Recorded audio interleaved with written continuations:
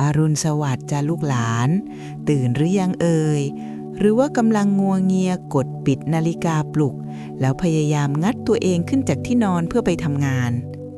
ยายรู้ดีนะว่าเช้าวันทำงานสำหรับคนยุคนี้มันไม่ได้สดใสเหมือนในละครเสมอไปบางคนตื่นมาพร้อมความหนักอึ้งที่กลางอกตื่นมาพร้อมกับถอนหายใจเฮือกใหญ่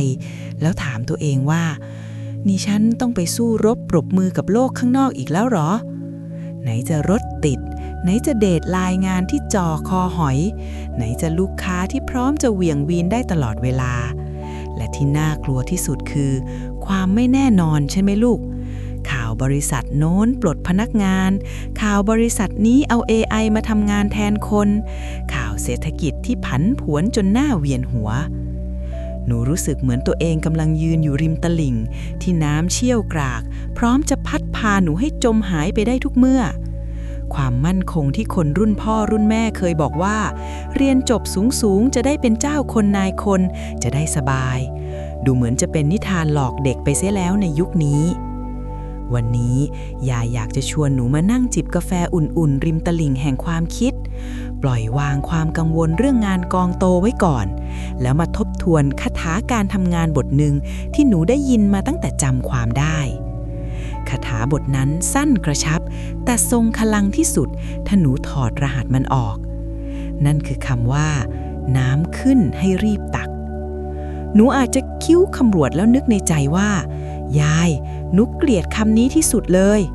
เพราะคำว่ารีบในความรู้สึกของหนูมันคือความเหนื่อยมันคือความกดดันมันคือการแข่งแย่งชิงดีหนูเห็นภาพคนแย่งกันขึ้นรถไฟฟ้า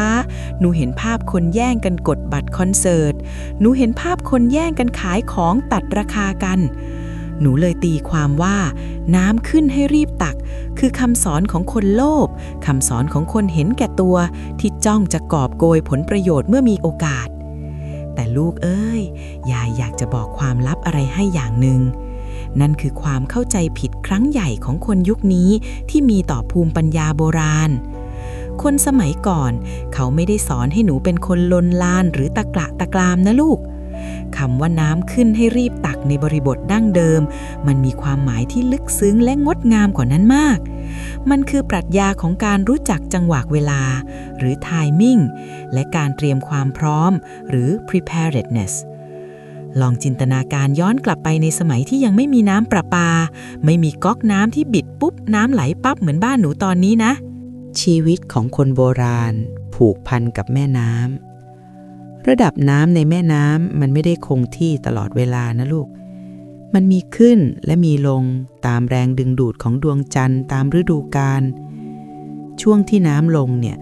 ตลิ่งจะสูงชันดินโคลนจะเฉอะแฉะการจะลงไปตักน้ำมาใช้แต่ละหาบมันยากลำบากแสนเข็ญต้องปีนป่ายต้องเลิบเทอะและได้น้ำที่ขุ่นคลักแต่ช่วงที่น้ำขึ้นระดับน้ำจะสูงเกือบเสมอฝั่งน้ำจะใสสะอาดและเปี่ยมไปด้วยพลังช่วงเวลานี้แหละคือช่วงเวลาทองแค่หนูยื่นขันหรือหย่อนถังลงไปเบาๆหนูก็จะได้น้ำเต็มถังอย่างง่ายดายโดยไม่ต้องออกแรงเยอะเห็นภาพไหมลูกน้ำขึ้นจึงไม่ได้แปลว่าความโลภแต่แปลว่าสภาวะที่เอื้ออำนวยแปลว่าจังหวะที่ธรรมชาติเป็นใจและคำว่าให้รีบตักไม่ได้แปลว่าให้แย่งกันผลักคนอื่นตกน้ำแต่แปลว่าให้ลงมือทำทันทีอย่ามัวแต่รีรอลังเลสงสัยเพราะน้ำมันจะไม่ขึ้นค้างอยู่อย่างนั้นตลอดไปเดี๋ยวมันก็ลงในโลกการทำงานยุค AI นี้น้ำของหนูคืออะไรน้ำคือเทรนด์ที่เข้ามาน้ำคือเทคโนโลยีใหม่ๆที่เกิดขึ้นน้ำคือโอกาสทางธุรกิจที่เปิดออกในช่วงวิกฤตและน้ำคือพลังกายพลังใจของหนูในช่วงวัยหนุ่มสาวนี้ด้วยแต่ปัญหาของคนยุคนี้ไม่ใช่ว่าหนูไม่เห็นน้ำนะหนูเห็นข่าวบิตคอยน์ขึ้นหนูเห็นคนทำคลิป TikTok แล้วดังหนูเห็นเพื่อนขายของออนไลน์แล้วรวยหนูเห็นน้ำขึ้นเต็มไปหมดแต่ทำไมหนูถึงไม่ได้ตักหรือตักไม่ทันสาเหตุหลักทางจิตวิทยาที่ยายจะพาหนูไปเจาะลึกในซีรีส์ยาวชุดนี้มีอยู่3ข้อใหญ่ๆ ที่ทำให้คนยุคใหม่ยืนมองน้ำตาปริบๆแทนที่จะได้น้ำกลับบ้านข้อแรกหนูมัวแต่วิเคราะห์ความสะอาดของน้ำจนน้ำลดคนยุคนี้ข้อมูลเยอะมากพอเห็นโอกาสมาปุ๊บแทนที่จะลองทำหนูรีบไปเสิร์ช Google ไปอ่านพันทิปไปดูรีวิวไปถามคนโน้นคนนี้มันจะดีจริงเหรอมันเสี่ยงไหมเดี๋ยวรอให้คนอื่นทำก่อนดีกว่าหนูใช้สมองส่วนหน้าหรือ prefrontal cortex คิดวิเคราะห์จนเครื่องน็อกความลังเลสงสัยนี่แหละลูกคือศัตรูตัวฉกาจของคำว่ารีบตักคนโบราณเขาใช้สัญชาตญาณหรือ instinct ควบคู่กับประสบการณ์พอน้างมาเขาตักเลยผิดถูกค่อยว่ากันดีกว่าไม่ได้ทำข้อ 2. หนูไม่มีขันหรือภาชนะที่พร้อมใช้งานพอน้ำขึ้นสูงปรี๊ดโอกาสมาถึงหน้าบ้านแล้วบริษัทต้องการโปรโมทคนเก่งภาษาอังกฤษหรือลูกค้าต้องการงานกราฟิกด่วนหนูอยากตักใจจะขาดแต่พอหันมามองมือตัวเองมือเปล่าหนูไม่มีทักษะไม่มีความรู้ไม่มีคอนเน็กชันหนูต้องวิ่งกลับบ้านไปหาขันไปซ่อมโอ่งรั่วๆพอกลับมาที่ท่าน้ำลดไปแล้วลูกเหลือแต่โคลนตมให้หนูดูต่างหน้าคำสอนนี้จึงแฝงนัยยะสำคัญว่าจงเตรียมขันของเจ้าให้พร้อมเสมอแม้ในยามที่น้ำยังไม่ขึ้นข้อ 3. หนูมัวแต่กลัวเปียกการตักน้ำต้องยอมเปียกต้องยอมก้มตัวต้องยอมเลอะบ้างแต่คนยุคนี้กลัวความล้มเหลวมากกลัวทำแล้วเจ๊งกลัวทำแล้วโดนเพื่อนล้อกลัวไม่เพอร์เฟกต์หนูเลยเลือกที่จะยืนอยู่บนตลิ่งที่แห้งสนิทสบายตัวแต่อดตายหนูมองดูคนที่เขากล้าเปียกกล้าลุยตักน้ำไปกินอย่างอิจฉาแล้วปลอบใจตัวเองว่าฉันพอเพียงทั้งที่จริงๆคือฉันปอดแหกต่างหากในซีรีส์การงานยาว20 ตอนนี้ยายจะพาหนูมาปฏิวัติความคิด Mindset Revolution เกี่ยวกับการงานใหม่ทั้งหมดเราจะไม่ทำงานหนักแบบบัวควายเหมือนที่คนยุคเก่าบางคนเข้าใจผิดแต่เราจะทำงานแบบนักปราชญ์ผู้ดักซุ่มรอโอกาส Strategic Opportunist เราจะมาดูกันว่าทำไมนักเล่นหุ้นระดับโลกถึงใช้ปรัชญาน้ำขึ้นให้รีบตักในการลงทุนทำไมสตาร์ทอัพที่ประสบความสำเร็จถึงกล้า fail fast ล้มให้ไวเพื่อรีบตักประสบการณ์และทำไมการรู้ทางน้ำคือ market trend ถึงสำคัญกว่าการพายเรือเก่งคือ hard work ยายจะสอนหนูดูน้ำดูให้ออกว่าอันไหนคือน้ำขึ้นจริงๆอันไหนคือภาพลวงตาคือ facts ยายจะสอนหนูเลือกขันว่าทักษะอะไรที่หนูต้องมีติดตัวในยุค AI เพื่อให้ตักได้เยอะที่สุดและยายจะสอนหนูยืนระยะว่าตักยังไงให้หลังไม่หักตักยังไงให้มีความสุขไม่ใช่ตักจนตัวตายแล้วไม่ได้ใช้เงินหนูพร้อมไหมลูกที่จะลบภาพความเหนื่อยยากของการแย่งชิงออกไปแล้วแทนที่ด้วยภาพของความลื่นไหลไปกับกระแสโลกการทำงานที่แท้จริงไม่ใช่การฝืนธรรมชาติแต่คือการเข้าใจธรรมชาติและใช้ประโยชน์จากมันในพาร์ทที่1นี้ยายยังไม่ให้การบ้านอะไรยากๆหรอกนะยายแค่อยากให้หนูตื่นขึ้นมาจริงๆตื่นจากความเชื่อเดิมๆที่ว่าต้องทำงานหนักเท่านั้นถึงจะรวยตื่นจากความกลัวที่ว่าโลกนี้ไม่มีโอกาสเหลือให้ฉันแล้วโอกาสมีอยู่เสมอจ้ะลูกเหมือนน้ำที่ไหลวนเวียนอยู่ในวัฏจักรเพียงแต่หนูต้องตาไวใจกล้าและมือแม่นวันนี้ก่อนจะเริ่มงานลองมองไปที่ To Do List ของหนูงานชิ้นไหนคือน้ำขึ้นคืองานสำคัญที่ทำแล้วเกิดผลลัพธ์มหาศาลงานชิ้นไหนคือน้ำลงคืองานจุกจิกที่เสียเวลา และได้ผลน้อยคนฉลาดจะทุ่มพลังไปที่ช่วงน้ำขึ้นและผ่อนแรงในช่วงน้ำลงนี่คือหลักการ Pareto Principle หรือกฎ 80-20 ที่ฝรั่งเขาฮิตกันแต่คนไทยรู้มาตั้งนานแล้วจ้ะลองสังเกตดูนะลูกวันนี้มีจังหวะไหนบ้างที่น้ำขึ้นเจ้านายอารมณ์ดีลูกค้าเปิดใจหรือสมองหนูกำลังแล่นถ้าเจอจังหวะนั้นรีบตักเลยลูกอย่ารออย่าเดี๋ยวอย่าผลัดวันประกันพรุ่งเพราะน้ำไม่เคยรอท่าวันเวลาไม่เคยรอใครและเมื่อหนูเริ่มเข้าใจคอนเซปต์ของน้ำและการตักแล้วในตอนหน้าพาร์ทที่ 2ยายจะพาหนูไปเจาะลึกถึงประเภทของน้ำในโลกยุคปัจจุบันหนูเคยได้ยินคำว่า Red Ocean น่านน้ำสีเลือดกับ Blue Ocean น่านน้ำสีครามไหมคนโบราณเขาเรียกว่าน้ำเชี่ยวกับน้ำนิ่งเราจะไปดูกันว่าเราควรจะเอาเรือของเราไปลอยลำตักน้ำตรงไหนถึงจะปลอดภัยและได้ปลาเยอะที่สุดและทำไมคนส่วนใหญ่ถึงชอบไปรุมกันตักน้ำในบ่อโคลนที่แห้งเหือดเตรียมขันของหนูไว้ให้ดีขัดให้เงาวับ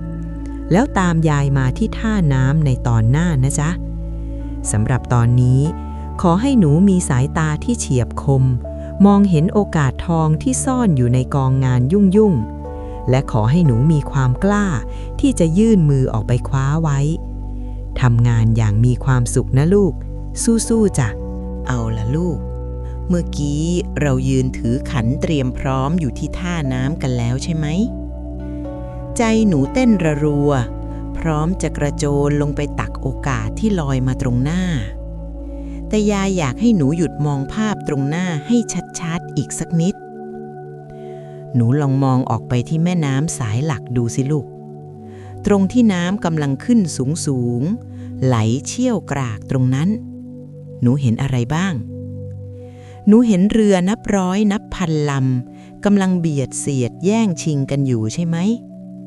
เสียงคนตะโกนโหวกโวยวายเสียงไม้พายกระทบกันเสียงคนด่าทอกันเพราะแย่งที่จอดเรือทุกคนต่างมุ่งหน้าไปที่จุดเดียวกันเพราะคิดว่าตรงนั้นปลาเยอะตรงนั้นน้ำลึกตรงนั้นคือแหล่งขุมทรัพย์ในโลกธุรกิจสมัยใหม่เขาเรียกสถานการณ์แบบนี้ว่า Red Ocean หรือน่านน้ำสีเลือดมันคือตลาดที่มีการแข่งขันสูงหลิวคู่แข่งเยอะจนต้องห้ำหั่นกันจนเลือดนองทะเลต้องลดราคาสู้กันจนกำไรหดหายต้องแย่งชิงลูกค้ากันแทบเป็นแทบตายเหมือนหนูเห็นเพื่อนเปิดร้านกาแฟแล้วรวยหนูเลยไปเปิดบ้างปรากฏว่าในซอยนั้นมีร้านกาแฟอยู่แล้ว10 ร้านสุดท้ายหนูก็ต้องขายตัดราคาขายแก้วละ20 บาททำงานหนักแทบตายแต่ได้เงินทอนกลับบ้านไม่กี่บาทคนโบราณเขาเห็นภาพนี้มานานแล้วลูก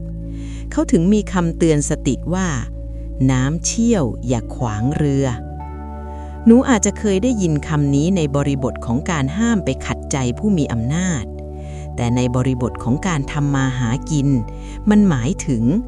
อย่าเอาเรือลำน้อยของเจ้าไปเสี่ยงในกระแสน้ำที่รุนแรงและเต็มไปด้วยการแข่งแย่งเพราะต่อให้หนูพายเก่งแค่ไหนเรือหนูก็อาจจะแตกเพราะโดนเรือลำอื่นชนหรือโดนกระแสน้ำพัดจนคว่ำได้แต่ปัญหาก็คือสัญชาตญาณสัตว์สังคมในสมองของมนุษย์เราเนี่ยมันน่ากลัวมากสมองเราถูกโปรแกรมมาให้กลัวการตกขบวนหรือ FOMO คือ Fear of Missing Out พอเห็นคนอื่นแห่ไปทำอะไร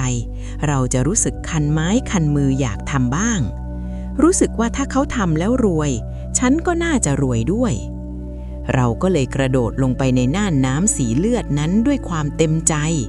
แล้วก็ไปจมน้ำตายรวมกับคนอื่นยายจะบอกความลับของเซียนตักน้ำตัวจริงให้ฟังนะลูกคนฉลาดเขาจะไม่ไปแย่งตักน้ำในจุดที่คนมุงกันเยอะๆหรอก แต่เขาจะมองหาร่องน้ำหรือบึงบัวที่เงียบสงบที่เชื่อมต่อมาจากแม่น้ำสายนั่นแหละตรงนั้นน้ำอาจจะดูนิ่งๆไม่มีคนสนใจไม่มีใครแย่งแต่หนูรู้ไหมใต้ผิวน้ำที่นิ่งสงบนั้นมักจะมีปลาตัวใหญ่ซ่อนอยู่และน้ำตรงนั้นมักจะใสสะอาดกว่าเพราะไม่มีใครมากวนตะกอนนี่คือสิ่งที่โลกธุรกิจเรียกว่า Blue Ocean หรือน่านน้ำสีครามมันคือการหาจุดยืนที่แตกต่างการสร้างตลาดใหม่ที่ยังไม่มีใครทำหรือการทำเรื่องเดิมในมุมมองใหม่ที่แก้ปัญหาได้ดีกว่าคนโบราณเขาเรียกว่าเข้าตามตรอกออกตามประตูคือรู้ช่องทางรู้ลู่ทางที่คนอื่นมองข้ามก่อนที่ยายจะพาหนูไปดูวิธีหาน่านน้ำสีครามของตัวเองยายมีเรื่องสำคัญอยากจะฝากสักนิดการที่หนูจะหาทางหนีทีไล่หาช่องทางทำกินที่คนอื่นมองไม่เห็นได้นั้นหนูต้องมีปัญญา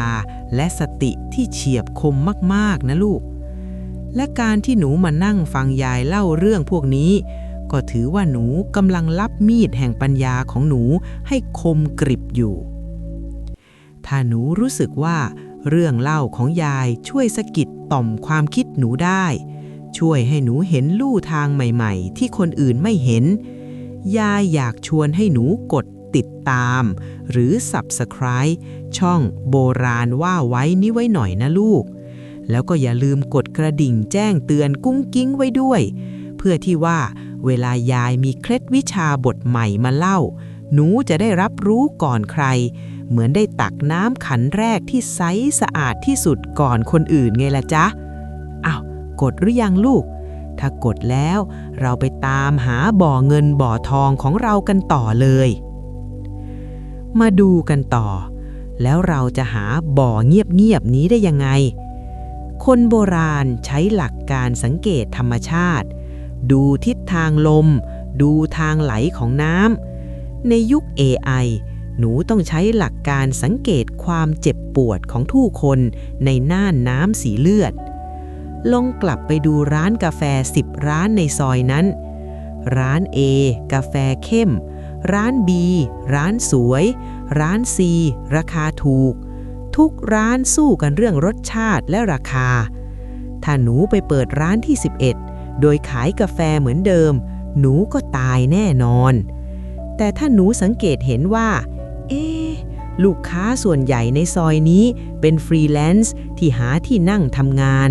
แถมร้านพวกนั้นเก้าอี้แข็งนั่งไม่สบายแถมปลั๊กไฟก็ไม่มีหนูเลยเปิดร้านที่11โดยชูจุดเด่นว่าร้านกาแฟเพื่อคนทำงานเก้าอี้ดูดวิญญาณปลั๊กไฟทุกโต๊ะเน็ตแรงระดับเทพหนูไม่ได้ขายแค่กาแฟแล้วแต่หนูขายสเปซหรือพื้นที่นี่แหละลูกคือการหนีจากน้ำเชี่ยวมาสร้างบ่อของตัวเองที่ไม่มีคู่แข่งหรือในแง่ของการทำงานประจำถ้าเพื่อนร่วมงานทุกคนเก่งภาษาอังกฤษหมดคือ Red Ocean การที่หนูไปเรียนภาษาอังกฤษเพิ่มมันก็ดีแต่หนูก็เป็นแค่1 ใน 100แต่ถ้าหนูสังเกตว่าบริษัทกำลังมีปัญหากับคู่ค้าจีนหรือกำลังจะใช้ระบบ AI ตัวใหม่แต่ไม่มีใครใช้เป็นหนูเลยเบนเข็มไปเรียนภาษาจีนหรือไปฝึกใช้ AI Tools ให้คล่องปลอในขณะที่คนอื่นแย่งกันเป็นคนเก่งภาษาอังกฤษหนูกลายเป็นคนเดียวที่รู้ภาษาจีนและใช้ AI เป็นนี่คือ Blue Ocean ในออฟฟิศลูกหนูจะกลายเป็นของหายากหรือ Rare Item ทันทีและเมื่อหนูหายากค่าตัวหนูจะแพงขึ้นเป็นทวีคูณโดยไม่ต้องไปแก่งแย่งขอขึ้นเงินเดือนกับใครคนโบราณสอนว่ารู้อะไรให้กระจ่างแต่อย่างเดียวแต่ให้เชี่ยวชาญเถิดจะเกิดผลคำสอนนี้ไม่ได้บอกให้หนูรู้น้อยนะลูกแต่บอกให้หนูรู้ในสิ่งที่เฉพาะทางซึ่งในยุคนี้การเป็นเป็ดทำได้ทุกอย่างแต่ไม่เก่งสักอย่างมันเหนื่อยและเสี่ยงจะโดน AI แทนที่ แต่การเป็นพญาอินทรีที่เชี่ยวชาญการล่าในน่านฟ้าของตัวเองหรือเป็นปลาไหลที่เชี่ยวชาญการมุดโคลนในพื้นที่เฉพาะนั่นต่างหากคือทางรอดหนูลองถามตัวเองดูสิโลก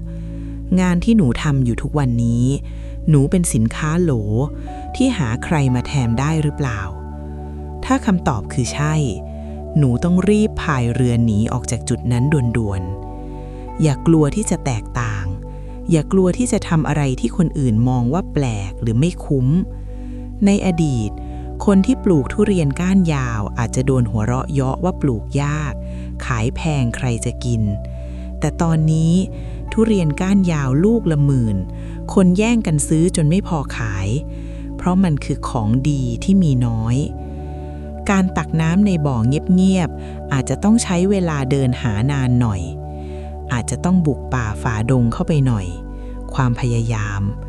แต่มันคุ้มค่ากว่าการไปยืนเบียดเสียดแล้วโดนศอกคนข้างๆกระแทกจนขันบุบแน่นอนและที่สำคัญที่สุดเมื่อหนูเจอบ่อของหนูแล้วหนูต้องตักอย่างฉลาดไม่ใช่ตักทีเดียวหมดบ่อจนน้ำแห้งแต่ต้องตักไปเติมไปดูแลรักษาบ่อนั้นให้สมบูรณ์เหมือนที่คนโบราณทำฝายชะลอน้ำเพื่อเก็บน้ำไว้ใช้ตลอดปีนั่นคือการสร้างระบบและการรักษาฐานลูกค้าเห็นไหมลูกว่าคำว่ารีบตักไม่ได้แปลว่าให้รีบกระโจนใส่ฝูงชนแต่แปลว่ารีบหาจุดยืนของตัวเองให้เจอแล้วลงมือสร้างอาณาจักรของตัวเองในตอนหน้าพาร์ท 3ยายจะพาหนูไปดูว่าเมื่อเจอแหล่งน้ำแล้วเราต้องใช้เครื่องมืออะไรในการตักหนูจะใช้มือเปล่าตักหรือหนูจะใช้ขันหรือหนูจะสร้างท่อสูบน้ำเครื่องมือในยุค AI ที่จะช่วยทุ่นแรงหนูให้ตักน้ำได้วันละเป็นล้านลิตรโดยที่หลังไม่หักคืออะไรยายจะมาถอดรหัสคำสอนเรื่องเครื่องทุ่นแรงที่คนโบราณซ่อนไว้ในวิถีเกษตรกรรมให้หนูเอาไปปรับใช้กับเทคโนโลยียุคใหม่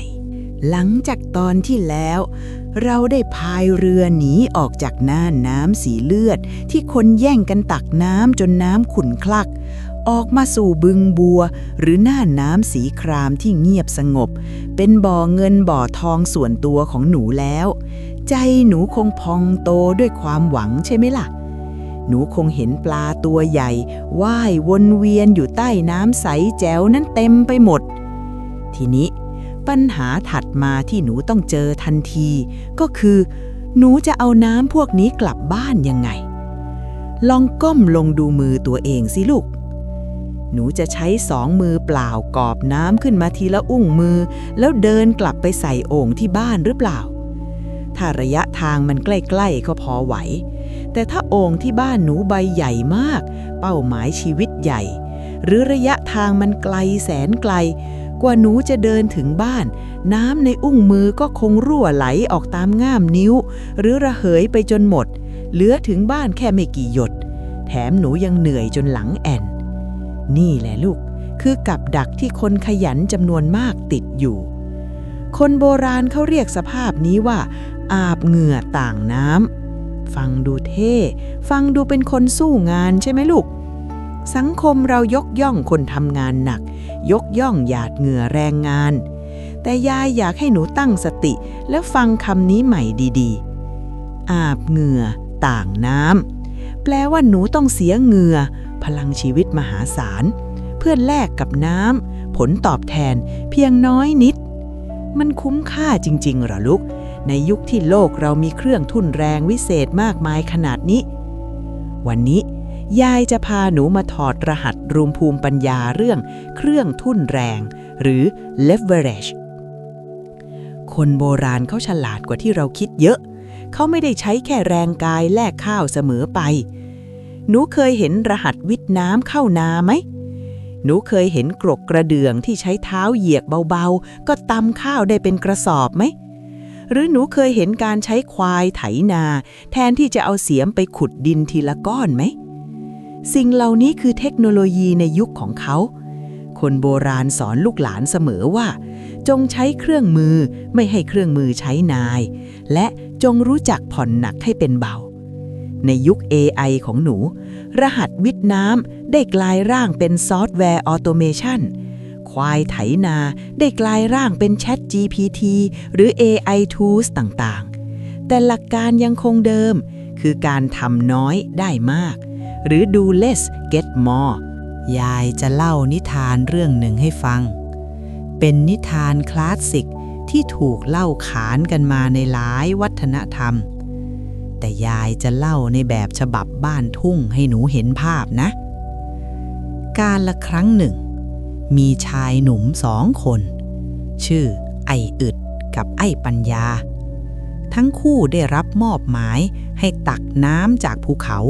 ลงมาขายให้คนในหมู่บ้านไอ้อึดร่างกายกำยำแข็งแรงเขาเลือกวิธีที่ตรงไปตรงมาที่สุดคือการหาบน้ำเขาซื้อถังน้ำใบใหญ่2 ใบหาบขึ้นลงภูเขาวันละ10 รอบได้เงินมาวันละ100 เหรียญชาวบ้านชื่นชมไอ้อึดว่าขยันจังเลยพ่อหนุ่มสู้งานดีแท้ไอ้อึดภูมิใจมากเขาคิดว่าถ้าฉันอยากรวยขึ้นฉันก็แค่ต้องหาบให้เร็วขึ้นหาบให้ได้วันละ20 รอบเขาเลยตื่นเช้าขึ้นนอนดึกขึ้นหาบจนไหล่ถลอกหลังค่อมแต่เขาก็ได้เงินเพิ่มขึ้นจริงๆเป็นวันละ200 เหรียญตัดภาพมาที่ไอ้ปัญญาร่างกายเขาไม่แข็งแรงเท่าไอ้อึดหาบน้ำได้แค่วันละ5 รอบก็ได้เงินแค่50 เหรียญชาวบ้านมองแล้วก็สายหน้าไอ้นี่เหยาะแยะไม่สู้นานแต่ไอ้ปัญญาไม่ได้สนใจคำนินทาเขาเอาเวลาช่วงเย็นที่ไอ้อึดกำลังหาบน้ำรอบพิเศษมานั่งเหลาไม้ไผ่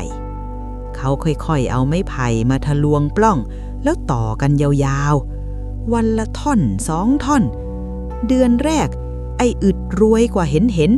มีเงินเก็บเป็นกอบเป็นกำส่วนไอ้ปัญญามีแต่ไม้ไผ่กองโตใครๆก็หัวเราะเยาะมัวทำอะไรไร้สาระเอาเวลาไปหาบน้ำดีกว่าไหมแต่พอผ่านไป1 ปีท่อไม้ไผ่ของไอ้ปัญญาต่อเสร็จสมบูรณ์เชื่อมจากยอดภูเขาลงมาถึงโอ่งกลางหมู่บ้านวันนั้นเขาแค่เปิดจุกไม้ไผ่สู้น้ำใสสะอาดไหลลงมาเต็มโอ่งโดยที่เขาไม่ต้องออกแรงหาบแม้แต่ก้าวเดียวเขาขายน้ำได้วันละ 1,000 เหรียญในขณะที่นั่งจิบชาดูน้ำไหลส่วนไอ้อึดที่ร่างกายเริ่มทรุดโทรมจากการแบกหามมาตลอดปีเข่าเริ่มพังหลังเริ่มเจ็บต้องหยุดงานเพราะป่วยรายได้กลายเป็น0นิทานเรื่องนี้สอนอะไรหนูในบริบทของน้ำขึ้นให้รีบตักมันสอนว่าอย่าตักน้ำด้วยแรงแต่จงตักน้ำด้วยระบบในยุค AI หนูจะเป็นไอ้อึดหรือไอ้ปัญญาไอ้อึดคือคนที่ทำงานแบบแมนนวลพิมพ์เอกสารเองทุกตัวอักษรตอบแชทลูกค้าเองทุกข้อความนั่งคำนวณตัวเลขใน Excel ทีละช่องตัดต่อวิดีโอเองทีละเฟรมหนูภูมิใจที่ฉันทำเองทุกอย่างหนูยึดติดกับคำว่างานฝีมือหรือความใส่ใจแต่หนูหารู้ไม่ว่าเวลาและแรงกายของหนูมีจำกัดวันไหนหนูป่วยน้ำก็หยุดไหลรายได้หยุดวันไหนหนูหมดแรงหนูก็แพ้ส่วนไอ้ปัญญายุคใหม่คือคนที่ทำงานแบบ automation and leverage เขาใช้ AI ช่วยร่างอีเมลช่วยเขียนโค้ดช่วยสรุปข้อมูลเขาใช้แชทบอทช่วยตอบลูกค้า24 ชั่วโมงเขาใช้ระบบบัญชีอัตโนมัติเขาจ้างคนหรือสร้างทีมมาช่วยทำในสิ่งที่เขาไม่ถนัดเขาไม่ได้ขี้เกียจนะลูกแต่เขาเอาเวลาและสมองไปโฟกัสที่การสร้างท่อของเขาคือระบบการทำงานที่รันไปได้เรื่อยๆแม้ในขณะที่เขานอนหลับคนโบราณเรียกว่าเสือนอนกินคำนี้อาจจะดูแย่ในสายตาคนขี้อิจฉาแต่ในมุมของนักบริหารมันคือสุดยอดกลยุทธ์มันคือการสร้าง passive income หรือรายได้ที่ไม่ต้องแลกด้วยเวลาโดยตรง หนูอาจจะเถียงยายว่าแต่ยายการสร้างท่อมันยากนะต้องใช้ความรู้ต้องใช้เงินทุน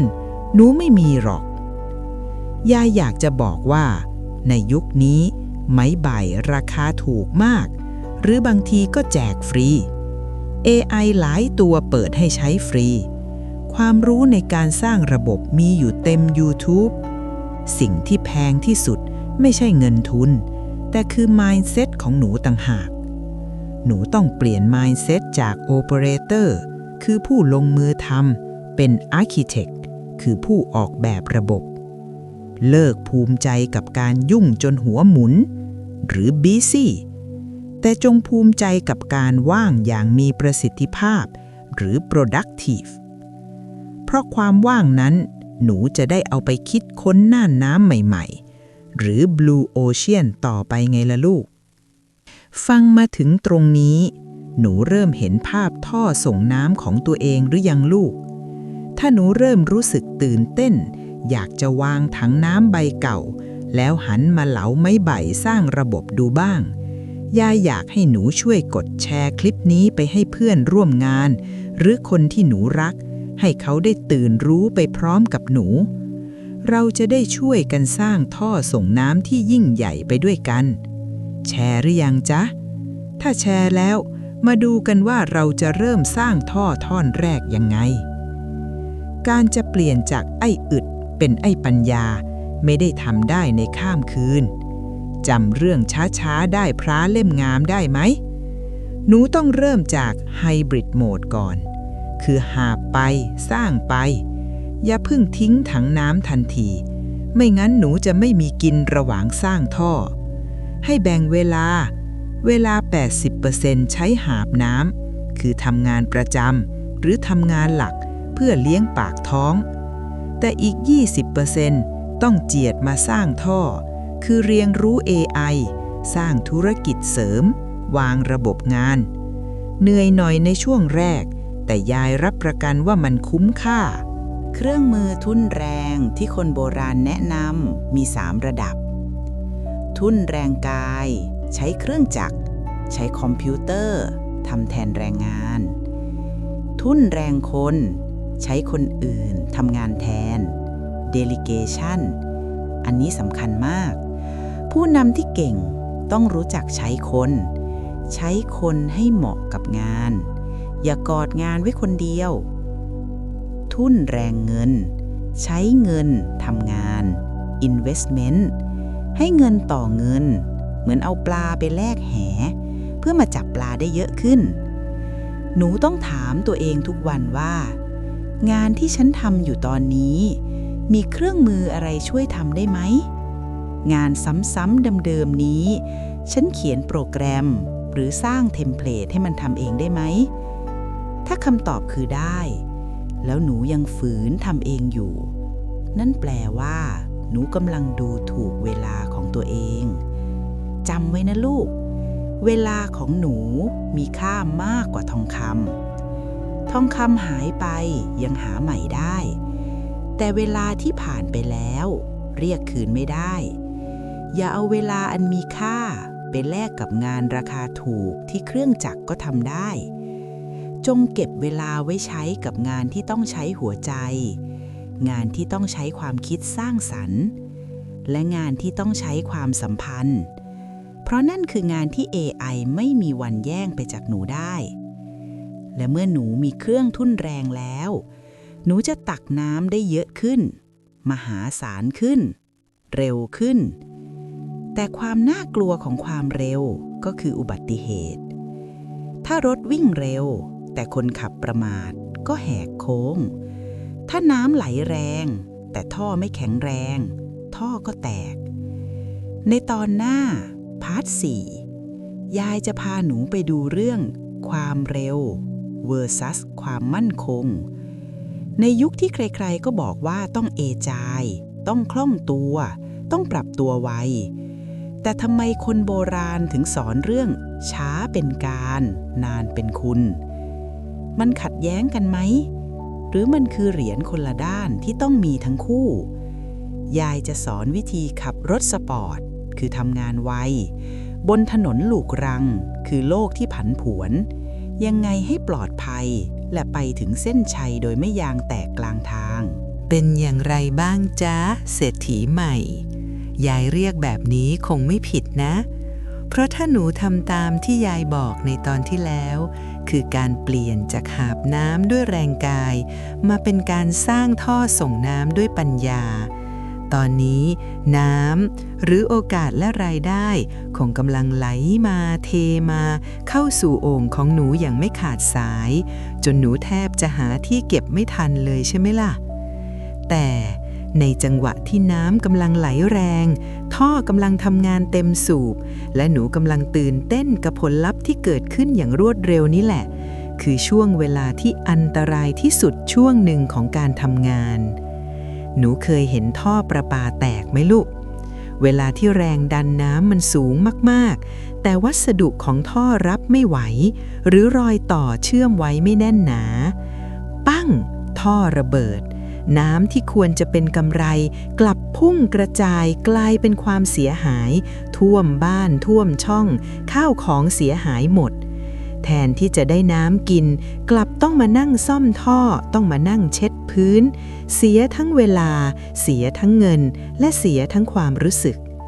นี่แหละลูกคือบทเรียนราคาแพงที่คนยุค Fast World มักจะต้องจ่ายเราอยู่ในโลกที่บูชาความเร็วเรามีคำศัพท์เท่ๆอย่าง Agile คล่องตัว Fail Fast ล้มให้ไว Growth Hacking ทางลัดสู่การเติบโตเจ้านายบอกหนูว่าพี่ของานด่วนที่สุดลูกค้าบอกว่าพรุ่งนี้ต้องได้หนูเลยกดปุ่มเร่งสปีดชีวิตจนมิดไมค์ทำงานแบบสุกเอาเผากินรีบตักน้ำรีบสร้างท่อรีบส่งงานโดยลืมคำสอนโบราณที่หนูอาจจะมองว่าเชยแสนเชยไปแล้วนั่นคือคำว่าช้าเป็นการนานเป็นคุณหนูอาจจะแย้งยายว่ายายช้าเป็นการนานเป็นคุณอะไรกันช้าก็ไม่ทันกินสิคู่แข่งข้าไปกินหมดยายเข้าใจลูกถ้าหนูแปลคำว่าช้าแปลว่าอืดอาดยืดยาดขี้เกียจหนูก็เข้าใจถูกแล้วถ้าทำแบบนั้นก็เจ๊งแน่นอนแต่คำว่าช้าในความหมายของปรมาจารย์โบราณมันมีความหมายที่ลึกซึ้งกว่านั้นมันหมายถึงความประณีต deliberateness และความรอบคอบ precision ลองนึกภาพการขับรถสปอร์ตนะลูกถ้ารถหนูวิ่งเร็ว200กิโลเมตรต่อชั่วโมงการขยับพวงมาลัยเพียงแค่นิดเดียวหรือการตัดสินใจพลาดเพียงเสี้ยววินาทีมันหมายถึงแหกโค้งพลิกคว่ำและความตายยิ่งเร็วเท่าไหร่ยิ่งต้องใช้สติและความนิ่งมากขึ้นเท่านั้นไม่ใช่ยิ่งเร็วยิ่งลนลานในโลกการทำงานยุค AI นี้คนส่วนใหญ่เข้าใจคำว่า Agile ผิดไปเขาคิดว่า Agile คือการรีบทำออกมาคือ Rush แล้วค่อยมาตามแก้ผลก็คือหนูได้สินค้าที่เต็มไปด้วยบั๊กหนูได้งานบริการที่ลูกค้าด่าเปิงหนูได้ตึกที่สร้างเสร็จไวแต่โครงสร้างร้าวสุดท้ายหนูต้องเสียเวลามารื้อทำใหม่หรือรีเวิร์กซึ่งไอการรื้อทำใหม่นี่เลยลูกที่ทำให้หนูช้ากว่าเดิมเป็น10 เท่านี่ไงลูกที่เขาเรียกว่ายิ่งรีบยิ่งช้าหรือ haste makes waste คนโบราณเขาฉลาดมากเขาสอนเรื่องการบ่มเพาะหนูเคยเห็นเขาเผาถ่านหรือเผาเครื่องปั้นดินเผาไหมถ้าหนูใจร้อนเร่งไฟให้แรงสุดๆเพราะอยากให้มันสุกไวๆหม้อดินเผาพวกนั้นจะระเบิดหรือร้าวเพราะดินปรับอุณหภูมิไม่ทันหนูจะได้เศษกระเบื้องแตกๆที่ไม่มีราคาแต่ถ้าหนูใจเย็นค่อยๆเลี้ยงไฟคือช้าเป็นการให้ความร้อนค่อยๆซึมผ่านเนื้อดินไล่ความชื้นออกไปทีละน้อยจนดินสุกทั่วถึงและแกร่งกล้าหนูจะได้เครื่องสังคโลกที่สวยงามทนทานและมีมูลค่ามหาศาลคือนานเป็นคุณ แล้วเราจะประยุกต์ใช้ความช้าในโลกที่ต้องการความเร็วได้ยังไงยายมีสูตรลับช้าเร็วช้าหรือ slow fast slow เทคนิคมาฝากจังหวะที่ 1 ช้าตอนต้น slow start the planning phase ก่อนจะลงมือทำอะไรอย่าเพิ่งกระโจนใส่เหมือนที่คนโบราณบอกว่าจิงจกทักให้หยุดใช้เวลาลับขวานให้คมก่อนจะไปตัดต้นไม้อับราฮัมลิงคอล์นเคยบอกว่าถ้าข้าพเจ้ามีเวลา6 ชั่วโมงในการตัดต้นไม้ข้าพเจ้าจะใช้4 ชั่วโมงแรกในการลับขวานนี่คือหลักการเดียวกับคนโบราณเป๊ะเสียเวลาวางแผนเสียเวลาศึกษาข้อมูลเสียเวลาคุยกับทีมให้เข้าใจตรงกัน alignment ความช้าในช่วงนี้จะช่วยป้องกันความผิดพลาดมหาศาลในอนาคตเหมือนหนูสร้างท่อส่งน้ำหนูต้องเสียเวลาวัดระดับน้ำวัดความลาดเอียงเชื่อมรอยต่อให้แน่นหนาช้าตอนนี้เพื่อจะไม่ต้องมารื้อท่อซ่อมทีหลังจังหวะที่ 2 เร็วตอนกลาง fast execution the flow state เมื่อแผนนิ่งแล้วขวานคมแล้วท่อแน่นแล้วตอนนี้แหละลูกใส่เกียร์เดินหน้าเต็มกำลังน้ำขึ้นให้รีบตักใช้ตรงนี้แหละลงมือทำด้วยความมั่นใจลื่นไหลไม่ต้องลังเลเพราะเราคิดมาดีแล้วใช้เครื่องทุ่นแรงที่เตรียมไว้ให้เต็มที่ช่วงนี้งานหนูจะเดินเร็วมากและมีคุณภาพเพราะรากฐานมันแน่นจังหวะที่ 3 ช้าตอนปลาย slow finish the review phase ก่อนจะส่งงานลูกค้าหรือก่อนจะปล่อยสินค้าออกสู่ตลาดให้เหยียบเบรกอีกครั้งกลับมาตรวจสอบความเรียบร้อยคือ quality control เหมือนคนโบราณที่สารตะกร้าเสร็จแล้วเขาจะไม่รีบเอาไปขายเขาจะมานั่งลูบคลำตัดเสี้ยนไม้ไผ่ลงน้ำมันเคลือบเงาเก็บรายละเอียดเล็กๆน้อยๆความใส่ใจในรายละเอียดตรงนี้แหละคือสิ่งที่แยกงานเกรด A ออกจากงานโหลลูกค้าจะสัมผัสได้ถึงความประณีตและพร้อมจะจ่ายแพงกว่าหนูเห็นไหมลูกว่าช้ากับเร็วมันไม่ใช่ศัตรูกันแต่มันคือเกียร์ที่หนูต้องสับเปลี่ยนให้ถูกจังหวะถ้ารถหนูมีแต่เกียร์5คือเร็วอย่างเดียวหนูจะออกตัวไม่ได้และดับกลางทางถ้ารถหนูมีแต่เกียร์1คือช้าอย่างเดียวหนูก็จะไปไม่ถึงไหนการเป็นไฮบริดเวิร์กเกอร์คือการรู้ว่าเมื่อไหร่ควรเหยียบคันเร่งและเมื่อไหร่ควรแตะเบรกอีกเรื่องที่คนโบราณสอนไว้และสำคัญมากในยุค AI คือเรื่องความไว้ใจหรือ trust หนูสร้าง AI มาทำงานแทนได้สร้างบอทมาตอบลูกค้าได้แต่หนูสร้างความไว้ใจด้วยความเร็วไม่ได้ระยะทางพิสูจน์ม้าการเวลาพิสูจน์คนคำนี้ยังขลังเสมอจ้ะการสร้างแบรนด์การสร้างชื่อเสียงหรือ reputation ต้องใช้เวลาสะสมหนูอาจจะหลอกขายของห่วยๆให้คนจำนวนมากได้ในเวลาสั้นๆคือรวยเร็วแต่หนูจะโดนด่าและเจ๊งในเวลารวดเร็วเช่นกันแต่ถ้าหนูช้าหน่อยจริงใจหน่อยดูแลลูกค้าเหมือนญาติมิตรชื่อเสียงหนูจะค่อยๆขจรกระจายไปไกลนานเป็นคุณและเมื่อถึงจุดหนึ่งชื่อเสียงนั้นจะกลายเป็นท่อส่งเงินที่ไม่มีวันแห้งเหือดดังนั้นยายขอฝากกันบ้านให้หนูในพาร์ทนี้ลองกลับไปดูงานของหนูมีงานชิ้นไหนที่หนูทำแบบลวกๆเพียงเพื่อให้มันเสร็จไปไหมมีตรงไหนที่หนูข้ามขั้นตอนหรือช็อตคัทจนเกิดความเสี่ยงไหมลองถอยกลับมานิดนึงยอมเสียเวลาเพิ่มอีกนิดเพื่อทำให้มันเนียนขึ้นแน่นขึ้นเชื่อยายเถอะว่าผลลัพธ์ที่ได้มันจะคุ้มค่ากับเวลาที่เสียไปและเมื่อหนูทำงานเก่งแล้วคือพาร์ท1พาร์ท2มีเครื่องทุ่นแรงแล้วคือพาร์ท3และรู้จักควบคุมจังหวะช้าเร็วแล้วคือพาร์ท4ผ ผลลัพธ์ที่ตามมาแน่นอนก็คือเงินและความมั่งคั่งแต่เงินที่ได้มาเยอะๆถ้าเก็บรักษาไม่เป็นมันก็เหมือนเทน้ำใส่ตุ่มรั่วนะลูกในตอนหน้าพาร์ท 5เราจะข้ามฝั่งไปคุยเรื่องการเงินหรือ Money Management กันบ้างหนูเคยได้ยินคำว่ามีสลึงพึงบรรจบให้ครบบาทไหมคนยุคนี้ชอบล้อเลียนคำนี้ว่ามีสลึงเดียวซื้อลูกอมยังไม่ได้เลยยายแต่ยายจะพาหนูไปถอดรหัสลับที่ซ่อนอยู่ในคำว่าสลึงมันไม่ใช่เรื่องของค่าเงินแต่มันคือเรื่องของ mindset การสร้างความมั่งคั่งที่เศรษฐีระดับโลกทุกคนทำและยายจะบอกวิธีอุดรอยรั่วทางการเงินที่คนรุ่นใหม่ทำพลาดกันเยอะที่สุดท่ามกลางเสียงลมหายใจที่สม่ำเสมอของหนูหลังจากที่ผ่านการทำงานหนักและการสร้างระบบท่อส่งน้ำมาอย่างเข้มข้นใน4 ตอนที่ผ่านมายายเชื่อว่าตอนนี้ในบัญชีธนาคารหรือในกระเป๋าของหนู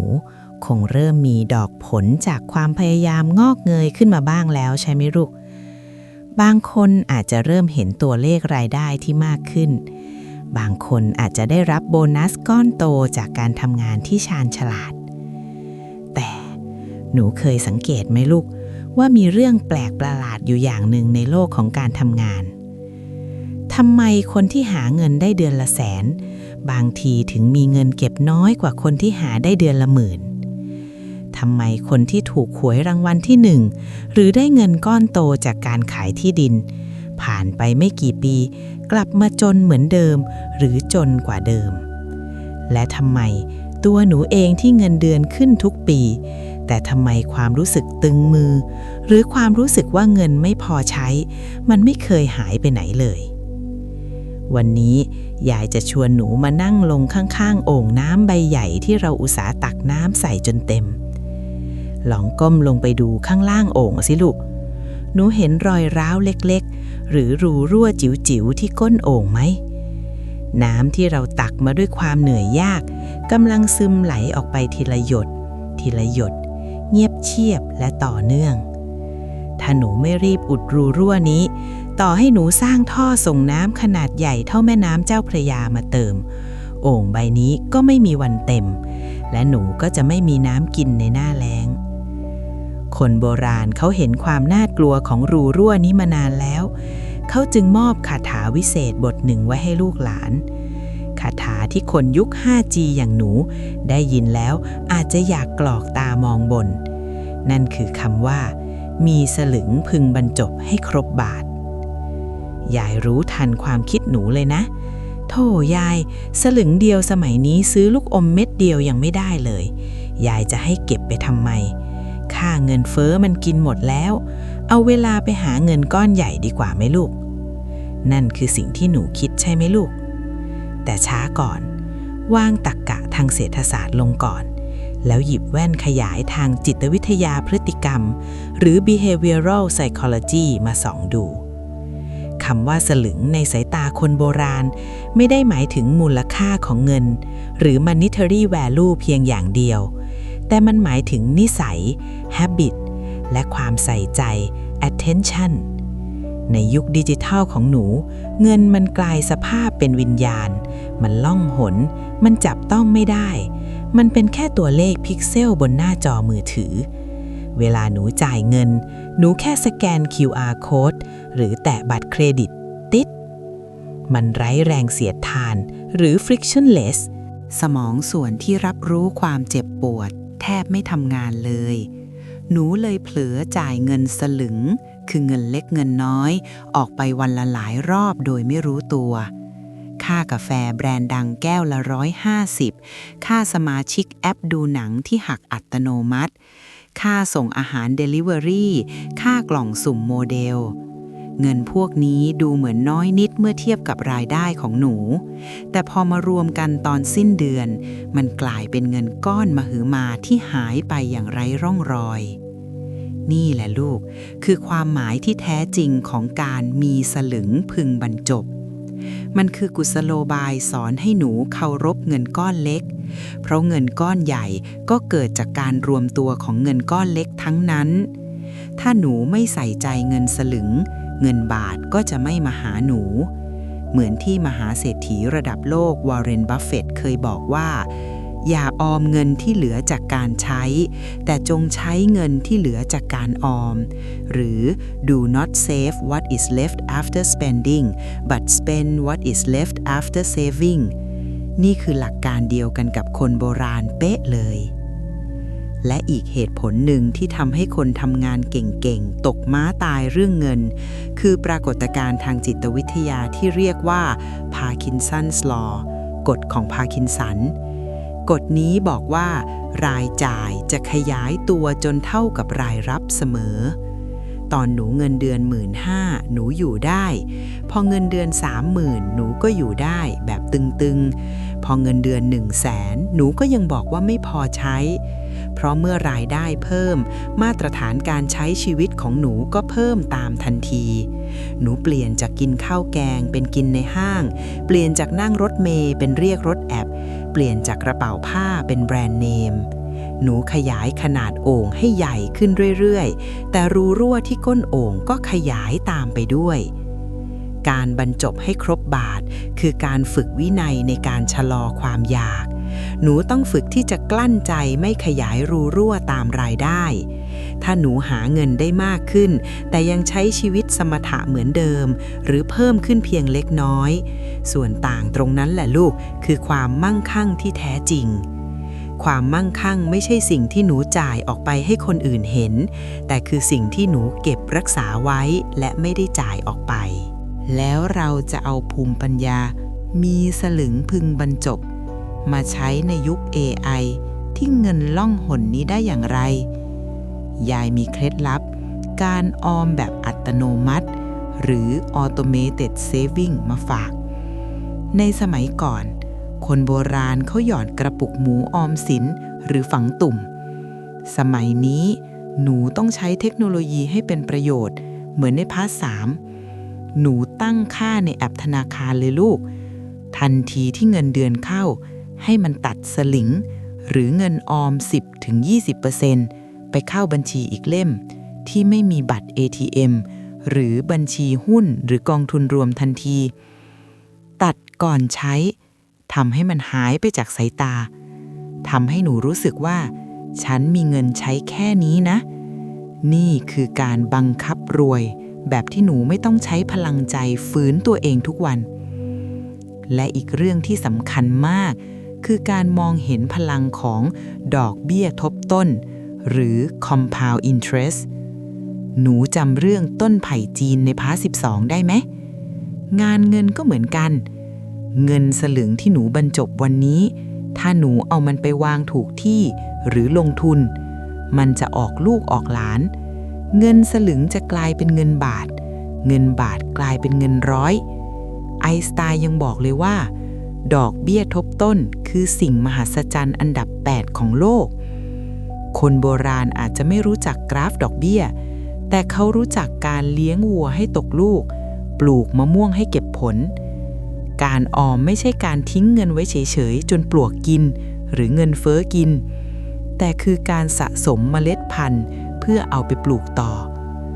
ยายอยากให้หนูเปลี่ยน mindset เรื่องความงกใหม่คนยุคนี้ชอบล้อเลียนเพื่อนที่ประหยัดว่าขี้งกแต่ในสายตายายคนที่รู้จักใช้เงินอย่างรู้คุณค่าคือคนที่มี financial mindfulness หรือสติทางการเงินเขาไม่ได้งกหรอกลูกแต่เขาเลือกที่จะจ่ายกับสิ่งที่คุ้มค่าจริงๆหรือ value based spending เขาอาจจะไม่กินกาแฟแก้วละ200ทุกวันเพื่อเก็บเงินไปเที่ยวรอบโลกปลายปี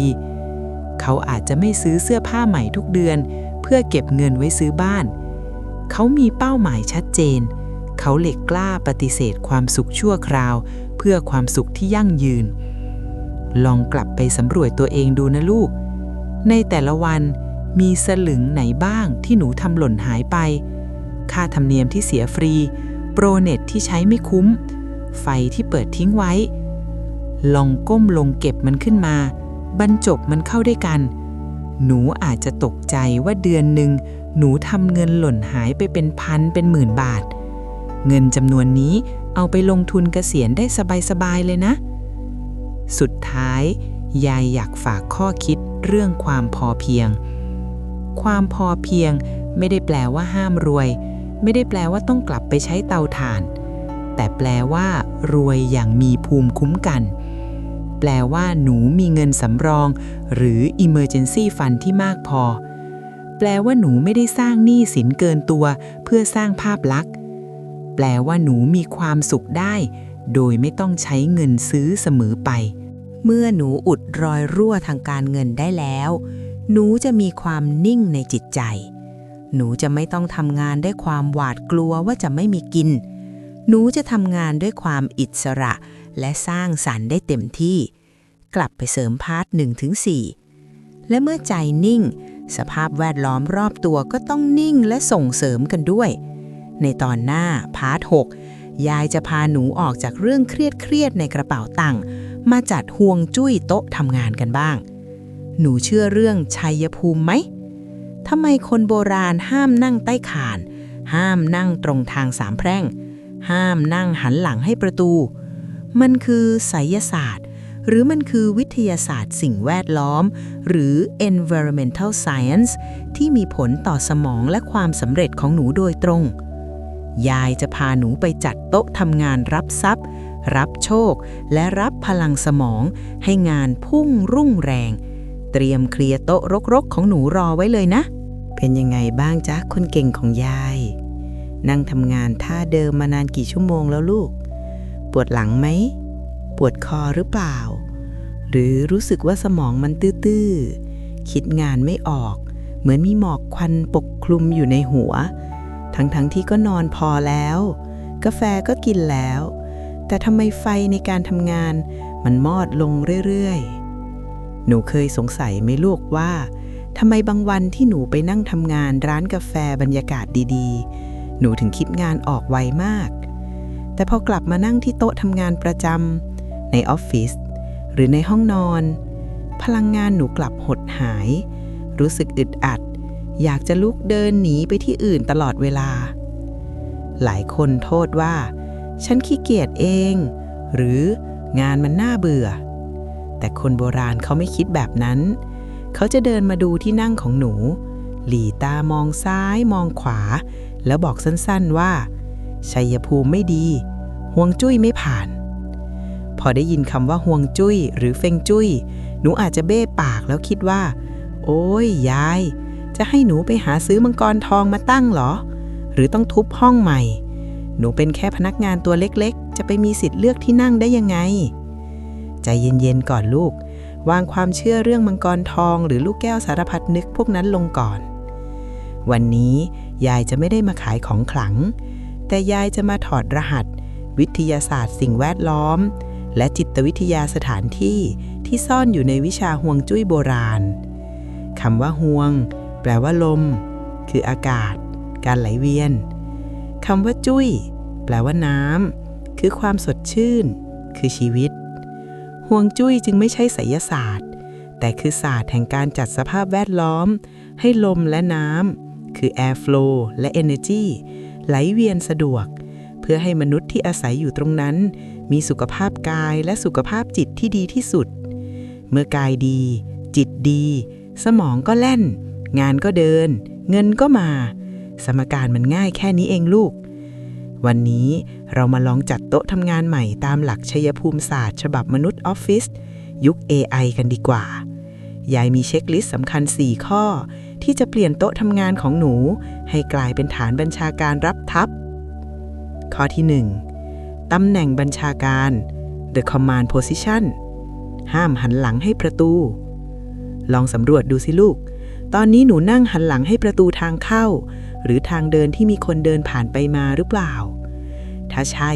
รีบเปลี่ยนด่วนเลยลูกคนโบราณถือว่าการหันหลังให้ประตูคือการเปิดช่องว่างให้ศัตรูแทงข้างหลังได้ง่ายคือ backstabbing จะทำให้เป็นคนขี้ระแวงขาดอำนาจและถูกนินทาว่าร้ายในทางวิทยาศาสตร์สมองเรื่องนี้อธิบายได้ชัดเจนมากลูกสมองของมนุษย์เรา มีส่วนที่เก่าแก่ที่สุดเรียกว่าสมองส่วนสัตว์เลื้อยคลานคือ the reptilian brain ซึ่งทำหน้าที่ดูแลความปลอดภัยเมื่อหนูนั่งหันหลังให้ประตู หนูมองไม่เห็นว่าใครจะเข้ามาสมองส่วนนี้จะทำงานหนักตลอดเวลามันจะคอยระแวดระวังภัยโดยที่หนูไม่รู้ตัวมันจะส่งกระแสประสาทคอยเตือนว่าข้างหลังมีอะไรไหมปลอดภัยไหมผลก็คือสมาธิของหนูถูกหารไปใช้กับการระวังหลังทำให้หนูโฟกัสงานได้ไม่เต็มร้อยรู้สึกเหนื่อยลึกๆและขี้ตกใจทางแก้ย้ายโต๊ะให้หนูมองเห็นประตูได้แต่อย่าตรงกับประตูเป๊ะๆนะเดี๋ยวลมปะทะหน้าแรงไปถ้าหนูย้ายไม่ได้จริงๆออฟฟิศฟิกซ์ที่นั่งให้หนูหากระจกเงาบานเล็กๆมาวางบนโต๊ะหรือติดที่จอคอมให้หนูสามารถเหลือบมองเห็นข้างหลังได้แค่นี้สมองส่วนระวังภัยก็จะได้รับสัญญาณว่าฉันมองเห็นทางหนีทีไรแล้วปลอดภัยแล้วมันจะเลิกกวนใจหนูและปล่อยให้สมองส่วนหน้าหรือ prefrontal cortex คิดงานได้เต็มที่ข้อที่ 2 คานทับหัวสอนพิฆาต The beam and sharp edges เงยหน้าขึ้นมองเพดานสิลูกเหนือหัวหนูมีคานพาดผ่านไหมหรือมองไปรอบๆมีมุมเสาหรือขอบตู้แหลมๆชี้มาที่ตัวหนูไหมคนโบราณบอกว่านั่งใต้คานจะปวดหัวงานหนักโดนกดดันโดนมุมตู้ชี้ใส่จะเจ็บป่วยมีเรื่องขัดแย้งในทางจิตวิทยานี่คือเรื่องของความกดดันทางสายตาหรือ visual pressure การมีวัตถุหนักๆเช่นคานอยู่เหนือหัวทำให้เกิดความรู้สึกไม่ปลอดภัยลึกๆหรือ subconscious fear of falling objects และทำให้เพดานดูต่ำลงเกิดความรู้สึกอึดอัดหรือ claustrophobia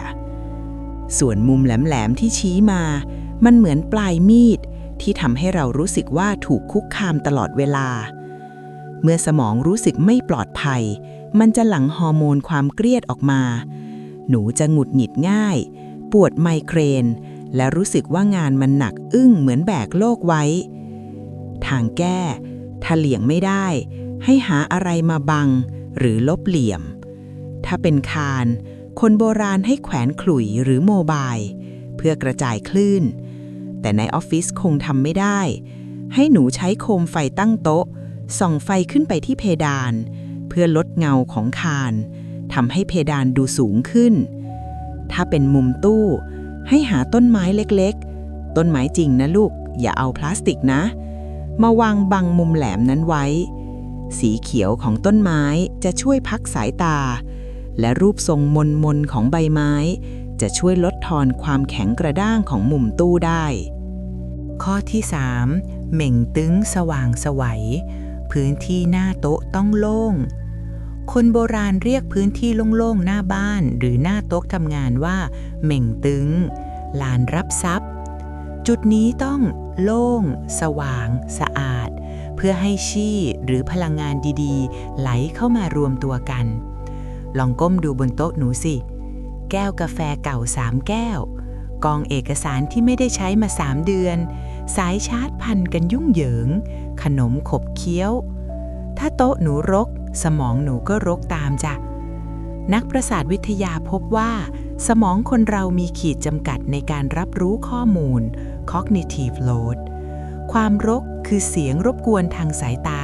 หรือ visual noise ที่ตะโกนใส่สมองหนูตลอดเวลาว่าเก็บฉันสิจัดฉันสิแม้หนูจะพยายามไม่สนใจแต่สมองส่วนลึกมันประมวลผลอยู่ตลอด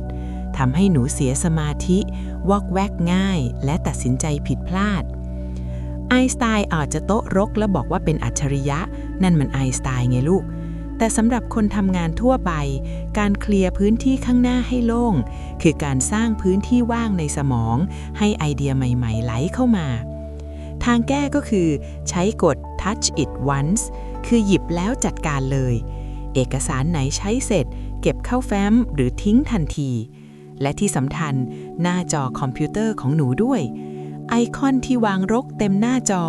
ฝ่ายงานที่ชื่อ final.doc final underscore จริงๆ doc final underscore สุดท้าย doc จัดการลบจัดการใส่โฟลเดอร์ให้เรียบร้อยการเปิดคอมมาเจอหน้าจอคลีนหรือวอลเปเปอร์รูปธรรมชาติสวยๆมันคือการบอกสมองว่าฉันพร้อมเริ่มงานด้วยความสดชื่นข้อที่ 4 ซ้ายมังกรขวาเสือ left dragon right tiger การวางของตามความเคลื่อนไหว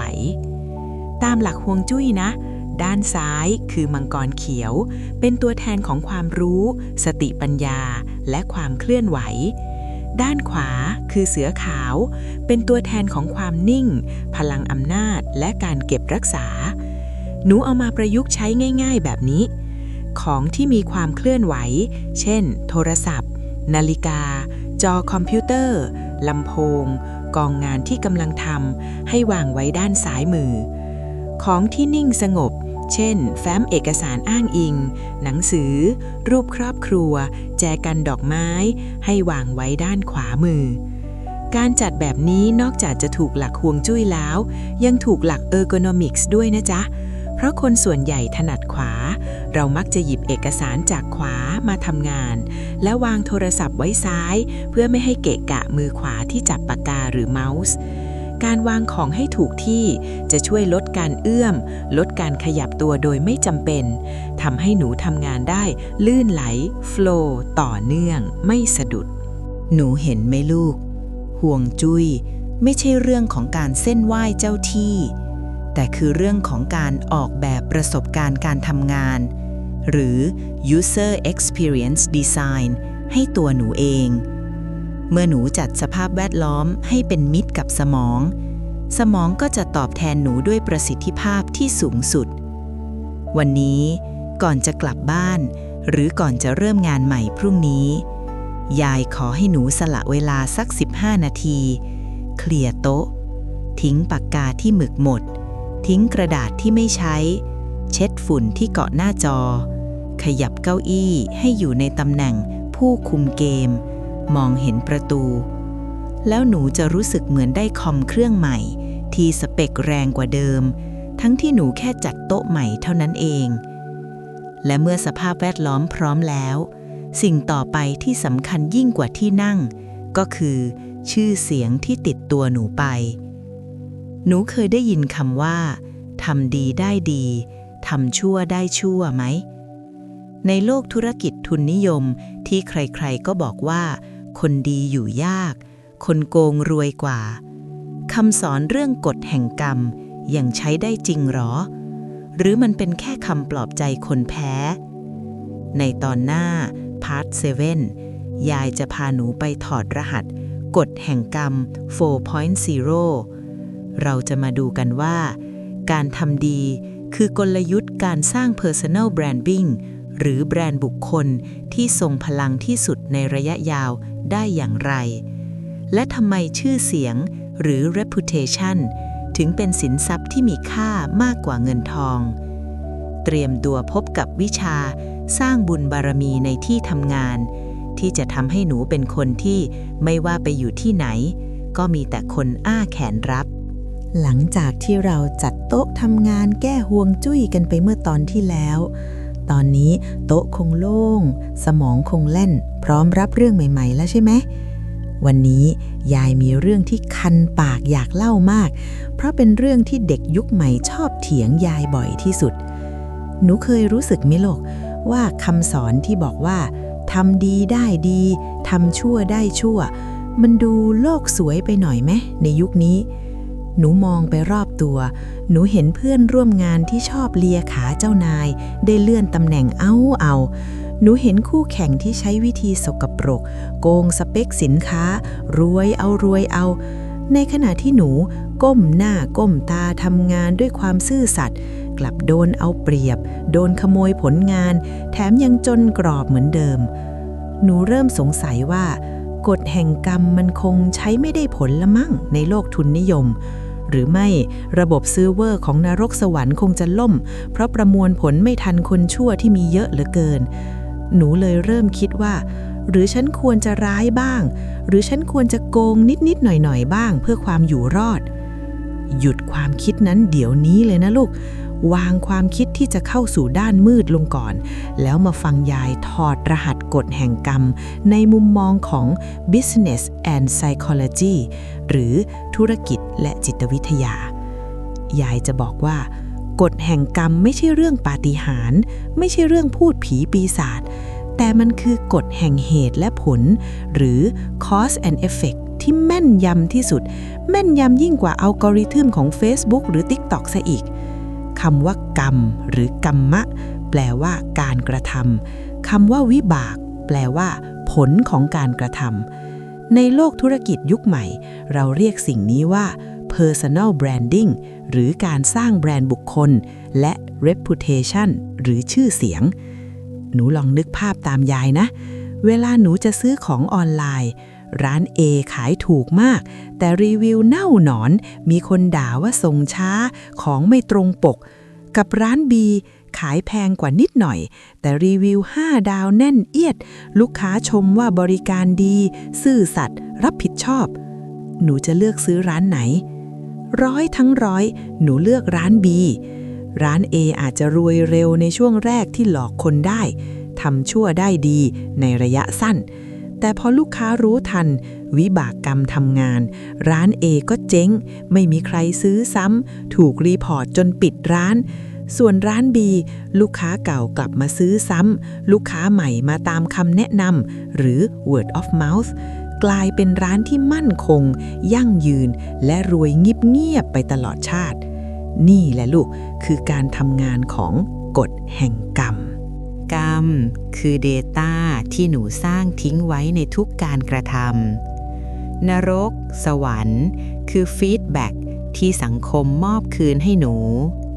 ในยุค AI ที่ข้อมูลเชื่อมถึงกันหมดกฎแห่งกรรมทำงานเร็วขึ้นและรุนแรงขึ้นนะลูกสมัยก่อนทำชั่วที่หมู่บ้านหนึ่งย้ายไปอีกหมู่บ้านก็ไม่มีใครรู้สมัยนี้ทำชั่วที่บริษัทหนึ่งประวัติหนูถูกบันทึกใน Google ใน LinkedIn ในวงการ HR Digital Footprint คือรอยเท้าดิจิทัลในยุคปัจจุบันที่ลบไม่ออกหนูโกงเงินบริษัทนิดเดียวประวัตินี้จะตามหลอกหลอนหนูไปทุกที่ที่หนูไปสมัครงานหนูโพสต์ด่าลูกค้าด้วยอารมณ์ชั่ววูบลูกค้าแคปทันโพสต์ประจานแบรนด์หนูพังพินาศในข้ามคืนดังนั้นการทำดีจึงไม่ใช่เรื่องของคนหัวอ่อนหรือคนโลกสวยแต่มันคือกลยุทธ์การลงทุนระยะยาวหรือ long term investment strategy ของคนฉลาดคนโบราณเรียกว่าการสะสมบารมีในภาษาธุรกิจคือการสะสม social capital หรือต้นทุนทางสังคมหรือเครดิตความน่าเชื่อถือแล้วเราจะสร้างกรรมดีเพื่อสร้าง personal brand ให้แข็งแกร่งได้อย่างไรยายมีหลักธรรม3 ข้อมาแปลงเป็น business strategy ให้หนู 1. สัจจะคือความสม่ำเสมอของแบรนด์หรือแบรนด์ consistency คนโบราณถือเรื่องสัจจะมากเสียชีพอย่าเสียสัตย์ในโลกงานคือการรักษาคำพูดนัด 9 โมงมา 9 โมงรับปากว่าจะส่งงานพรุ่งนี้ต้องส่งพรุ่งนี้หรือก่อนเวลาถ้าทำไม่ได้ต้องรีบบอกล่วงหน้าไม่ใช่หายเงียบความซื่อสัตย์และความตรงต่อเวลาคือการสร้างอัลกอริทึมในสมองของคนอื่นว่าคนคนนี้ไว้ใจได้เมื่อเจ้านายหรือลูกค้าไว้ใจหรือ trust โอกาสงานใหญ่ๆจะไหลมาหาหนูเองโดยอัตโนมัติมันคือสมการง่ายๆความไว้ใจเท่ากับความเก่งบวกความน่าเชื่อถือบวกความสนิทใจหารด้วยความเห็นแก่ตัว 2. เมตตาคือการสร้างเครือข่ายหรือ networking การทำดีกับเพื่อนร่วมงานช่วยเหลือโดยไม่หวังผลไม่ใช่การหน้าใหญ่ใจโตแต่คือการสร้าง connection ในหนังสือธุรกิจดังๆอย่าง Give and Take ของอดัม แกรนต์เข เขาบอกว่าคนที่ประสบความสำเร็จที่สุดคือ giver หรือผู้ให้ เมื่อหนูช่วยคนอื่น คนอื่นจะติดหนี้ทางใจหนู หรือ law of reciprocity วันหนึ่งที่หนูล้ม มือหลายสิบกูจะยื่นมาช่วยพยุงหนูทันที นี่คือกรรมดีที่ตอบสนองในรูปแบบของแต้มต่อทางสังคม 3. อิทธิบาท 4 คือ passion perseverance หรือจรรยาบรรณวิชาชีพ รักในงานคือฉันทะ ขยันหมั่นเพียรคือวิริยะ ตั้งใจทำคือจิตตะ ตรวจสอบแก้ไขคือวิมังสา นี่คือสูตรสำเร็จของการสร้างผลงานระดับ Masterpiece เมื่อหนูส่งมอบคุณค่าหรือ value ที่เกินความคาดหมายให้ตลาดก็จะตอบแทนหนูด้วยรายได้ที่สูงลิ่วกรรมคือการกระทำงานหยาบได้ค่าตอบแทนหยาบทำงานละเอียดได้ค่าตอบแทนละเอียดตรงไปตรงมาที่สุดหนูอาจจะแย้งยายอีกว่าแต่ยายคนโกงบางคนมันก็ยังรวยอยู่นะยายอยากให้หนูมองให้ลึกและมองให้ยาว long termism กรรมมีเรื่องของเวลา time lag หนูปลูกถั่วงอกพรุ่งนี้ได้กินแต่หนูปลูกต้นสักอีก20 ปีถึงใช้นานได้คนโกงที่รวยเร็วคือเขาปลูกพืชล้มลุกหรือขโมยผลไม้คนอื่นกินเขาอาจจะดูมีความสุขภายนอกแต่ลึกๆในใจภายในเขาเต็มไปด้วยความหวาดระแวงพารานอยาเขากลัวคนจะรู้ความลับเขากลัวโดนหักหลังเขานอนไม่หลับนี่คือนรกในใจที่เกิดขึ้นทันทีโดยไม่ต้องรอตกนรกและเมื่อถึงวันที่ความแตกกราฟชีวิตเขาจะดิ่งลงเหวแบบไม่มีทางฟื้น ruined reputation ส่วนหนูที่ทำดีอย่างสม่ำเสมออาจจะรวยช้าหน่อยเพราะหนูกำลังปลูกต้นไม้ยืนต้น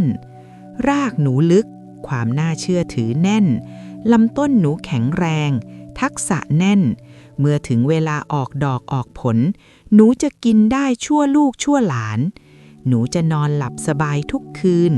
peace of mind ซึ่งเป็นความรวยที่เงินซื้อไม่ได้ดังนั้นจงอดทนรอผลแห่งกรรม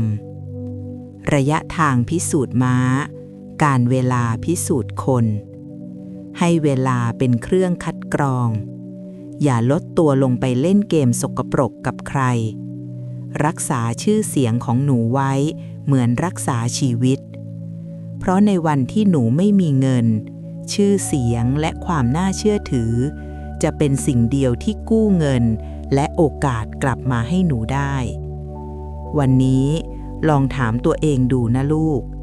ถ้าฉันออกจากห้องนี้ไปฉันอยากให้คนในห้องพูดถึงฉันว่ายังไงนั่นแหละคือการมานั่นแหละคือแบรนด์ของหนูสร้างมันให้ดีตั้งแต่วันนี้เมื่อใจเราหนักแน่นด้วยคุณธรรมแล้วงานเราก็มั่นคงแต่ชีวิตคนเราไม่ได้มีแค่งานนะลูกเครื่องจักรยังต้องพัก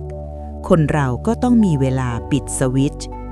หนูเคยได้ยินคำสอนโบราณที่ว่าห้ามตัดเล็บตอนกลางคืนไหมผู้ใหญ่ชอบขู่ว่าเดี๋ยวผีจะมาหรือเดี๋ยวอายุสั้นทำไมต้องห้าม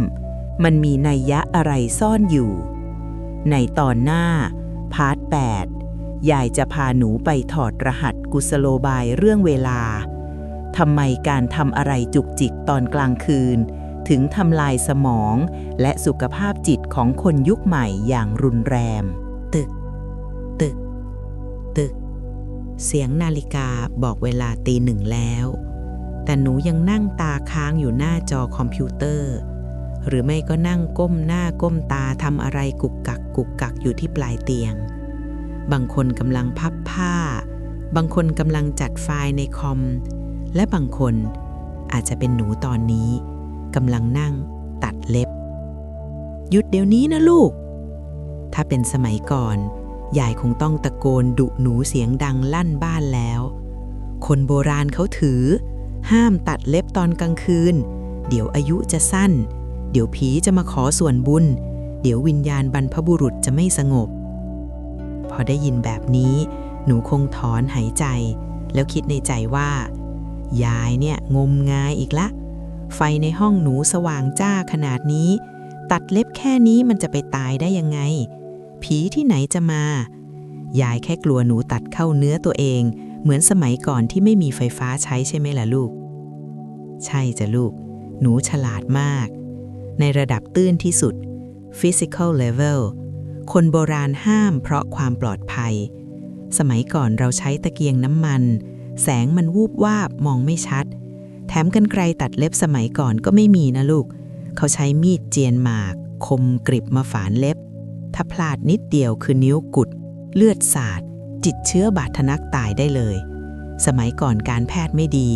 บาดทะนักคือตายสถานเดียวเท่ากับอายุสั้นจริงๆแต่ถ้ายายจะบอกหนูว่าในระดับที่ลึกซึ้งกว่านั้น psychological level คำห้ามนี้คือสุดยอดกุศโลบายการบริหารเวลาและสมอง time and energy management ที่หนูยุค AI อย่างหนูจำเป็นต้องฟังและปฏิบัติตามอย่างเคร่งครัดที่สุดเพราะการตัดเล็บตอนกลางคืนในความหมายเชิงสัญลักษณ์มันคือสาเหตุหลักที่ทำให้หนูเบิร์นเอาท์คือหมดไฟ productivity ตกและสมองพังโดยไม่รู้ตัวมาถอดรหัสกันทีละชั้นนะลูกรหัสชั้นที่ 1 การรบกวนนาฬิกาชีวิตการรบกวนนาฬิกาชีวิตคือ circadian rhythm disruption ร่างกายมนุษย์ถูกออกแบบมาให้ทำงานตามแสงอาทิตย์กลางวันคือเวลาของพลังงานหยางความร้อนการเคลื่อนไหวร่างกายหลั่งคอร์ติซอลเพื่อให้ตื่นตัวกลางคืนคือเวลาของพลังงานหยินความเย็นความสงบร่างกายต้องหลั่งเมลาโทนินเพื่อซ่อมแซมและพักผ่อนกิจกรรมอย่างการตัดเล็บฟังดูเหมือนเรื่องเล็กน้อยแต่มันคือกิจกรรมที่ต้องใช้ High Focus คือสมาธิขั้นสูงและ Precision คือความแม่นยำหนูต้องเพ่งสายตาหนูต้องเกร็งกล้ามเนื้อมือหนูต้องใช้สมองสั่งการที่ละเอียดอ่อนการทำแบบนี้เป็นการส่งสัญญาณบอกสมองว่าเฮ้ยตื่นมีงานละเอียดต้องทำอย่าครึ่งหลับสมองจะหยุดหลั่งเมลาโทนินทันทีและกลับมาตื่นตัว alert mode ในยุคปัจจุบันการตัดเล็บตอนกลางคืนได้กลายร่างเป็นกิจกรรมอื่นๆที่หนูชอบทำเช่นการตอบอีเมลตอน4 ทุ่มการนั่งแก้พอร์ตหุ้มตอนเที่ยงคืนการจัดห้องตอนตี 2หรือการไถฟีด TikTok เพื่อดูรายละเอียดชีวิตชาวบ้านกิจกรรมพวกนี้ดูเหมือนงานเบาๆคือไมโครทัสแต่สำหรับสมองมันคืองานหนักที่ไปกระตุ้นคลื่นสมองระดับเบต้าเวฟส์คือคลื่นแห่งการตื่นตัวเครียดให้ทำงานแทนที่สมองจะได้เข้าสู่อัลฟาหรือเทต้าเวฟส์คือคลื่นแห่งการผ่อนคลายเพื่อเตรียมหลับผลก็คือหนูนอนไม่หลับหรือหลับไม่สนิท Deep Sleep น้อยตื่นเช้ามาหนูจะเพลียเหมือนคนออดนอนสมองตื้อตัดสินใจช้าอารมณ์แปรปรวนและเมื่อทำแบบนี้สะสมกันนานๆภูมิต้านทานตกป่วยง่ายตายเร็วอายุสั้นตามคำโบราณเป๊ะรหัสชั้นที่ 2อาการย้ำคิดย้ำทำและความวิตกกังวลหรือ anxiety and displacement activity หนูเคยสังเกตไหมลูกว่าทำไมหนูถึงอยากตัดเล็บตอนดึกๆทั้งที่ตอนกลางวันหนูก็มีเวลาตั้งเยอะแยะแต่หนูไม่ทำหนูมาทำตอนที่ควรจะนอนในทางจิตวิทยาพฤติกรรมนี้เรียกว่า displacement activity กิจกรรมเบี่ยงเบนความสนใจมันมักจะเกิดขึ้นเมื่อมนุษย์มีความเครียดหรือความวิตกกังวลลึกๆ subconscious anxiety หนูอาจจะกังวลเรื่องงานพรุ่งนี้กังวลเรื่องอนาคตสมองหนูวุ่นวายหาทางออกไม่ได้จิตใต้สำนึกเลยสั่งให้หนูหาอะไรทำสักอย่างเพื่อระบายความเครียดและกิจกรรมนั้นต้องเป็นอะไรที่ควบคุมได้และเห็นผลทันทีการตัดเล็บการแคะแกะเกา การจัดของจุกจิกตอบโจทย์นี้ที่สุดเพราะมันทำให้หนูรู้สึกว่าฉันได้จัดการอะไรบางอย่างสำเร็จแล้ว sense of achievement แต่จริงๆแล้วปัญหาหลักงานใหญ่ยังไม่ถูกแก้หนูแค่กำลังหนีความจริงด้วยการทำเรื่องเล็กๆน้อยๆในเวลาที่ผิดการตัดเล็บตอนดึกๆจึงเป็นสัญญาณเตือนภัยว่าจิตใจหนูกำลังว้าวุ่นและไม่ปล่อยวางคนโบราณเขาฉลาดเขาตัดบทเลยว่าห้ามทำเพื่อให้หนูหยุด stop หยุดฟุ้งซ่านหยุดหาเรื่องทำหยุดกังวลแล้วไปนอนซะเพราะการนอนคือวิธีเคลียร์สมองที่ดีที่สุดจำพาร์ท 16 ได้ไหมลูกแล้วเราจะแก้ปัญหานี้ยังไงยายมีเคล็ดลับพิธีปิดวัน The Shutdown Ritual มาฝากคนโบราณเขามีสัญญาณบอกเวลาคือกลองย่ำค่ำหรือเสียงพระตีระฆังทำวัดเย็นพอเสียงนี้ดังปุ๊บทุกคนวางมือจากงานไรนาเข้าบ้านอาบน้ำกินข้าวสวดมนต์นอนเขาขีดเส้นแบ่งชัดเจนระหว่างเวลางานกับเวลาพักแต่คนยุค AI อย่างหนูเส้นแบ่งนี้มันหายไปงานตามมาหลอกหลอนในมือถือถึงบนเตียงหนูเลยต้องสร้างระฆังย่ำค่ำของตัวเองขึ้นมา 1. ตั้งกฎว่าห้ามมีแสงสีฟ้าหลัง3 ทุ่ม Digital Sunset แสงสีฟ้าจากมือถือคือศัตรูของเมลาโทนินตั้งเวลาในมือถือให้เปลี่ยนเป็นโหมดสีอุ่นหรือ Night Shift หรือทางที่ดีวางมือถือไว้นอกห้องนอนไปเลยหาซื้อนาฬิกาปลุกธรรมดามาใช้แทน 2. กฎห้ามทำงานละเอียดหลังพระอาทิตย์ตกงานที่ต้องใช้สายตาเพ่งงานที่ต้องใช้การตัดสินใจงานตัดเล็บงานเย็บผ้างานแก้ Excel ให้ทำตอนกลางวันที่มีแสงแดดหรือหยางเท่านั้นตอนกลางคืนหรือหยินให้ทำกิจกรรมที่ผ่อนคลายและไม่ต้องใช้สมองเยอะเช่นอ่านหนังสือที่เป็นเล่มๆฟังเพลงบรรเลงยืดเหยียดร่างกายสวดมนต์หรือมานั่งสมาธิถ้าเครียดนอนไม่หลับให้ใช้ brain dump แทนการตัดเล็บถ้าสมองมันฟุ้งซ่านอยากจัดการอะไรสักอย่างอย่าไปคว้ากรรไกรตัดเล็บให้คว้าปากกาเขียนสิ่งที่กังวลลงในกระดาษเหมือนในพาร์ท 16 นั่นแหละลูกบอกตัวเองว่าฉันจัดการจดไว้แล้วพรุ่งนี้ค่อยมาทำต่อตอนนี้หมดเวลางานแล้วการเขียนคือการระบายออกที่ดีกว่าไปนั่งจุกจิกกับร่างกายตัวเองหนูทั้งเข้าใจนะลูกการพักผ่อนคือส่วนหนึ่งของงาน Rest is productive นักกีฬาโอลิมปิกเขาไม่ได้ซ้อม24 ชั่วโมงนะลูกเขาซ้อมหนักแล้วเขาก็นอนหนักเพื่อให้กล้ามเนื้อซ่อมแซมและเติบโตสมองหนูก็เหมือนกล้ามเนื้อถ้าหนูใช้มันตลอด24 ชั่วโมงด้วยการปัดเล็บตัดงานตัดความกังวลสมองหนูจะล้าและบาดเจ็บสุดท้ายในเวลาที่น้ำขึ้นโอกาสมาหนูจะไม่มีแรงตักเพราะหนูหมดแรงไปกับเรื่องไร้สาระตอนกลางคืนการเชื่อคำโบราณว่าห้ามตัดเล็บตอนกลางคืนคือการฝึกวินัยในการเคารพเวลาพักผ่อนของตัวเอง self respect คือการบอกตัวเองว่าฉันรักร่างกายนี้ฉันจะดูแลมันให้ดีที่สุดเพื่อให้มันอยู่สร้างความสำเร็จไปกับฉันนานๆดังนั้นคืนนี้ถ้านาฬิกาบอกเวลาพักแล้ววางกรรไกรตัดเล็บลงวางมือถือลงปิดไฟแล้วนอนซะ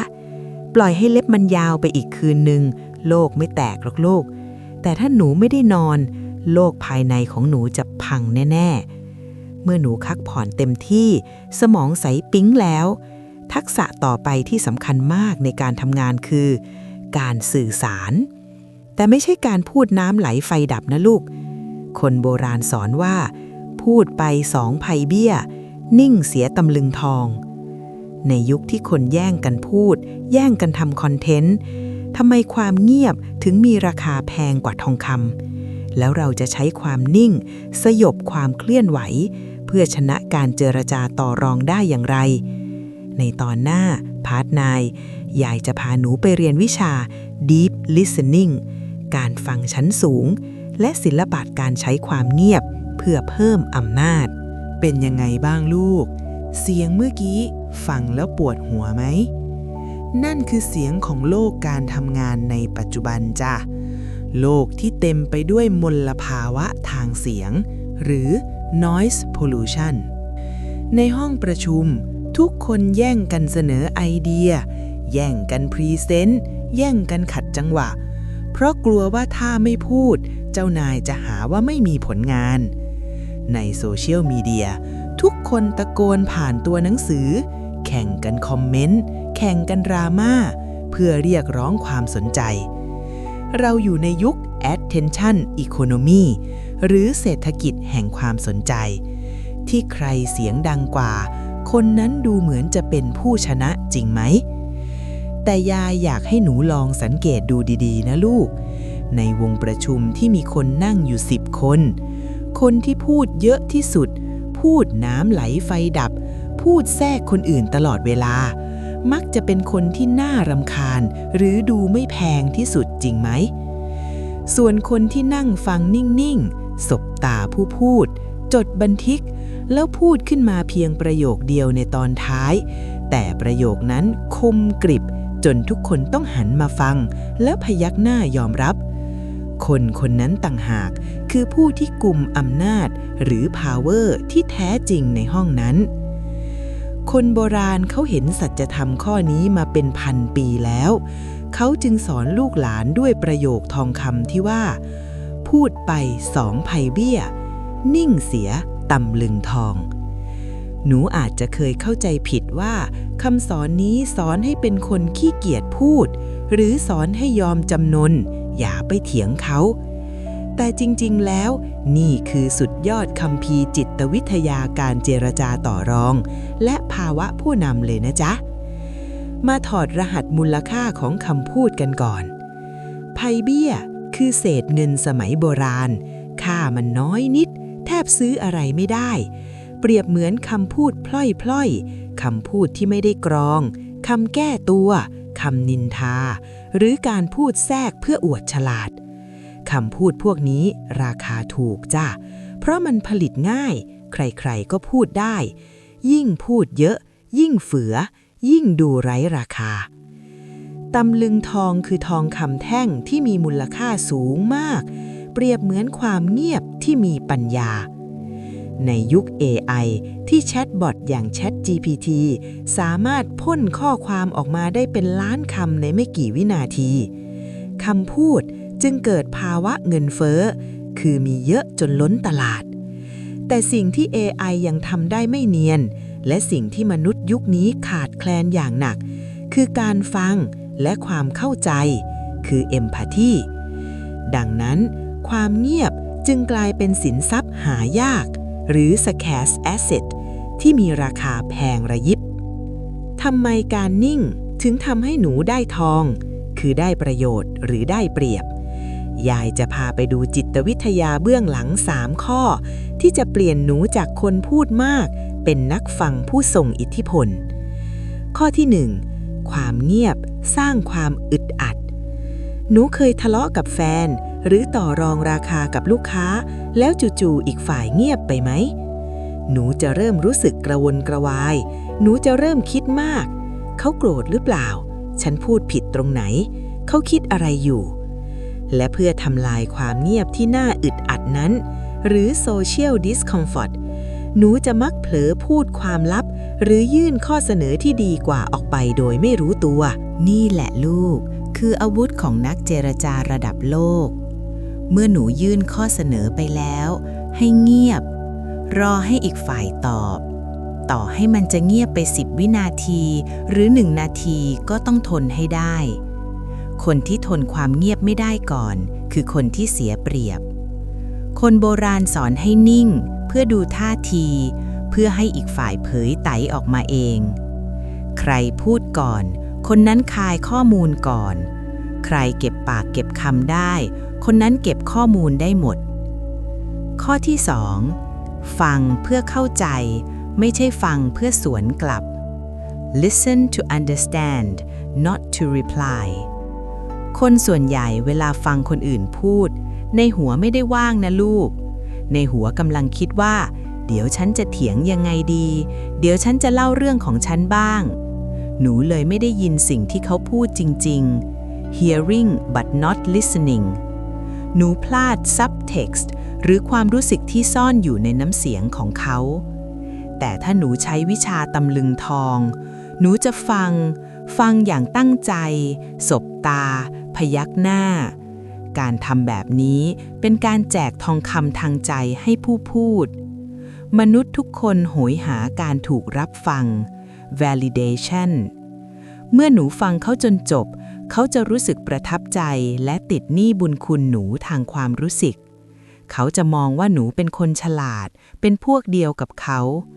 และเมื่อถึงตาหนูพูดเขาจะตั้งใจฟังหนูเหมือนที่หนูฟังเขานี่คือการซื้อใจคนที่ลงทุนต่ำที่สุดแต่ได้กำไรสูงสุดข้อที่ 3 พูดน้อยแต่ต่อยหนัก Quality over quantity ลองนึกภาพสไนเปอร์กับปืนกลคนพูดมากเหมือนปืนกลยิงกราดไปทั่วโดนบ้างไม่โดนบ้างเปลืองกระสุนแถมเสียงดังน่ารำคาญคนพูดน้อยเหมือนสไนเปอร์ซุ่มเงียบเล็งเป้าคือฟังและวิเคราะห์แล้วลั่นไกนัดเดียวปั้งเข้ากลางเป้าหมายคือพูดประโยคสรุปที่แก้ปัญหาได้ตรงจุดคนแบบหลังนี่แหละลูกที่เจ้านายอยากโปรโมทที่ลูกค้าอยากเซ็นสัญญาด้วยเพราะเขาดูสุขุมน่าเชื่อถือและมีกึ๋นแล้วเราจะฝึกเป็นคนนิ่งเสือตำลึงทองในชีวิตจริงได้อย่างไรยายมีแบบฝึกหัดกด3 วินาที The 3-second rule มาฝาก 1. เว้นระยะเมื่อคู่สนทนาพูดจบประโยคห้ามพูดสวนทันทีให้หนูนับในใจ1 2 3แล้วค่อยตอบช่วงเวลา3 วินาทีนี้มหัศจรรย์มาก 1. มันทำให้หนูมั่นใจว่าเขาพูดจบแล้วจริงๆไม่เสียมารยาทพูดแทรก 2. มันทำให้หนูมีเวลากลั่นกรองคำตอบที่ดีที่สุดเปลี่ยนไพ่เบี้ยเป็นทองคำ 3. มันทำให้อีกฝ่ายรู้สึกว่าหนูใส่ใจและคิดตามคำพูดของเขาจริงๆไม่ใช่แค่ตอบส่งๆ 2. ถามคำถามปลายเปิดแทนที่จะพูดเรื่องตัวเองให้เปลี่ยนเป็นนักสัมภาษณ์แล้วพี่คิดยังไงต่อครับทำไมลูกค้าถึงเลือกแบบนั้นคะเล่าให้ฟังอีกนิดได้ไหมครับการถามคือการโยนลูกบอลให้คนอื่นพูดหนูจะได้ข้อมูลหรือ Data ฟรีๆเลยแล้วหนูจะเป็นคนที่มีเสน่ห์ที่สุดในวงสนทนาเพราะใครๆก็ชอบพูดเรื่องตัวเอง 3. นิ่งสงบสยบความเคลื่อนไหวเวลาโดนเจ้านายด่าหรือโดนลูกค้าวีนสัญชาตญาณแรกคือเถียงหรือแก้ตัวคือไผ่เบี้ยให้หนูกัดลิ้นตัวเองไว้แล้วนิ่งหายใจเข้าลึกๆมองตาเขาด้วยความเข้าใจไม่ใช่ท้าทายรอให้เขาพ่นไฟจนหมดเชื้อคนเราโกรธได้ไม่นานหรอกถ้าไม่มีคนเติมเชื้อไฟพอเขาเหนื่อยเขาจะเริ่มรู้สึกผิดเองที่ใส่อารมณ์ตอนนั้นแหละหนูค่อยพูดด้วยน้ำเสียงเรียบเย็นและมีเหตุผลคำพูดหนูตอนนั้นจะมีน้ำหนักดั่งภูเขาเลยทีเดียวในโลกการทำงานคนที่พูดก่อนคือคนที่เปิดเผยไพ่ในมือคนที่พูดทีหลังคือคนที่เห็นไพ่คนอื่นหมดแล้วหนูอยากเป็นคนไหนล่ะลูกการนิ่งไม่ใช่การยอมแพ้แต่มันคือการถอยมาตั้งหลักเพื่อกระโดดได้ไกลกว่ามันคือการกรองตะกอนในใจให้ใสสะอาดก่อนจะตักน้ำออกไปแจกจ่ายหนูลองเอาไปใช้ดูนะในการประชุมครั้งหน้าลองพูดให้น้อยลงครึ่งหนึ่งแต่ฟังให้มากขึ้น2 เท่าแล้วหนูจะเห็นสิ่งที่หนูไม่เคยเห็นได้ยินสิ่งที่หนูไม่เคยได้ยินและหนูจะพบว่าทองคำมันลอยอยู่ในอากาศรอบตัวหนูเต็มไปหมดเพียงแค่หนูเงียบหนูถึงจะคว้ามันได้เมื่อหนูเริ่มมีวาทศิลป์ และจิตวิทยาการฟังที่ยอดเยี่ยมแล้วหนูจะเริ่มมีงานเข้ามาเยอะขึ้นมีโปรเจกต์งอกเงยขึ้นมาเต็มไปหมดทีนี้ปัญหาใหม่จะตามมาคือจะทำยังไงให้ทันคนยุคใหม่บอกว่าต้อง multitasking ทำหลายอย่างพร้อมกันถึงจะเก่งแต่คนโบราณกลับเตือนว่าอย่าจับปลาสองมือเอ๊ะมันขัดแย้งกันไหมหรือจริงๆแล้ว multitasking คือยาพิษที่ทำให้งานหนูพังพินาศแล้วเราจะบริหารความเสี่ยงยังไงถ้าไม่ให้จับปลาหลายตัวในตอนหน้าพาร์ท 10ยายจะพาหนูไปผ่าตัดสมองดูว่าเกิดอะไรขึ้นเมื่อหนูพยายามจับปลาสองมือและเคล็ดลับการจับทีละตัวแต่ได้ปลาเต็มข้องแบบคนโบราณทำกันยังไงหยุดก่อนลูกหายใจเข้าลึกๆเมื่อกี้ใครเป็นคนทำเสียงวุ่นวายพวกนั้นใช่หนูหรือเปล่าหนูกำลังพยายามพิมพ์งานส่งเจ้านายในขณะที่หูฟังประชุมออนไลน์แล้วมืออีกข้างก็กำลังกดสั่งข้าว Delivery ไปด้วยใช่ไหมหนูรู้สึกภูมิใจลึกๆว่าฉันนี่เก่งจังทำได้ตั้งหลายอย่างพร้อมกันหนูเรียกสิ่งนี้ว่า multitasking แต่ในสายตาคนโบราณอย่างยายมองเห็นภาพคนคนหนึ่งที่กำลังยืนขาเมาริมตลิ่งมือซ้ายตะคุบปลาช่อนตัวลื่นๆมือขวาพยายามคว้าปลาดุกตัวใหญ่ผลลัพธ์เป็นยังไงรู้ไหมลูกปลาช่อนดิ้นหลุดมือซ้ายปลาดุกสะบัดครีบแทงมือขวาจนเลือดซิบสุดท้ายไม่ได้ปลาสักตัวแถมยังเจ็บตัวและเปื้อนโคลนไปทั้งตัวคนโบราณเขาเตือนสติเรื่องนี้มาเป็นพันปีแล้วด้วยสำนวนที่ว่าอย่าจับปลาสองมือหนูอาจจะเถียงยายทันควันว่าโถยายยุคนี้ค่าครองชีพแพงจะตายจะให้จับทีละมือเมื่อไหร่จะรวยเขาต้องมีอาชีพเสริม Side Hustle เขาต้องทำหลายอย่างถึงจะรอดยายเข้าใจลูกยายไม่ได้ห้ามให้หนูมีปลาหลายตัวรายได้หลายทางแต่ยายกำลังห้ามวิธีการจับก็คือ workflow ต่างหากหนูแยกให้ออกนะลูกระหว่างเป้าหมายคือ diversification กับวิธีการทำงานคือ workflow วันนี้ยายจะพาหนูไปดูหลักฐานทางสยองสมองที่จะทำให้หนูขนลุกแล้วหนูจะเลิกทำ multitasking ไปตลอดชีวิตเพราะมันไม่ใช่แค่ไม่ได้งานแต่มันกำลังทำลายสมองของหนูจริงๆมาดูความจริงข้อที่ 1สมองมนุษย์ไม่ได้ถูกออกแบบมาให้ multitask นักประสาทวิทยายืนยันแล้วว่าสมองเรามี processor หลักเพียงตัวเดียวในการใช้สมาธิคือ conscious attention เราไม่สามารถโฟกัสเรื่อง A และเรื่อง B พร้อมกันได้ 100%สิ่งที่เราทำจริงๆเรียกว่า task switching คือการสลับงานไปมาเหมือนหนูเปิดปิดสวิตช์ไฟรัวๆป๊อกแป๊กป๊อกแป๊กหนูหันไปตอบไลน์คือสลับ1กลับมาพิมพ์งานคือสลับ2หันไปฟังประชุมคือสลับ3ทุกครั้งที่หนูสลับสมองต้องใช้พลังงานมหาศาลในการรีโฟกัสคือจูนคลื่นใหม่มีงานวิจัยบอกว่าถ้าหนูถูกขัดจังหวะจากงานที่ต้องใช้สมาธิลึกๆคือ deep work สมองต้องใช้เวลาเฉลี่ยถึง23นาที15วินาทีกว่าจะกลับมามีสมาธิเท่าเดิมได้หนูลองคิดดูสิลูกวันหนึ่งหนูสลับกี่รอบนั่นแปลว่าวันทั้งวันหนูแทบไม่ได้ทำงานในโหมดอัจฉริยะเลยหนูทำงานในโหมดสมองล้าตลอดเวลาผลงานที่ได้เลยเป็นงานเกรด B เกรด C หรืองานที่เต็มไปด้วยข้อผิดพลาด Error prone ความจริงข้อที่ 2 Multitasking ทำให้ IQ ลดลงมีผลการศึกษาจากมหาวิทยาลัยลอนดอนบอกว่าคนที่พยายามทำหลายอย่างพร้อมกันระดับ IQ จะลดลงชั่วคราวถึง15 จุด เท่ากับคนที่อดนอนมาทั้งคืนหรือคนที่สูบกัญชาเลยนะลูกหนูอยากให้คนเมากัญชามาบริหารพอร์ตหุ้นหรือมาเขียนโปรแกรมให้หนูไหมถ้าไม่อยากทำไมหนูถึงทำแบบนั้นกับงานตัวเองล่ะ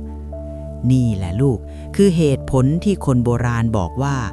จับปลาสองมือมันจะหลุดทั้งสองตัว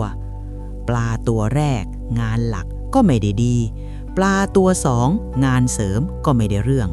แถมยังได้ของแถมเป็นความเครียดสะสมและสมาธิสั้นแล้วเราจะทำยังไงในเมื่อเราอยากมีรายได้หลายทาง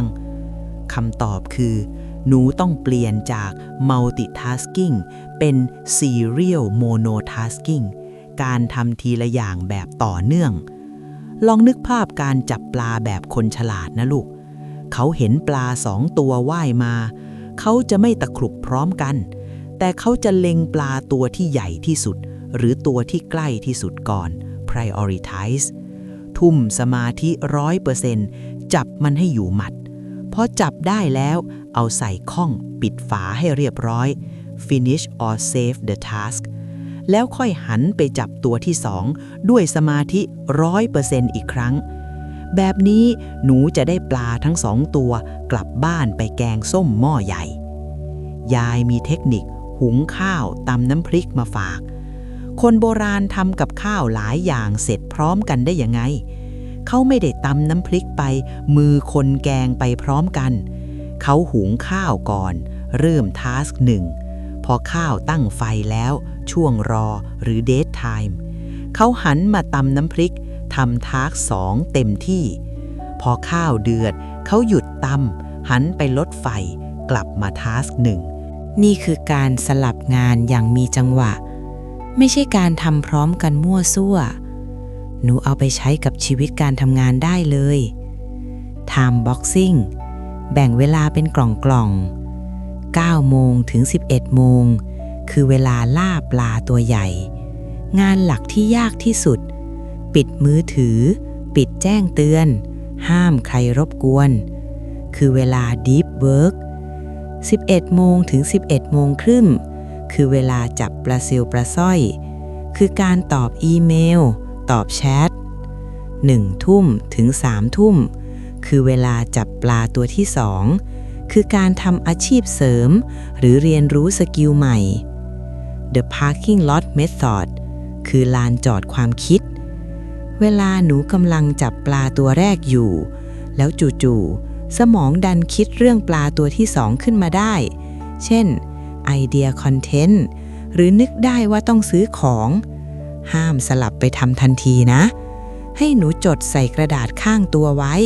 คือจอดไว้ก่อนบอกสมองว่าโอเคฉันจดไว้แล้วไม่ลืมหรอกเดี๋ยวค่อยกลับมาทำแล้วกลับไปโฟกัสงานตรงหน้าต่อวิธีนี้ช่วยลดการ switching cost ได้มหาศาลกดนกน้อยทำรังแต่พอตัว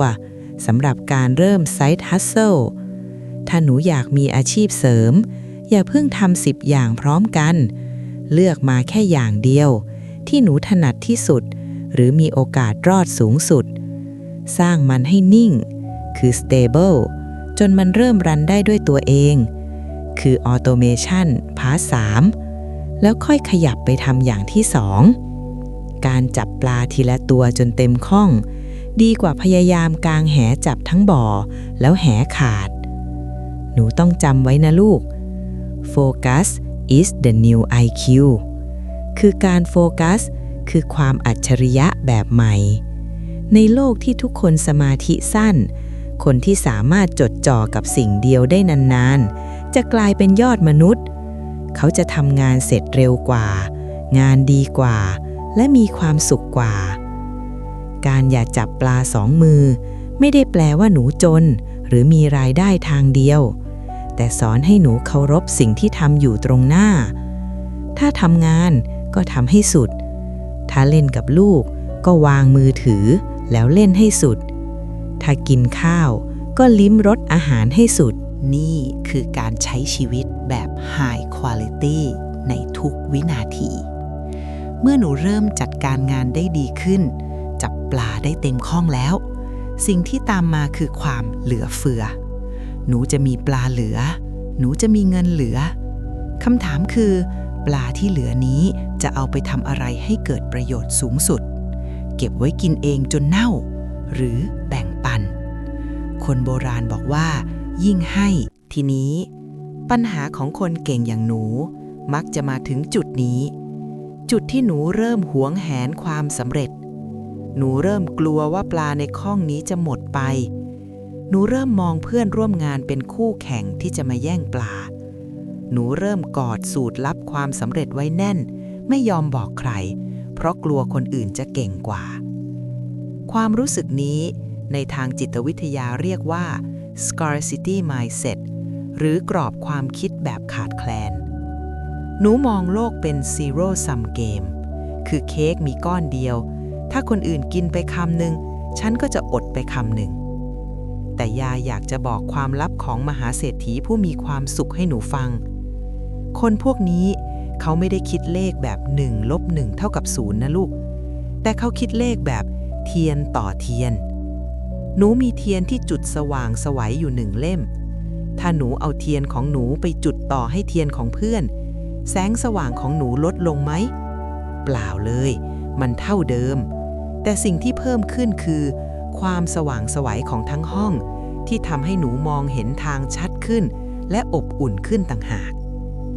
คนโบราณสอนสัจธรรมข้อนี้ไว้นานแล้วว่ายิ่งให้ยิ่งได้ฟังดูย้อนแย้งใช่ไหมลูกยิ่งให้ของออกไปของต้องลดลงสิจะได้เพิ่มได้ยังไงแต่นี่คือกฎแห่งจักรวาลที่พิสูจน์ได้ด้วยวิทยาศาสตร์ทางสมองและเศรษฐศาสตร์พฤติกรรมวันนี้ยายจะพาหนูมาถอดรหัสการทำบุญในเวอร์ชัน Business Class ที่ไม่ใช่แค่หยอดตู้บริจาคแต่คือกลยุทธ์การสร้างบารมีที่ทำให้หนูรวยแบบยั่งยืนความลับข้อที่ 1 การให้คือการแฮกสมองสู่ความมั่งคั่ง Helpers High หนูรู้ไหมลูกเวลาหนูเป็นผู้รับเช่นถูกหวยได้ของขวัญสมองจะหลั่งสารโดปามีนหนูจะดีใจตื่นเต้นแต่มันสั้นแป๊บเดียวก็หายแล้วหนูก็จะอยากได้อีกกลายเป็นความโลภแต่เวลาหนูเป็นผู้ให้เช่นช่วยสอนงานน้องให้คำแนะนำเพื่อนหรือบริจาคเงินสมองจะหลั่งค็อกเทลแห่งความสุขชุดใหญ่ออกซิโทซินความผูกพันซีโรโทนินความสงบและเอนโดรฟินส์ความอิ่มเอมสภาวะนี้เรียกว่า Helpers High หรือความรู้สึกเมากุศลและที่สำคัญที่สุดทันทีที่หนูให้จิตใต้สำนึกของหนูจะได้รับข้อความว่าเฮ้ยฉันมีเยอะนะเนี่ยฉันถึงแบ่งให้คนอื่นได้มันเป็นการเปลี่ยนโปรแกรมในหัวหนูจากขาดแคลนเป็น abundance หรือเหลือเฟือทันทีเมื่อหนูรู้สึกว่าฉันมีพอหนูก็จะเลิกกังวลเลิกอิจฉาและมีความมั่นใจ confidence และคนที่มีความมั่นใจออร่าแห่งความใจกว้างนี่แหละลูกคือแม่เหล็กดูดโอกาสชั้นดีใครๆก็อยากทำงานด้วยใครๆก็อยากเป็นพาร์ทเนอร์ด้วยความลับข้อที่ 2 คือกฎแห่งการตอบแทนในหนังสือธุรกิจระดับโลก Give and Take ของอดัม แกรนต์เขาบอกว่าคนที่ประสบความสำเร็จสูงสุดในองค์กรคือกลุ่ม Givers หรือผู้ให้ทำไมเพราะมนุษย์เรามีสัญชาตญาณของการติดหนี้บุญคุณเมื่อหนูช่วยใครสักคนโดยไม่หวังผลตอบแทนคนคนนั้นจะรู้สึกคันหัวใจยิบว่าต้องหาทางตอบแทนหนูคืนให้ได้แถมมักจะตอบแทนคืนมากกว่าที่ได้รับด้วยในที่ทำงาน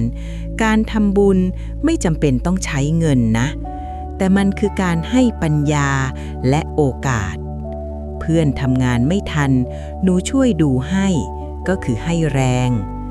น้องใหม่ทำไม่เป็นหนูช่วยสอนทริคให้ก็คือให้วิชาลูกค้ามีปัญหาหนูช่วยหาทางออกให้แม้มันจะอยู่นอกเหนือหน้าที่คือให้ความใส่ใจสิ่งที่หนูได้กลับมาคือ Social Capital หรือต้นทุนทางสังคมหนูจะกลายเป็น the go-to person หรือที่พึ่งของคนในออฟฟิศเมื่อถึงเวลาประเมินผลงานหรือมีโปรเจกต์ใหญ่ๆชื่อของหนูจะลอยขึ้นมาเป็นชื่อแรกเพราะทุกคนรักและศรัทธาในตัวหนูนี่แหละลูกคือบารมีที่เงินซื้อไม่ได้ฟังแล้วรู้สึกใจฟูขึ้นมาบ้างไหมลูกใครที่เคยคิดว่าการช่วยคนอื่นคือการเสียเปรียบหรือกลัวโดนแย่งซีนลองเปลี่ยนความคิดดูนะวันนี้ยายอยากท้าให้หนูเป็นผู้ให้สักหนึ่งอย่างพิมพ์บอกยายในคอมเมนต์หน่อยสิว่าวันนี้หนูจะให้อะไรเช่นให้รอยยิ้มให้คำชมให้ความรู้และถ้าหนูอยากรู้วิธีให้แบบไม่ให้ตัวเองเดือดร้อนคือ Smart Giver กดติดตามและกดไลค์คลิปนี้ไว้เลยยายจะมาบอกเคล็ดลับที่ไม่ทำให้หนูกลายเป็นเตี้ยอุ้มค่อมจนหลังหักอ้าวกดแล้วนะมาฟังต่อกันจ้ะแต่ยายขอเตือนไว้นิดหนึ่งนะลูกการเป็นผู้ให้ก็มีกับดักเหมือนกันนะหนูต้องเป็น Smart Giver คือผู้ให้ที่ฉลาดไม่ใช่ดอร์แมทหรือพรมเช็ดเท้าที่ใครจะมาเหยียบย่ำได้ก็ได้คนโบราณสอนว่าเอ็นดูเขาเอ็นเราขาดแปลว่าช่วยคนอื่นได้แต่ต้องไม่ทำให้ตัวเองเดือดร้อนวิธีการให้แบบฉลาดในยุคนี้คือให้เบ็ดอย่าให้ปลาถ้าเพื่อนมาขอให้ช่วยทำงานให้อย่าทำให้เขาเพราะเขาจะไม่โตและจะมาขออีกแต่ให้สอนวิธีทำหรือแชร์เทมเพลตให้เขาไปทำต่อเองหนูได้บุญคือให้ความรู้และหนูไม่เสียเวลาทำงานของตัวเองให้คนถูกกลุ่มอดัม แกรนต์บอกว่าในโลกนี้มีคน3ประเภทคือ giver ผู้ให้ taker ผู้รับหรือผู้กอบโกยและ matcher ผู้แลกเปลี่ยนหนูต้องระวังพวก taker ที่จ้องจะเอาเปรียบดูดเลือดดูดเนื้อหนูถ้าเจอคนแบบนี้ให้หยุดให้แล้วรักษาระยะห่างเหมือนกับพาร์ท 13เรื่องคบคนพาลจงทุ่มเทการให้ไปที่ giver ด้วยกันหรือ matcher เพราะคนพวกนี้จะสร้างวงจรความดีที่หมุนเวียนไม่รู้จบให้ความอภัย forgiveness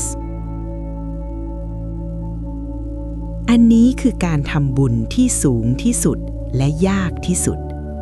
ในที่ทำงานหนูต้องเจอคนประสาทแดกคนนินทาคนแทงข้างหลังถ้าหนูเก็บมาแค้นใจหนูจะร้อนรุ่มงานหนูจะสะดุดเพราะสมองส่วนอารมณ์ครอบงำการให้อภัยไม่ใช่การยอมแพ้หรือบอกว่าสิ่งที่เขาทำมันถูกแต่มันคือการปลดโซ่ตรวนออกจากขาของหนูเองหนูอภัยให้เขาเพื่อที่หนูจะได้เดินหน้าต่อโดยไม่ต้องแบกขยะทางอารมณ์ไปด้วยนี่คือการให้ชีวิตใหม่กับตัวหนูเองหนูลองมองไปรอบๆตัวสิมีใครที่หนูพอจะช่วยเขาได้บ้างไหมบางทีแค่การกดไลค์หรือคอมเมนต์ให้กำลังใจเพื่อนที่เพิ่งเริ่มทำธุรกิจแค่การพูดว่าขอบคุณนะกับพี่แม่บ้านหรือการแชร์ความรู้ดีๆอย่างคลิปนี้ของยายเนี้ยไปให้คนอื่นมันก็คือการหว่านเมล็ดพันธุ์แห่งความดีลงไปในจักรวาลแล้วเชื่อยายเถอะลูกธรรมชาติไม่เคยโกงเมล็ดพันธุ์ที่หนูหว่านลงไปวันหนึ่งมันจะงอกงามกลับมาเป็นร่มเงาให้หนูพักพิงในวันที่หนูคาดไม่ถึงที่สุดเมื่อหนูรู้จักการให้แล้วใจหนูจะเย็นลงกว้างขวางขึ้นแต่อนิจจาความสำเร็จที่ยิ่งใหญ่มันไม่ได้สร้างเสร็จในวันเดียวเหมือนบะหมี่กึ่งสำเร็จรูปคนยุคนี้ใจร้อน อยากรวยเร็วอยากเก่งไวอยากเป็น CEO ตั้งแต่อายุ 25 พอทำไปแป๊บเดียวไม่เห็นผลก็ล้มเลิก คนโบราณเขามีคาถาป้องกันความล้มเลิกกลางคันคือช้าๆได้พระเล่มงามในตอนหน้าพาร์ท 12 ยายจะพาหนูไปทำความเข้าใจคำว่า long termism การมองการไกลทำไมการรอคอยถึงเป็นทักษะที่แพงที่สุดในยุคที่ทุกอย่างเร่งรีบทำไมต้นไผ่จีนต้องใช้เวลา 5 ปีในการสร้างรากก่อนจะโตพุ่งพรวดใน 6 สัปดาห์แล้วเราจะฝึกใจให้ทนรวยคือรอความสำเร็จก้อนใหญ่ได้อย่างไรได้ยินเสียงอะไรไหมลูกเสียงค้อนที่ฟาดลงบนเหล็กร้อนๆซ้ำแล้วซ้ำเล่าเคร้งเคร้งนี่คือเสียงของการสร้างพระเล่มงามในสมัยโบราณจ้ะกว่าจะได้มีดพระที่คมกริบแข็งแกร่งฟันไม้ไม่บิ่นฟันหินไม่หักช่างตีเหล็กต้องเอาเหล็กไปเผาไฟจนแดงฉานแล้วเอามาทุบพอเหล็กเริ่มเย็นก็เอาไปเผาใหม่แล้วเอามาทุบใหม่ทำวนไปแบบเนี้ยเป็นร้อยเป็นพันรอบกระบวนการนี้เรียกว่าการบ่มเพาะหรือ tempering จ้ะแต่หนูลองมองดูชีวิตการทำงานของหนูตอนนี้สิลูกหนูเห็นเพื่อนในโซเชียลมีเดียอายุ 23 เป็น CEO อายุ 25 มีพอร์ตหุ้น100 ล้านอายุ 30 เกษียณตัวเองไปเที่ยวรอบโลกใจหนูเริ่มร้อนรุ่มเหมือนไฟในเตลหลอมหนูถามตัวเองว่าทำไมฉันยังอยู่ที่เดิมทำไมฉันโตช้าจังฉันต้องรีบกว่านี้หนูเลยพยายามหาทางลัดหรือช็อตคัทจ้ะเปลี่ยนงานทุก6 เดือนเพื่ออัพเงินเดือนซื้อคอร์สเรียนรวยเร็วภายใน3 วันหรือกระโดดเข้าใส่การลงทุนเสี่ยงๆที่เขาบอกว่ากำไร 100%ยายอยากจะบอกความจริงที่เจ็บปวดแต่จะช่วยชีวิตหนูไว้ฟังนะลูกพระที่ตีเสร็จเร็วๆคือพระที่เปราะบางที่สุดจ้ะฟันไม้ทีเดียวก็บิ่นเจออุปสรรคนิดเดียวก็หักชีวิตการงานที่โตเร็วเกินไปโดยที่ฐานรากหรือทักษะและจิตใจยังไม่แน่นมักจะจบลงด้วยหายนะเสมอจ้ะไม่เบิร์นเอาท์จนเสียสติก็ล้มเหลวเจ๊งไม่เป็นท่าคนโบราณเขาเตือนสติด้วยคำว่าช้าๆได้พระเล่มงามหนูอาจจะเถียงยายว่ายายโลกยุค AI ใครเขาช้ากันช้าก็อดตายสิยายเข้าใจลูกแต่หนูต้องแยกให้ออกระหว่างความเฉื่อยแฉะหรือ slowness กับความอดทนรอคอยหรือ patience และ long termism จ้ะยายจะพาหนูไปถอดรหัสวิทยาศาสตร์ของความสำเร็จที่คนโบราณรู้มานานแล้วแต่คนใหม่มองข้ามความลับข้อที่ 1 ทฤษฎีต้นไผ่จีนหนูรู้จักต้นไผ่จีนไหมลูกเมื่อชาวนาหว่านเมล็ดลงไปปีที่ 1 รดน้ำพรวนดินไม่มีหน่อโผล่ขึ้นมาสักนิดปีที่ 2 รดน้ำพรวนดินก็ยังเงียบกริบปีที่ 3 ปีที่ 4 ก็ยังว่างเปล่าถ้าเป็นคนใจร้อนแบบหนูคงขุดทิ้งไปแล้วคงคิดว่ามันตายแล้วเสียเวลาเปล่าแต่พอเข้าปีที่ 5 มหัศจรรย์ก็เกิดขึ้นต้นไผ่พุ่งพรวดขึ้นมาจากดินและสูงถึง30 เมตรภายในเวลาแค่ 6 สัปดาห์คำถามคือมันโต30 เมตรใน 6 สัปดาห์หรือมันโตมา 5 ปีคำตอบคือมันโตมา 5 ปีลูก4 ปีแรกที่เรามองไม่เห็นคือช่วงเวลาที่มันกำลังหยั่งรากหรือรูทติ้งลงไปในดินให้ลึกที่สุดกว้างที่สุดเพื่อเตรียมรากฐานให้แข็งแรงพอที่จะรับน้ำหนักลำต้นสูงเสียดฟ้าในอนาคตชีวิตการทำงานของหนูก็เหมือนกันช่วงเวลาที่หนูเป็นเด็กจบใหม่ หรือช่วงเริ่มทำธุรกิจใหม่ๆหนูทำงานหนักเงินเดือนน้อยโดนด่าแก้ปัญหาไม่ได้หนูรู้สึกว่าทำไมฉันไม่โตสักทีนั่นคือช่วงเวลาที่หนูกำลังสร้างรากจ้ะรากของทักษะหรือ skill set รากของความอดทนหรือ resilience รากของ connection หรือ connection ถ้าหนูไม่มีรากพวกนี้แล้วจู่ๆหนูถูกหวยได้เป็นผู้บริหารเลยคือโตแบบไม่มีรากพอเจอพายุหรือวิกฤตเศรษฐกิจหรือปัญหาลูกน้องครั้งเดียวหนูจะโค่นล้มทันทีเพราะรากฐานไม่แน่นความลับข้อที่ 2 ดอกเบี้ยทบต้นทางการชีพหนูรู้จักดอกเบี้ยทบต้นทางการเงินแล้วจากพาร์ท 5แต่หนูรู้ไหมว่าทักษะการทำงานก็มีดอกเบี้ยทบต้นเหมือนกันถ้าหนูฝึกฝนทักษะวันละนิดวันละ 1% เช่นอ่านหนังสือวันละ10หน้าฝึกเขียนโค้ดวันละ30นาทีฝึกภาษาอังกฤษวันละ5คำวันแรกไม่เห็นผลหรอกเดือนแรกก็ยังดูเหมือนเดิมแต่พอผ่านไป1ปี3ปี5ปีทักษะพวกนี้จะ cross pollinate หรือผสมผสานกันจนกลายเป็นความเชี่ยวชาญเฉพาะด้านหรือ expertise ที่ใครก็เรียนแบบไม่ได้คนที่เปลี่ยนงานบ่อยๆเพราะอยากได้เงินเดือนขึ้นเร็วๆหรือแบบ job hopping แบบไร้ทิศทางเขาจะได้แต่ความกว้างแต่ไม่มีความลึกเหมือนขุดบ่อน้ำตื้นๆไปทั่วแต่ไม่เจอน้ำบาดาลสักทีแต่คนที่อดทนขุดลึกในสายงานจนเชี่ยวชาญเหมือนตีพระซ้ำๆจุดเดิมวันหนึ่งที่เขาขุดเจอน้ำบาดาลหรือมาสเตอรี่เขาจะเป็นคนที่ค่าตัวแพงที่สุดในตลาดและไม่มีใครแทนที่ได้ฟังมาถึงตรงนี้ลองก้มลงมองพระในมือหนูหน่อยสิลูกว่าหนูกำลังตีมันให้แกร่งหรือหนูกำลังรีบทาสีให้มันดูสวยแต่ข้างในกลวงถ้าหนูเริ่มรู้สึกว่าจริงด้วยยายหนูใจร้อนเกินไปจนรากไม่เดินยายอยากชวนให้หนูกดติดตามช่องโบราณว่าไว้และกดไลค์คลิปนี้เพื่อเป็นสัญญากับตัวเองว่าฉันจะอดทนรอคอยความสำเร็จที่ยิ่งใหญ่กว่าถ้ากดแล้วมาฟังวิธีรออย่างมีกลยุทธ์กันต่อแล้วเราจะรอยังไงไม่ให้เฉาตายยายมีเทคนิค active patience หรือการรอคอยเชิงรุกมาฝาก 1. อย่าเปรียบเทียบชัปเตอร์ 1ของเรา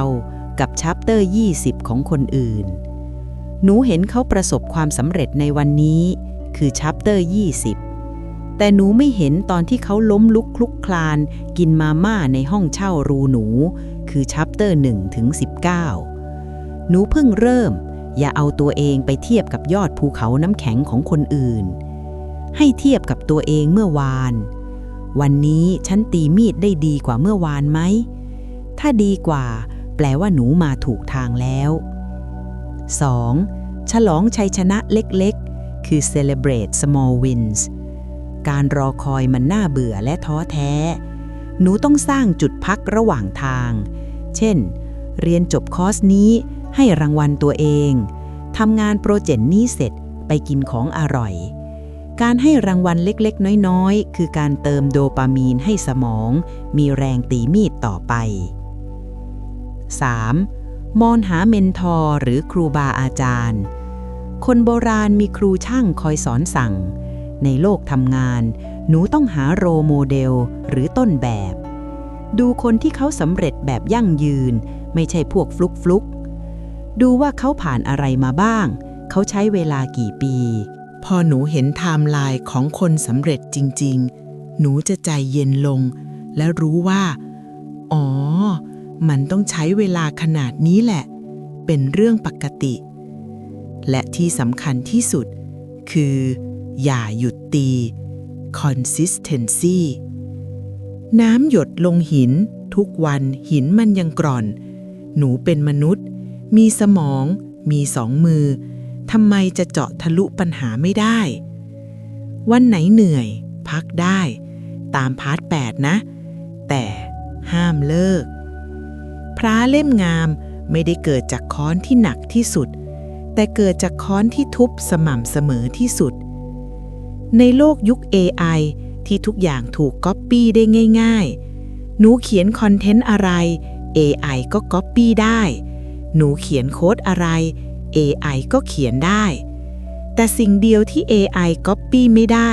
คือประสบการณ์และความน่าเชื่อถือที่หนูสั่งสมมาตลอดระยะเวลาอันยาวนานนั่นคือพระประจำตัวหนูที่จะฟันฝ่าทุกวิกฤตเมื่อหนูมีพระที่คมกริบแล้วหนูพร้อมจะออกรบออกไปลุยงานใหญ่แต่นักรบเก่งแค่ไหนถ้าไปอยู่กับกองทัพที่ขี้ขลาดหรือมีเพื่อนร่วมรบที่คอยแทงข้างหลังหนูก็ตายในสนามรบได้ง่ายๆคนโบราณบอกว่าคบคนพาลพาลพาไปหาผิดคบบัณฑิตบัณฑิตพาไปหาผลหนูอาจจะคิดว่าหนูโตแล้วหนูแยกแยะได้ใครดีใครเลวแต่หนูเชื่อไหมว่าคนที่เราคบมีผลต่อรายได้และสมองของหนูมากกว่าที่หนูคิดถึง 1,000 เท่าในตอนหน้าพาร์ท 13ยายจะพาหนูไปรู้จักกับทฤษฎีค่าเฉลี่ยของคน 5 คน The average of 5เราจะมาสแกนเพื่อนรอบตัวหนู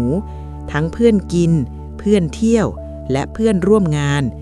ว่าใครคือตัวถ่วงที่ทำให้กราฟชีวิตหนูดิ่งลงและใครคือลมใต้ปีกที่จะพาหนูบินสูงเตรียมลิสต์รายชื่อเพื่อนในโทรศัพท์ไว้ให้ดีลูกเอ้ยเมื่อกี้หนูอยู่ในวงสนทนาแบบไหนมาวงที่คุยกันเรื่องอนาคตเรื่องไอเดียเรื่องการแก้ปัญหาหรือวงที่คุยกันเรื่องคนอื่นเรื่องเจ้านายงี่เง่าหรือเรื่องใครได้กับใครหลังจากที่หนูได้ฝึกวิชาช้าๆได้พระเล่มงามไปเมื่อตอนที่แล้วยายเชื่อว่าหนูมีความอดทนและมี mindset ที่แข็งแกร่งขึ้นมากเปรียบเสมือนหนูเป็นเมล็ดพันธุ์ชั้นดีที่พร้อมจะเติบโตเป็นต้นไม้ใหญ่แต่หนูเคยเห็นเมล็ดพันธุ์ที่ดีที่สุดถูกเอาไปปลูกในดินที่เต็มไปด้วยยาฆ่าหญ้าหรือปลูกเบียดเสียดกับวัชพืชที่มีหนามแหลมคมไหมลูกต่อให้เมล็ดพันธุ์นั้นจะแข็งแรงแค่ไหน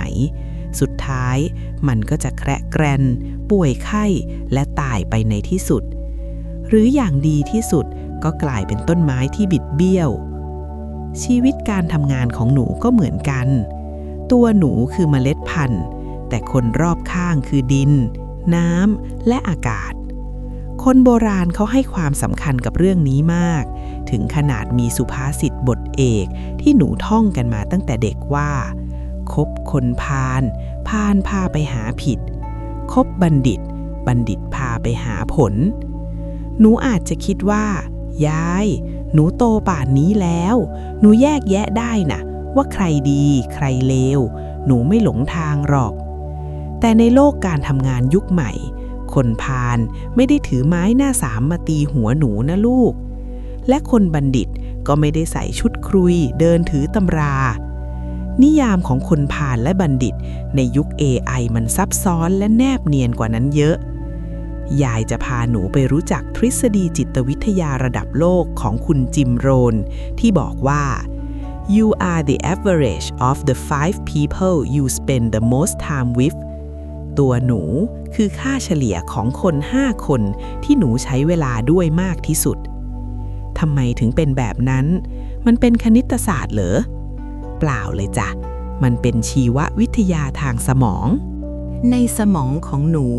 มีเซลล์ชนิดหนึ่งที่เรียกว่า mirror neurons หรือเซลล์กระจกเงาธรรมชาติสร้างเซลล์นี้มาเพื่อให้มนุษย์เรียนรู้การเอาตัวรอดด้วยการเลียนแบบหรือ imitation เวลาหนูเห็นใครหาวหนูจะหาวตามเวลาหนูเห็นใครยิ้มหนูจะเผลอยิ้มตามและที่น่ากลัวคือเวลาหนูอยู่กับคนที่ขี้เกียจ ขี้บ่นมองโลกในแง่ร้ายหรือไม่มีความรับผิดชอบเซลล์กระจกเงาของหนูจะดาวน์โหลดพฤติกรรมเหล่านั้นมาใส่ในตัวหนูโดยอัตโนมัติมันเหมือนการดองผักนะลูกถ้าหนูเอาแตงกวาสดๆก็คือตัวหนูไปแช่ในไหปลาร้าก็คือกลุ่มเพื่อนท็อกซิกวันแรกหนูอาจจะยังเป็นแตงกวาวันที่2กลิ่นเริ่มติดผ่านไป1 เดือนหนูจะกลายเป็นแตงกวาดองปลาร้าไปเรียบร้อยทั้งกลิ่นทั้งรสชาติเหมือนกันเป๊ะทีนี้เรามาเช็คไหที่หนูแช่อยู่กันหน่อยในที่ทำงานของหนูมีคนผ่านยุค 2024 แบบนี้อยู่บ้างไหม The Energy Vampire หรือแวมไพร์ดูดพลังเจอหน้าทีไรมีแต่เรื่องดราม่าปรับทุกข์ไม่จบสิ้นบ่นเจ้านายบ่นบริษัทบ่นแฟนพอคุยเสร็จหนูรู้สึกหมดแรงเหมือนโดนสูบวิญญาณรู้สึกหดหู่ไม่อยากทำงานนี่คือผ่านประเภทที่1พาไปหาความหดหู่ The Dream Killer หรือนักดับฝันพอหนูบอกว่าฉันอยากทำโปรเจกต์ใหม่ฉันอยากเรียนต่อฉันอยากทำธุรกิจเสริมเขาจะรีบพูดว่าทำไม่ได้หรอกเหนื่อยเปล่าอย่าเสี่ยงเลยอยู่แบบนี้ก็ดีแล้วเขาไม่ได้หวังดีนะลูกแต่เขากลัวหนูจะไปได้ไกลกว่าเขาเขาเลยต้องฉุดขาหนูไว้นี่คือผ่านประเภทที่2พาไปหาความล้มเหลว The Gossip Queen หรือ Gossip King นักนินทารู้เรื่องชาวบ้านไปหมดยกเว้นเรื่องงานตัวเองชอบจับกลุ่มนินทาสร้างศัตรูแบ่งพรรคแบ่งพวกถ้าหนูไปคลุกอยู่กับกลุ่มนี้สมองหนูจะโฟกัสแต่เรื่องจับผิดคนอื่นแทนที่จะพัฒนาตัวเองและจำไว้นะลูกว่าคนที่นินทาคนอื่นให้หนูฟังเขาก็จะนินทาหนูให้คนอื่นฟังเช่นกัน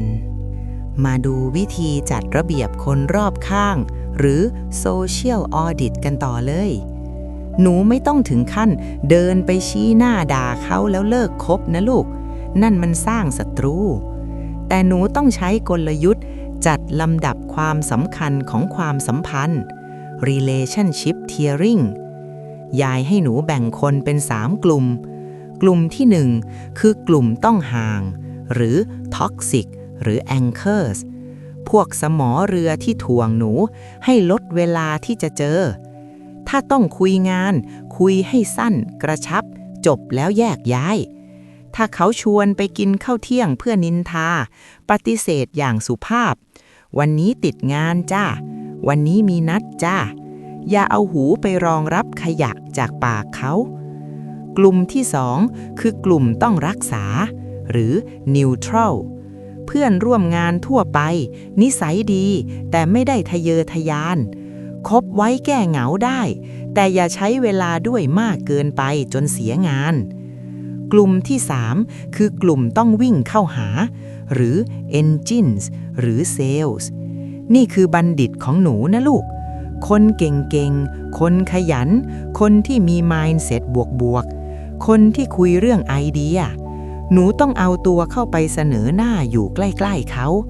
ขอไปกินข้าวด้วยขอไปช่วยงานโปรเจกต์เขาเพื่อให้ Mirror Neurons ของหนูได้ก๊อปปี้ความเก่งของเขามาหนูอาจจะแย้งว่ายายในออฟฟิศหนูไม่มีคนแบบกลุ่มที่3เลย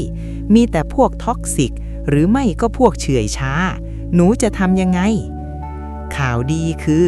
ในยุค AI หนูสามารถ import บัณฑิตเข้ามาในชีวิตได้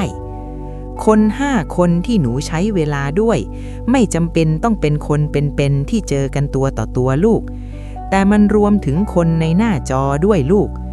ถ้าหนูติดตามเพจความรู้หนูฟังพอดแคสต์ยายหนูดูคลิปสัมภาษณ์ผู้บริหารเก่งๆนั่นเท่ากับว่าหนูมียายมะลิ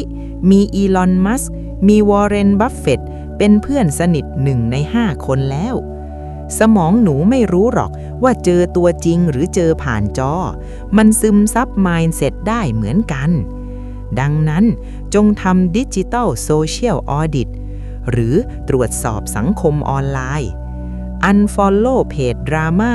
เพจขี้บ่น เพจอวดรวยที่ทำให้หนูจิตตก แล้ว Follow เพจที่ให้ปัญญา เพจที่สร้างแรงบันดาลใจ เปลี่ยนหน้าฟีดของหนูให้กลายเป็นห้องสมุดของบัณฑิต นี่คือทางลัดที่ง่ายที่สุดในการเปลี่ยนค่าเฉลี่ยของตัวหนูให้สูงขึ้น คนโบราณมีพุทธสุภาษิตบทหนึ่งว่า เอกะจรัง แปลว่า เที่ยวไปคนเดียวดีกว่าเที่ยวไปกับคนพาล ถ้าหาเพื่อนดีๆไม่ได้ การอยู่คนเดียว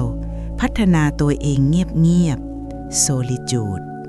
ปลอดภัยกว่า และก้าวหน้าเร็วกว่าการไปลากโซ่ตรวน เพื่อนท็อกซิกเดินไปด้วยกัน เมื่อหนูจัดระเบียบคนรอบตัวได้แล้ว หนูจะมีเกราะป้องกันทางใจที่แข็งแรง แต่มนุษย์เราบางทีก็ยังต้องการที่พึ่งทางใจที่เป็นวัตถุ หนูเคยเห็นนักธุรกิจพันล้านห้อยพระเครื่ององค์ละล้านไหม หรือโปรแกรมเมอร์ระดับเทพที่พกเครื่องรางนำโชค หนูอาจจะคิดว่างมงาย แต่ยายจะบอกว่านั่นคือ the placebo effect ผลยาหลอกที่ทรงพลังที่สุดในทางการแพทย์ แล้วมันช่วยแฮกความมั่นใจในการทำงานได้จริง ในตอนหน้าตอนที่ 14 ยายจะพาหนูไปเปิดกรุเครื่องรางและพิธีกรรม ทำไมการไหว้เจ้าที่ก่อนเปิดร้านถึงช่วยให้ยอดขายดีขึ้นในทางวิทยาศาสตร์ ทำไมการมีปากกานำโชคถึงทำให้หนูเซ็นสัญญาผ่านฉลุย เราจะมาเรียนรู้วิธีสร้างความมั่นใจระดับจิตใต้สำนึกด้วยวัตถุมงคล โดยไม่ต้องพึ่งไสยศาสตร์กันจ้ะเพียงขอให้โปรเจกต์นี้ผ่านทีเถอะขอให้ยอดขายทะลุเป้าขอให้เจ้านายเลิกบ่นหนูเคยทำแบบนี้ไหมลูกก่อนจะเข้าห้องประชุมสำคัญหรือก่อนจะกดปุ่มส่งอีเมลสมัครงานมือไม้สั่นหัวใจเต้นรัวและหนูก็เอามือไปจับที่พระเครื่องที่ห้อยคอหรือลูบหินนำโชคที่ข้อมือหรือแม้แต่หยิบปากกาด้ามโปรดขึ้นมาพนมมือไว้ปลกๆหนูรู้สึกว่าการทำแบบนี้มันช่วยให้หนูอุ่นใจขึ้นมาหน่อยนึงใช่ไหมแต่พอหนูหันไปมองเพื่อนร่วมงานที่เป็นคนรุ่นใหม่ไฟแรงหรือมองดูโลกที่ขับเคลื่อนด้วย AI และ Data หนูก็อาจจะแอบเขินๆที่ตัวเองยังทำอะไรงมงายอย่างนี้อยู่โถยายยุคนี้เขาใช้ข้อมูลตัดสินกันใครเข้ามานั่งพึ่งสิ่งศักดิ์สิทธิ์ไร้สาระหน้าแต่ช้าก่อนลูกยายอยากให้หนูลองสังเกตดูดีๆทำไมนักธุรกิจระดับหมื่นล้านถึงต้องมีการดูฤกษ์ยามก่อนเซ็นสัญญาทำไมนักกีฬาโอลิมปิกระดับโลกถึงมีพิธีกรรมแปลกๆก่อนลงสนามเช่นต้องใส่ถุงเท้าข้างซ้ายก่อนหรือต้องเคาะรองเท้า3 ทีและทำไมแพทย์ผ่าตัดมือหนึ่งบางคนถึงต้องไหว้ครูก่อนลงมีดคนพวกนี้เขาไม่ได้โง่และไม่ได้งมงายนะลูกแต่เขากำลังใช้เครื่องมือที่ทรงพลังที่สุดในการสั่งจิตใต้สำนึก subconscious programming สิ่งที่หนูเรียกว่าของขลังหรือพิธีกรรมในทางวิทยาศาสตร์สมองและจิตวิทยามันมีชื่อเรียกที่เท่มากว่า the placebo effect หรือผลยาหลอกและ psychological anchoring การสร้างสมอทางจิตใจวันนี้ยายจะพาหนูมาถอดรหัสการมูเตลูให้กลายเป็นอาวุธลับในการทำงานหนูจะได้มูอย่างคนฉลาดมูอย่างมีหลักการและมูแล้วรวยจริงไม่ใช่แค่รวยทิพย์ความลับข้อที่1ของขลังคือขนนนกของดัมโบ Confidence Booster หนูเคยดูการ์ตูนเรื่องช้างน้อยดัมโบไหมลูก ดัมโบ้เชื่อว่าตัวเองบินได้เพราะถือขนนนกวิเศษไว้ที่งวงวันไหนไม่มีขนนนกก็ไม่กล้าบินขาสั่นผับจนวันหนึ่งขนนนกหลุดมือไปดัมโบ้ตกใจแทบตายแต่สุดท้ายก็ค้นพบว่าปีกมันอยู่ที่หูฉันนี่หว่าฉันบินได้ด้วยตัวเองมาตลอดขนนนกเป็นแค่สิ่งที่ทำให้ฉันกล้าเชื่อเท่านั้นเครื่องรางของขลังก็คือขนนนกของดัมโบ้นั่นแหละจ้ะในโลกการทำงานที่มีความไม่แน่นอนสูงวูก้าเวิลด์คู่แข่งก็น่ากลัวเศรษฐกิจก็ผันผวนสมองส่วนอะมิกดาลาส่วนอารมณ์หรือความกลัวของหนูจะทำงานหนักมากมันจะส่งสัญญาณความเครียดหรือคอร์ติซอลออกมาทำให้หนูมือสั่นเสียงสั่นสมองตื้อคิดไม่ออกแต่ทันทีที่หนูจับพระเครื่องหรือใส่เสื้อสีมงคลสมองจะได้รับสัญญาณว่าฉันมีเกราะป้องกันแล้วฉันมีแบ็กดีระดับคอร์ติซอลจะลดหวบลงทันทีเมื่อความกลัวหายไปความมั่นใจก็เข้ามาแทนที่หนูจะพูดจาฉะฉานบุคลิกดีสายตามุ่งมั่นและนั่นแหละลูกคือสาเหตุที่ทำให้หนูได้งานหรือปิดการขายได้หนูได้ดีเพราะความมั่นใจของหนูเองโดยมีของขลังเป็นสวิตช์เปิดพลังนั้นออกมาความลับข้อที่ 2 พิธีกรรมคือการเข้าสู่ flow state หนูเคยเห็นนักชงกาแฟที่ตั้งใจชั่งเมล็ดกาแฟบดกาแฟค่อยๆรินน้ำร้อนไหมหรือหนูเคยเห็นคนที่จัดโต๊ะทำงานให้เป๊ะๆก่อนเริ่มงานไหมการทำอะไรซ้ำๆเดิมๆตามขั้นตอน rituals มันคือการทำ psychological priming หรือการเตรียมสมองให้พร้อมมันเหมือนหนูกดปุ่ม start engine พอกระบวนการนี้เริ่มปุ๊บสมองจะรู้ทันทีว่าเอาล่ะถึงเวลาเอาจริงแล้วนะตัดเรื่องไร้สาระออกไปเข้าสู่โหมดโฟกัสเดี๋ยวนี้นี่คือเคล็ดลับที่ทำให้คนเก่งๆสามารถทำงานยากๆได้อย่างลื่นไหลโดยไม่วอกแวกดังนั้นการที่หนูไหว้พระสวดมนต์ก่อนทำงานหรือการชงกาแฟใส่แก้วใบกิ่งมันไม่ใช่เรื่องไร้สาระนะแต่มันคือการจูนคลื่นสมองให้เข้าสู่โหมดทำงานที่มีประสิทธิภาพสูงสุดต่างหากแล้วเราจะเอามาประยุกต์ใช้ในการทำงานยังไงให้ดูไม่เป็นคนงมงายบ้าง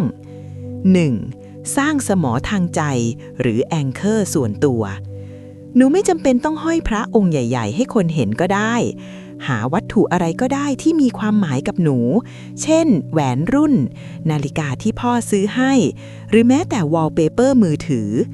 กำหนดจิตลงไปว่าเมื่อไหร่ที่ฉันมองสิ่งนี้ฉันคือคนที่มีความสามารถฉันคือคนที่ใจเย็นเวลาเจอลูกค้าเรื่องมากหรือเจ้านายด่าให้มองไปที่วัตถุนั้นหรือทริกเกอร์เพื่อดึงสติกลับมาทันที 2. สร้าง corporate rituals หรือพิธีกรรมทีมถ้าหนูเป็นหัวหน้าทีมลองสร้างธรรมเนียมเล็กๆน้อยๆก่อนเริ่มประชุมเช่นการเช็คอินหรือการถามสารทุกข์สุขดิบสั้นๆการปรบมือให้กำลังใจกันหรือการยืนล้อมวงบูมแบบเซลล์สิ่งพวกนี้ช่วยสร้างความเป็นอันหนึ่งอันเดียวกันหรือ Unity และลดความเครียดในทีมทำให้การทำงานร่วมกันลื่นไหลขึ้น 3. ใช้มูตะลูเป็นเครื่องเตือนสติอันนี้สำคัญสุดนะถ้าหนูห้อยพระจงใช้ท่านเพื่อเตือนว่าอย่าโกงนะอย่าพูดปดนะเดี๋ยวพระไม่คุ้มครองถ้าหนูบูชาเทพเจ้าแห่งความสำเร็จจงใช้ท่านเตือนว่าท่านประทานพรให้คนขยันเท่านั้น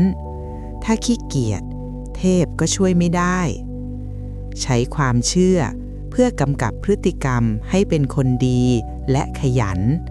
แบบนี้ถึงจะเรียกว่ามูอย่างมีปัญญาแต่ยายขอเตือนนะลูกเส้นบางๆระหว่างศรัทธากับงมงาย delusion มันนิดเดียวนะ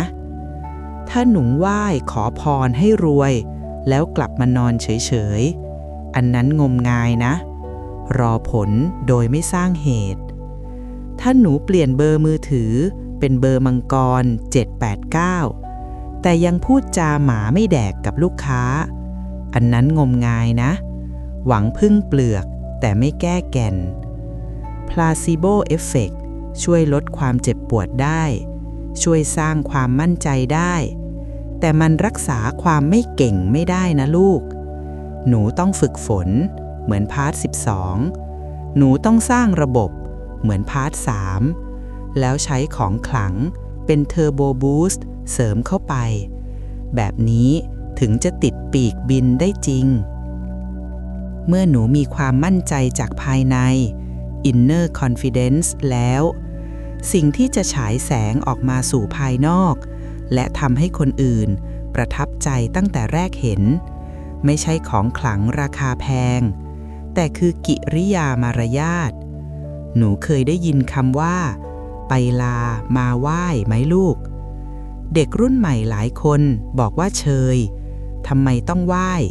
แค่เซเฮลโลก็พอแล้วแต่เชื่อไหมว่าการยกมือไหว้สวยๆเพียงครั้งเดียวสามารถเปิดประตูโอกาสทางธุรกิจมูลค่ามหาศาลที่ AI หรือคนเก่งๆแต่ไร้มารยาทไม่มีวันเปิดได้ทำไมความอ่อนน้อมถ่อมตน humility ถึงเป็นอาวุธที่ทรงพลังที่สุดในการซื้อใจผู้ใหญ่ในตอนหน้าพาร์ท 15 ยายจะพาหนูไปเรียนวิชา Soft Power ฉบับไทยๆที่จะทำให้หนูเป็นที่รักเป็นที่เอ็นดูและมีแต้มต่อในการทำงานเหนือกว่าคู่แข่งเตรียมฝึกมือให้อ่อนเปลี่ยนหน้าฟีดของหนูให้กลายเป็นห้องสมุดของบัณฑิตนี่คือทางลัดที่ง่ายที่สุดในการเปลี่ยนค่าเฉลี่ยของตัวหนูให้สูงขึ้นคนโบราณมีพุทธสุภาษิตบทหนึ่งว่าเอกจรังแปลว่าเที่ยวไปคนเดียวดีกว่าเที่ยวไปกับคนพาลถ้าหาเพื่อนดีๆไม่ได้การอยู่คนเดียวพัฒนาตัวเองเงียบๆ solitude ปลอดภัยกว่าและก้าวหน้าเร็วกว่าการไปลากโซ่ตรวนเพื่อนท็อกซิกเดินไปด้วยกันเมื่อหนูจัดระเบียบคนรอบตัวได้แล้วหนูจะมีเกราะป้องกันทางใจที่แข็งแรงแต่มนุษย์เราบางทีก็ยังต้องการที่พึ่งทางใจที่เป็นวัตถุหนูเคยเห็นนักธุรกิจพันล้านห้อยพระเครื่ององค์ละล้านไหมหรือโปรแกรมเมอร์ระดับเทพที่พกเครื่องรางนำโชคหนูอาจจะคิดว่างมงายแต่ยายจะบอกว่านั่นคือ the placebo effect ผลยาหลอกที่ทรงพลังที่สุดในทางการแพทย์แล้วมันช่วยแฮกความมั่นใจในการทำงานได้จริงในตอนหน้าตอนที่ 14 ยายจะพาหนูไปเปิดกรุเครื่องรางและพิธีกรรมทำไมการไหว้เจ้าที่ก่อนเปิดร้านถึงช่วยให้ยอดขายดีขึ้นในทางวิทยาศาสตร์ทำไมการมีปากกานำโชคถึงทำให้หนูเซ็นสัญญาผ่านฉลุยเราจะมาเรียนรู้วิธีสร้างความมั่นใจระดับจิตใต้สำนึกด้วยวัตถุมงคลโดยไม่ต้องพึ่งไสยศาสตร์กันจ้ะเมื่อเช้านี้ตอนหนูเดินเข้าที่ทำงานหรือเดินเข้าห้องเรียนหนูเป็นคนแบบไหนแบบแรกใส่หูฟังเดินก้มหน้าจ้องมือถือผ่านหน้าพี่รปภ.ผ่านหน้าแม่บ้านผ่านโต๊ะหัวหน้าไปนั่งที่โต๊ะตัวเองเงียบๆเหมือนนินจาหรือแบบที่สองเดินยิ้มแป้นยกมือไหว้ทักทายตั้งแต่หน้าประตูยันโต๊ะทำงานยายรู้ว่าหนูอาจจะคิดในใจว่าโหยายยุคนี้มันยุคสากลแล้วนะฝรั่งเขาแค่เซฮายกันก็พอแล้วจะมามัวยกมือไหว้ปลกทำไมดูเจ้ายศเจ้าอย่างดูล้าสมัยหรือบางคนคิดหนักกว่านั้นทำไมต้องไหว้เรามาทำงานแลกเงินเราเท่าเทียมกันไม่ใช่ทาสที่ต้องมาหมอบกราบใครใจเย็นๆก่อนนะลูกนักสู้เพื่อความเท่าเทียมทั้งหลายยายไม่ได้จะมาสอนให้หนูไปหมอบกราบกรานใครแบบในละครพีเรียดนะจ๊ะ แต่ยายกำลังจะชวนหนูมามองการไหว้และวัฒนธรรมไปลามาไหว้ในมุมมองใหม่ มุมมองของจิตวิทยาพฤติกรรมหรือ behavioral psychology และการสร้างเสน่ห์หรือชาร์มที่แม้แต่หุ่นยนต์ AI ที่ฉลาดที่สุดในโลกก็เลียนแบบมนุษย์ไม่ได้ หนูเคยได้ยินคำว่า soft power ไหมลูก พลังที่ไม่ได้ใช้กำลังบังคับแต่ใช้ความนุ่มนวลเพื่อดึงดูดและโน้มน้าวใจ การไหว้และความอ่อนน้อมถ่อมตนหรือ humility นี่แหละลูกคือ soft power ขั้นรุนแรงของคนไทยที่ทำให้หนูมีแต้มต่อเหนือกว่าคนเก่งๆที่อีโก้จัดมาถอดรหัสวิทยาศาสตร์ของการไปลามาไหว้กัน รหัสที่1การลดกำแพงในใจหรือ disarming the ego ในโลกการทำงานทุกคนมีกำแพงหรือเกราะป้องกันตัวอยู่เจ้านายกลัวลูกน้องไม่เคารพลูกน้องกลัวเจ้านายด่าลูกค้ากลัวโดนหลอกทุกคนเกรงใส่กันแต่ทันทีที่หนูยกมือไหว้พร้อมรอยยิ้มจริงใจย้ำนะว่าต้องจริงใจนะไม่ใช่ไหว้ส่งภาษากายนี้สื่อสารไปยังสมองส่วนสัตว์เลื้อยคลานของอีกฝ่ายว่าฉันมาดีฉันให้เกียรติคุณและฉันไม่ได้เป็นภัยคุกคามเมื่ออีกฝ่ายได้รับสัญญาณนี้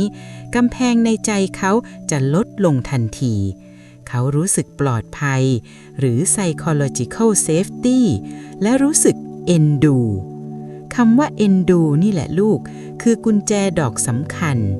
เมื่อผู้ใหญ่เอ็นดูผิดหนักก็กลายเป็นเบาเมื่อผู้ใหญ่เอ็นดู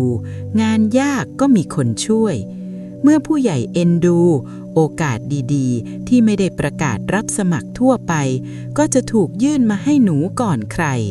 ไม่ใช่ระบบอุปถัมภ์ที่เลวร้ายนะลูกแต่มันคือธรรมชาติของมนุษย์ที่อยากสนับสนุนคนที่น่ารัก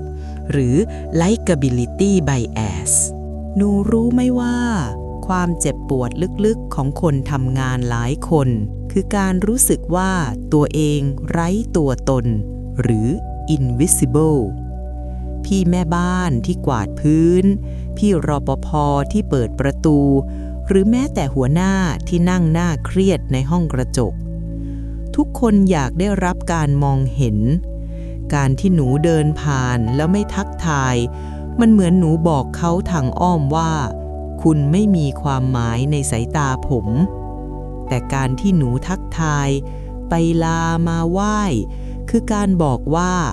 ผมเห็นพี่นะขอบคุณที่พี่อยู่ตรงนี้นะการให้คุณค่ากับคนอื่นคือของขวัญที่ราคาแพงที่สุดที่หนูให้ได้ฟรีๆและคนที่ได้รับคุณค่าจากหนูเขาจะกลายเป็นพวกของหนูคือแอลไลน์วันที่หนูลืมกุญแจพี่รปภ.จะช่วยวันที่หนูทำกาแฟหกพี่แม่บ้านจะรีบมาเช็ดโดยไม่บ่นวันที่หนูพลาดหัวหน้าจะปกป้องนี่คือ social capital หรือต้นทุนทางสังคมที่หนูสะสมได้ทุกเช้าเย็นทีนี้ปัญหาของคนรุ่นใหม่คือเข้าใจคำว่าอ่อนน้อมผิดไปหนูคิดว่าอ่อนน้อมเท่ากับอ่อนแอหรือยอมเป็นเบี้ยล่างหนูเลยพยายามทำตัวแข็งมั่นใจคือ aggressive เพื่อไม่ให้ใครคมแต่ยายจะบอกว่ารวงข้าวที่สมบูรณ์ย่อมโน้มกิ่งลงสู่ดินรวงข้าวรีบย่อมชูชันท้าแดดลมคนเก่งจริงคือรวงข้าวสมบูรณ์เขาจะมีความมั่นใจจากข้างในคือ inner confidence เขาจึงไม่กลัวที่จะก้มหัวให้ใครเขารู้ว่าการไหว้ไม่ได้ทำให้คุณค่าของเขาลดลงแต่กลับทำให้เขาดูสูงส่งและมีวุฒิภาวะมากขึ้นในสายตาคนอื่นส่วนคนที่พยายามเบ่งพยายามทำตัวกลางมักจะเป็นคนที่ข้างในกลวงคือรวงข้าวรีบและขาดความมั่นใจเทคนิคการใช้สัมมาคารวะให้เป็นอาวุธ strategic humility ไปลา leaving impression กฎจิตวิทยา Peak and Rule บอกว่าคนจะจำเหตุการณ์ล่าสุดได้แม่นที่สุดถ้าหนูทำงานดีมาทั้งวันแต่ตอนกลับบ้านหนูแวบหายไปเลยหรือ ghosting หรือกลับไปหน้าบึ้งภาพจำของวันนั้นคือความว่างเปล่าแต่ถ้าก่อนกลับหนูเดินไปบอกหัวหน้าว่ากลับแล้วนะครับพี่มีอะไรด่วนโทรได้นะครับหรือไหว้พี่ๆในทีมภาพจำคือเด็กคนนี้มีมารยาทใส่ใจคนอื่นหนูทิ้ง last impression ที่ดีไว้วันรุ่งขึ้นหนูจะเริ่มงานด้วยแต้มต่อมาไหว้ opening connection การไหว้คือการเคาะประตูใจถ้าหนูจะเข้าไปขอความรู้หรือขอความช่วยเหลือจากผู้ใหญ่ถ้าเดินดุ่มๆเข้าไปพี่สอนงานหน่อยเขาอาจจะสอนแต่สอนแบบกักๆแต่ถ้าเข้าไปด้วยมือที่พนมและคำพูดที่ให้เกียรติว่าพี่ครับผมรบกวนเวลาพี่สักนิดผมอยากเรียนรู้วิชานี้จากพี่จริงๆหนูทำตัวเป็นแก้วเปล่า empty cup ผู้ใหญ่ร้อยทั้งร้อยแพ้ทางเด็กแบบนี้จ้ะเขาจะเทวิชาให้หมดหน้าตักเพราะเขารู้สึกว่าหนูคู่ควรที่จะรับมรดกทางปัญญาของเขาอ่อนน้อมแต่อย่าอ๋อไหว้สวยพูดจาไพเราะแต่เวลายืนยันในหลักการต้องหนักแน่นผมเคารพการตัดสินใจของพี่นะครับแต่ในมุมมองของผมข้อมูลชุดนี้บอกว่าแบบนี้เรียกว่า assertive with respect คือกล้าแสดงออกอย่างให้เกียรตินี่คือสเปคของพนักงานที่ทุกบริษัทตามหาจ้ะหนูจำไว้นะลูก AI อาจจะเขียนโค้ดได้เร็วกว่าหนูคำนวณได้เก่งกว่าหนูแต่ AI ว่ายไม่ได้ AI มีเสน่ห์ไม่ได้ AI สร้างความเอ็นดูไม่ได้ในวันที่โลกเต็มไปด้วยหุ่นยนต์ความเป็นมนุษย์ที่น่ารักของหนูคือสิ่งที่ทำให้หนูไม่มีวันตกงานพรุ่งนี้ลองใช้มือสองข้างของหนูสร้างเวทมนต์ดูนะไหว้รปภ.ให้เหมือนไหว้ CEO ไหว้แม่บ้านให้เหมือนไหว้ญาติผู้ใหญ่แล้วหนูจะพบว่าโลกนี้ใจดีกับหนูขึ้นเยอะเลยเมื่อเรามีมารยาทงามเป็นที่รักของผู้คนแล้วปัญหาเรื่องคนก็จะลดลงแต่ชีวิตการทำงานไม่ได้มีแค่เรื่องคนมันยังมีเรื่องของปัญหาเนื้องานที่ถาโถมเข้ามาจนสมองแทบระเบิดบางครั้งหนูต้องตัดสินใจเรื่องใหญ่ๆที่มีความเสี่ยงสูงคิดเท่าไหร่ก็คิดไม่ออกเครียดจนไมเกรนขึ้นคนโบราณมีเคล็ดลับการตัดสินใจในภาวะวิกฤตที่ฟังดูง่ายแต่ลึกซึ้งมากนั่นคือไปนอนก่อนเดี๋ยวพรุ่งนี้ค่อยคิดเอ๊ะนี่มันสอนให้หนีปัญหาหรือเปล่าหรือมันคือกระบวนการทางวิทยาศาสตร์สมองที่เรียกว่า incubation effect ในตอนหน้าพาร์ท 16ยายจะพาหนูไปดูว่าขณะที่เราหลับสมองแอบทำงานแก้ปัญหาให้เราได้อย่างไรและทำไมการฝืนคิดถึงนำไปสู่หายนะตี 2แล้วทำไมยังแก้ปัญหานี้ไม่ได้สักทีจะลาออกดีไหมจะรับข้อเสนอนี้ดีหรือเปล่าจะแก้เกมธุรกิจที่กำลังแย่ยังไงเสียงในหัวหนูกำลังตีกันยุ่งเหยิงเหมือนยุงตีกันใช่ไหมลูกหนูนั่งจ้องหน้าจอคอมพิวเตอร์หรือนอนตากลมมองเพดานมาหลายชั่วโมงแล้วพยายามเค้นสมองให้คิดหาทางออกหนูเชื่อว่าความพยายามอยู่ที่ไหนความสำเร็จอยู่ที่นั่นหนูก็เลยฝืนทางตาฝืนคิดฝืนอัดกาแฟเข้าไปเพราะกลัวว่าถ้าหลับไปตอนนี้ปัญหามันจะคาใจและหนูจะเป็นคนขี้แพ้ที่หนีปัญหาแต่ยิ่งดึกหนูกลับยิ่งรู้สึกตันความคิดวนอยู่ในอ่างสมองตื้อไปหมดและการตัดสินใจของหนูก็เริ่มใช้อารมณ์มากกว่าเหตุผลถ้าคนโบราณเห็นหนูในสภาพนี้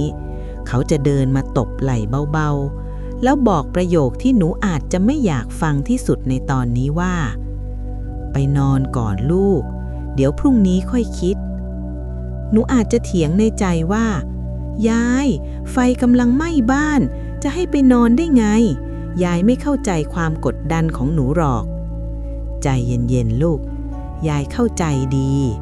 แต่ยายอยากจะบอกความลับทางสมองข้อหนึ่งให้หนูฟังการที่คนโบราณไล่ให้หนูไปนอนไม่ใช่การสอนให้หนูหนีปัญหา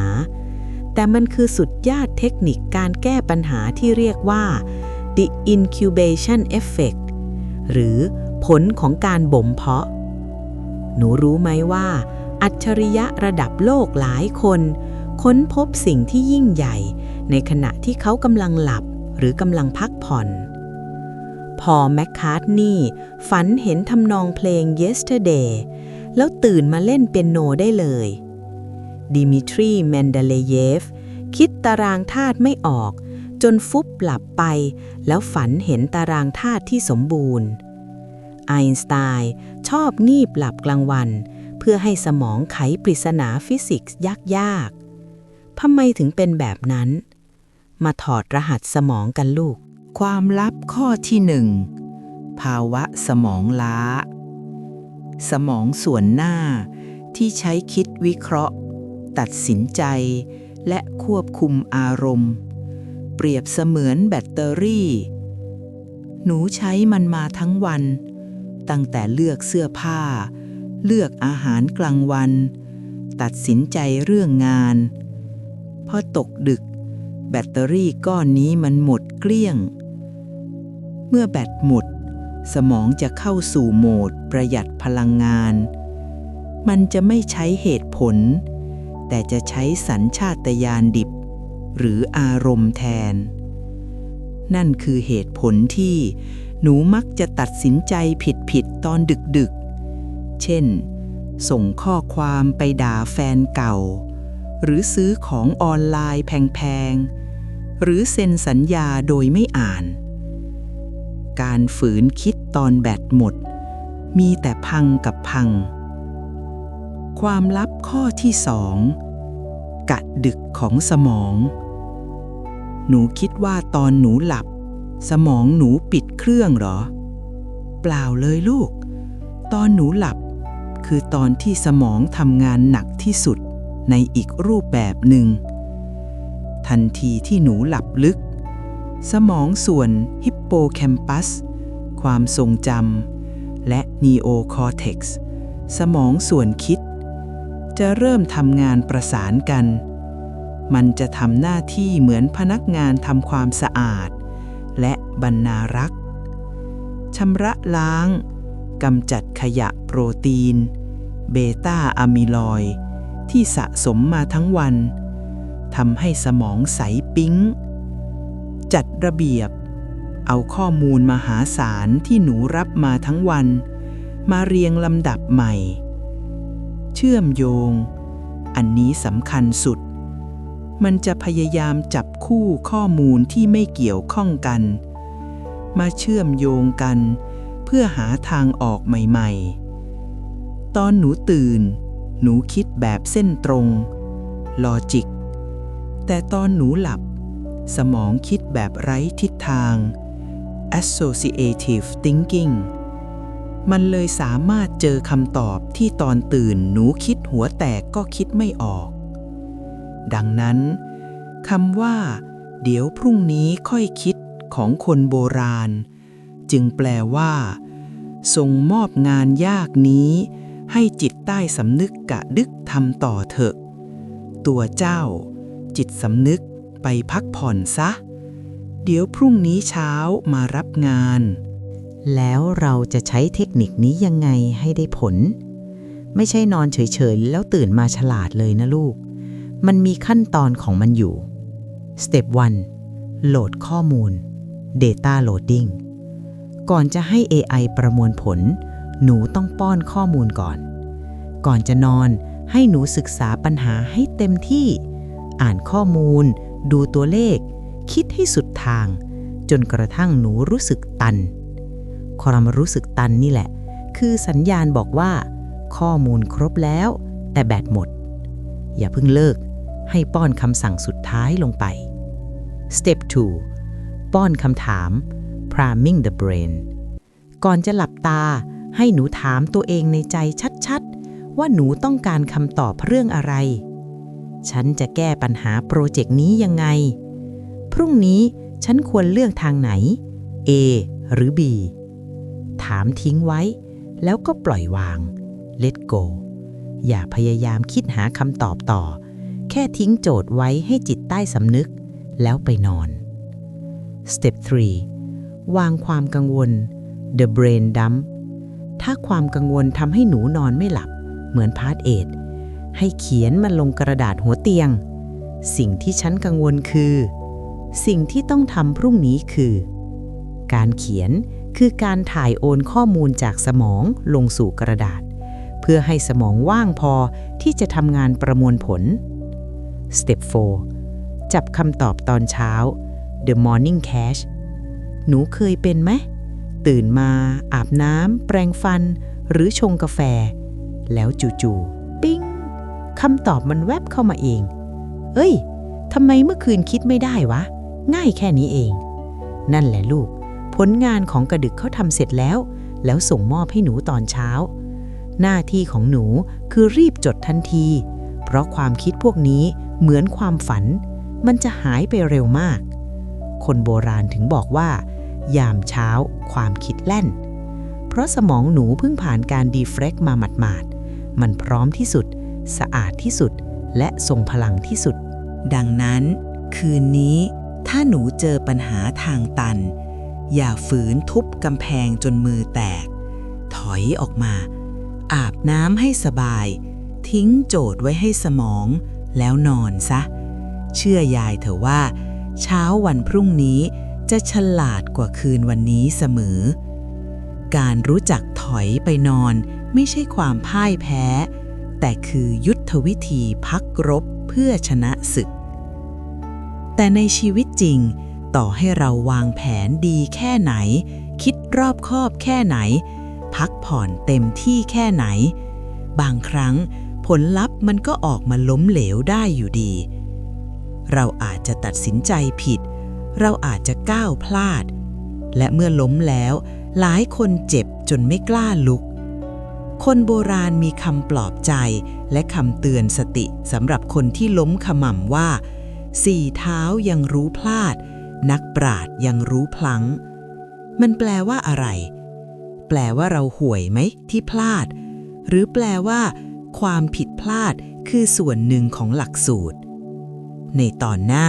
พาร์ท 17ยายจะพาหนูไปเรียนวิชา Resilience ความยืดหยุ่นทางใจ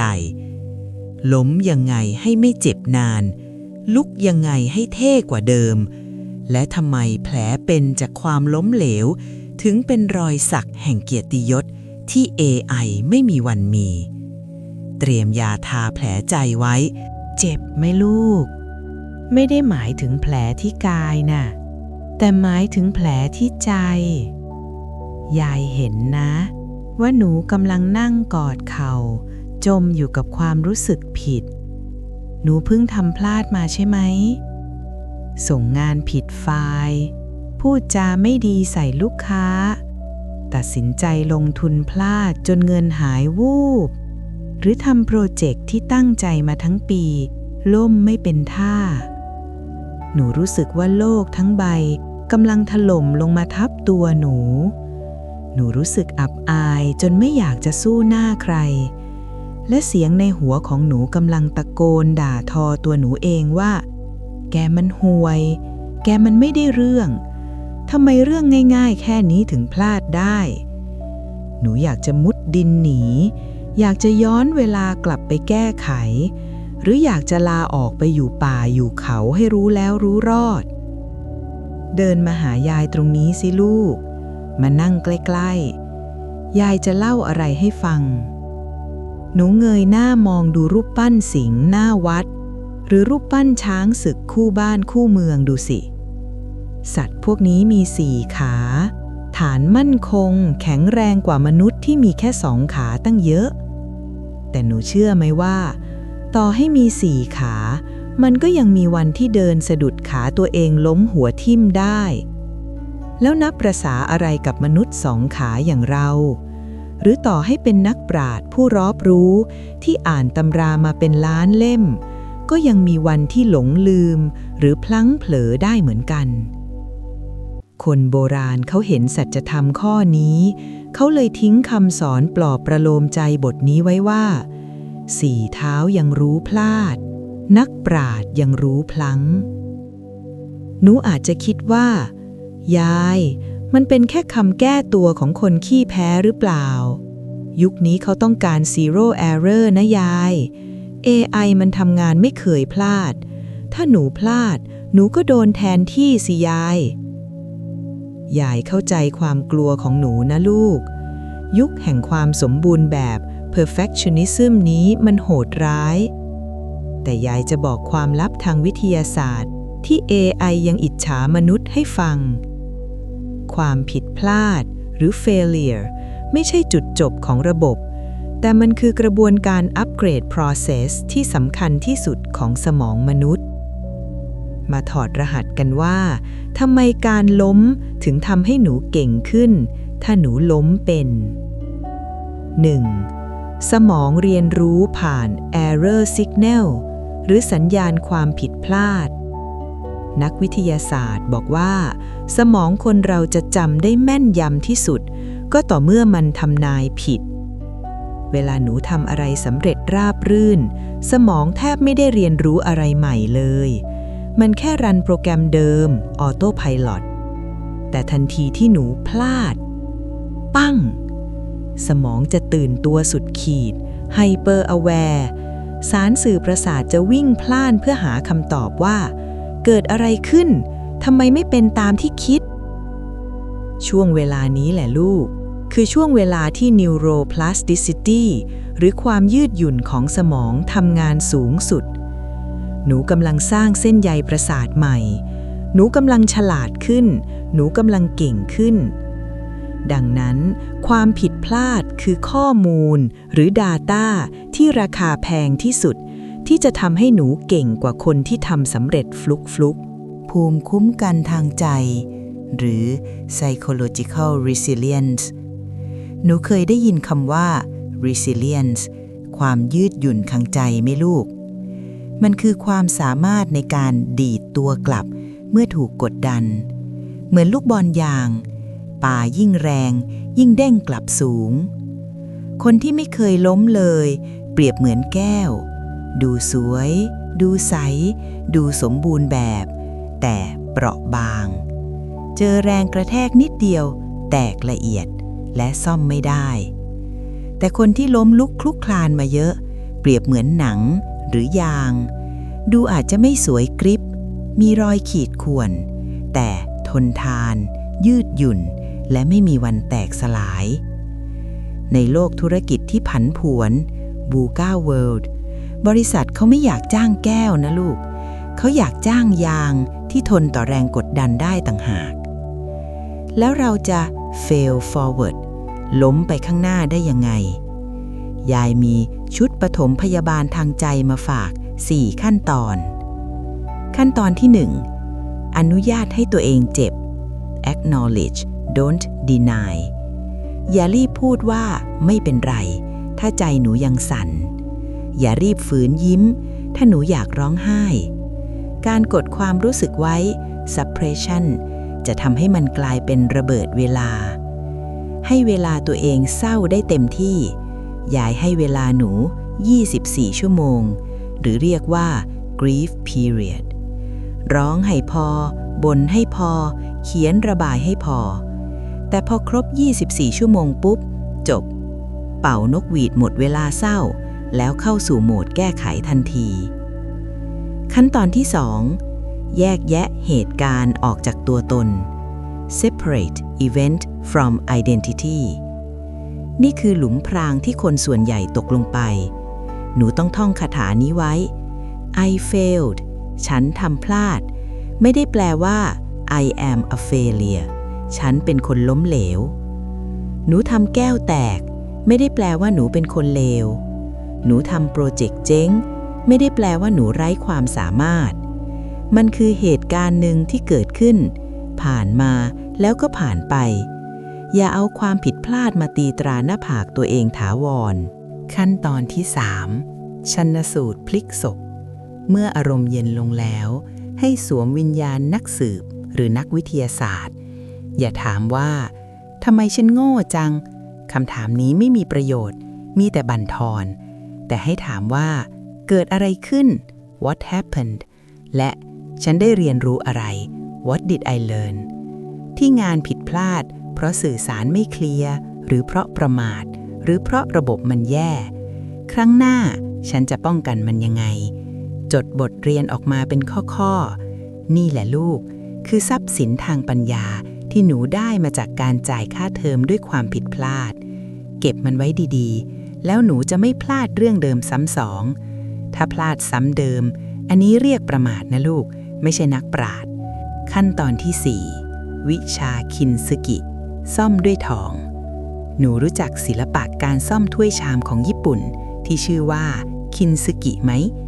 เวลาถ้วยชาแตกเขาจะไม่ทิ้งแต่เขาจะเอามันมาต่อกันใหม่แล้วเชื่อมรอยแตกนั้นด้วยทองคำผลที่ได้คือถ้วยใบนั้นกลับมาใช้งานได้และสวยงามกว่าเดิมมีคุณค่ากว่าเดิมรอยแตกสีทองกลายเป็นลวดลายที่เป็นเอกลักษณ์ที่หาที่ไหนไม่ได้ชีวิตหนูก็เหมือนกันลูกบาดแผลจากความล้มเหลวความผิดพลาดที่หนูผ่านมาอย่าพยายามซ่อนมันอย่าพยายามลบมันจงโชว์มันด้วยความภาคภูมิใจบอกเล่าให้คนอื่นฟังว่าฉันเคยพลาดเรื่องนี้มานะและฉันผ่านมันมาได้ยังไงรอยแผลเป็นของหนูจะกลายเป็นทองคำมันจะกลายเป็นเรื่องเล่าที่สร้างแรงบันดาลใจ storytelling และมันจะทำให้หนูเป็นผู้นำที่มีเสน่ห์และเข้าถึงได้ empathy ยิ่งกว่าผู้นำที่สมบูรณ์แบบแต่จับต้องไม่ได้จำไว้นะลูกนักปราชญ์ไม่ใช่คนที่ไม่เคยรู้พลั้งแต่นักปราชญ์คือคนที่รู้พลั้งแล้วรู้แก้ไขสี่เท้ายังรู้พลาดแต่ท่านล้มแล้วรีบลุกวิ่งต่อได้มันก็ยังเป็นสี่เท้าที่แข็งแรงเหมือนเดิมคืนนี้ยายขอให้หนูหลับให้สบายนะทิ้งความผิดพลาดไว้กับเมื่อวานพรุ่งนี้เช้าคือวันใหม่คือโอกาสใหม่ที่หนูจะได้เริ่มเขียนบทใหม่ด้วยสติปัญญาที่เฉียบคมกว่าเดิมแต่พอพูดเรื่องนอนหลับบางคนช่วงนี้เจอปัญหาเครียดจัดจนเก็บเอาไปฝันร้ายบ้างฝันเห็นผีบ้างฝันว่าตกเหวบ้างฝันว่าฟันหักบ้างตื่นมาเหงื่อแตกใจสั่นหมดแรงจะไปทำงานคนโบราณเขาให้ความสำคัญกับความฝันมากนะลูกมีตำราทำนายฝันเป็นเล่มๆหนูอาจจะคิดว่ายายจะมาให้หวยเหรอเปล่าจ้ะยายไม่ได้จะมาบอกเลขเด็ดแต่ยายจะพาหนูไปถอดรหัสจิตใต้สำนึกผ่านความฝันหนูรู้ไหมว่าความฝันคือจดหมายลับที่สมองส่งถึงหนูเพื่อเตือนภัยเรื่องสุขภาพจิตทำไมฝันว่าฟันหักถึงเกี่ยวกับความสูญเสียทำไมฝันว่าวิ่งหนีถึงเกี่ยวกับความเครียดที่ไม่ได้รับการแก้ไขในตอนหน้าพาร์ท 18 ยายจะพาหนูไปเป็นนักทำนายฝันยุค AI Dream Interpreter เพื่อเช็คสุขภาพใจและแก้ปมชีวิตผ่านความฝันเตรียมจดความฝันของหนูไว้เป็นอะไรไปลูกฝันร้ายเหรอเหงื่อท่วมตัวเลยนะใจเต้นแรงเหมือนจะหลุดออกมาข้างนอกอ่ะเมื่อกี้ฝันว่าอะไรล่ะฝันว่าวิ่งหนีผีหัวขาดฝันว่าตกจากตึกสูงหรือฝันว่าฟันหลุดหมดปากถ้ายายเป็นหมอดาวตามตลาดนัดยายคงหยิบตำราทำนายฝันขึ้นมาเปิดแล้วบอกหนูว่าฝันว่าฟันหักญาติผู้ใหญ่จะเสียนะฝันเห็นโลงศพแปลว่าจะรวยให้ไปซื้อหวยเลขนี้หนูคงตาโตรีบจดเลขเด็ดแล้วลืมความกลัวไปชั่วขณะเพราะความโลภเข้ามาแทนที่ แต่วันนี้ยายมะลิคนนี้มาในมาดของนักจิตวิทยาบำบัดเทราพิสต์ยายจะบอกว่าความฝันไม่ใช่ใบ้หวยนะแต่คือใบแจ้งหนี้ทางอารมณ์ที่จิตใต้สำนึกส่งมาทวนหนูถึงบนเตียงเลย ในโลกการทำงานยุค AI ที่หนูต้องแบกความเครียดไว้เต็มบ่าหนูอาจจะหลอกคนทั้งโลกได้ว่าฉันโอเคฉันไหวงานแค่นี้จิ๊บหนูอาจจะหลอกตัวเองได้ในตอนตื่นแต่หนูหลอกจิตใต้สำนึกหรือ subconscious mind ไม่ได้จ้ะพอหนูหลับปุ๊บยามเฝ้าประตูหรือ conscious mind หลับตามสัตว์ร้ายความกลัวความกังวลและความเจ็บปวดที่หนูกดทับไว้ suppress emotions มันจะพังประตูป่าออกมาอาละวาดในรูปแบบของความฝันนักวิทยาศาสตร์เรียกสิ่งนี้ว่า threat simulation theory ทฤษฎีจำลองสถานการณ์ภัยคุกคามสมองมันฉลาดมันใช้เวลาตอนหนูหลับเพื่อจะซ้อมรับมือกับสิ่งที่หนูกลัวที่สุดในชีวิตจริง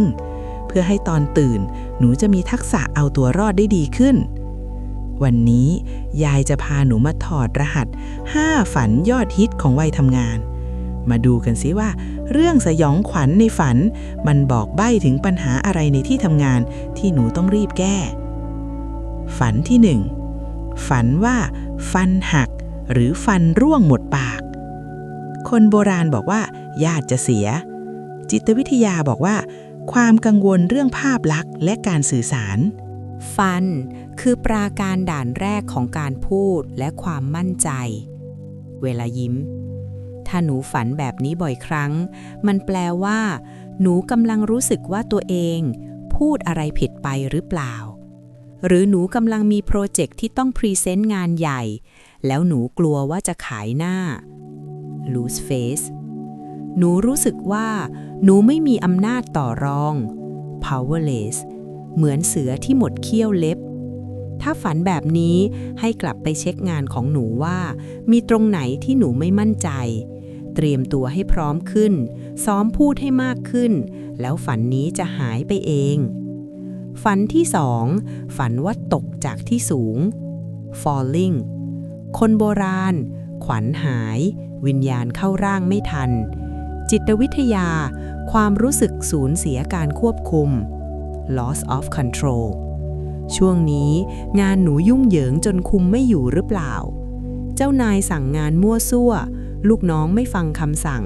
หรือเดดไลน์กระชั้นจิตจนหนูรู้สึกเหมือนกำลังดิ่งลงเหวมันคือสภาวะที่หนูรู้สึกว่าไม่มีที่ยึดเกาะถ้าฝันแบบนี้หนูต้องรีบกลับไปใช้เทคนิคจากพาร์ท 8จัดระเบียบเวลาและพาร์ท 10อย่าจับปลา2 มือหนูต้องหาหลักยึดให้เจอจัดลำดับความสำคัญงานใหม่แล้วดึงอำนาจการควบคุมกลับมาสู่มือหนูฝันที่3ฝันว่าถูกไล่ล่า being chased วิ่งหนีสุดชีวิตแต่ขาหนักอึ้งวิ่งไม่ออกเหมือนวิ่งในน้ำคนโบราณเจ้ากรรมนายเวรตามทวงจิตวิทยาการหนีปัญหา avoidance สิ่งที่ไล่ล่าหนูในฝันไม่ใช่ผี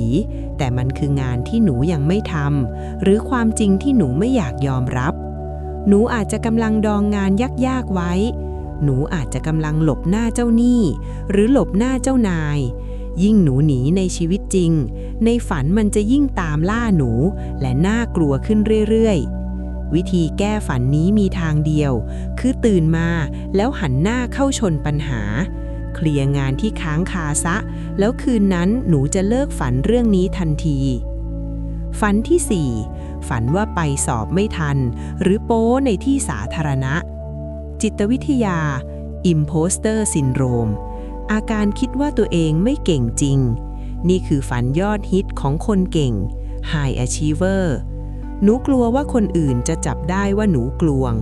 หนูกลัวว่าหนูเตรียมตัวมาไม่ดีพอไปสอบไม่ทันหนูกลัวความเปราะบางโป๊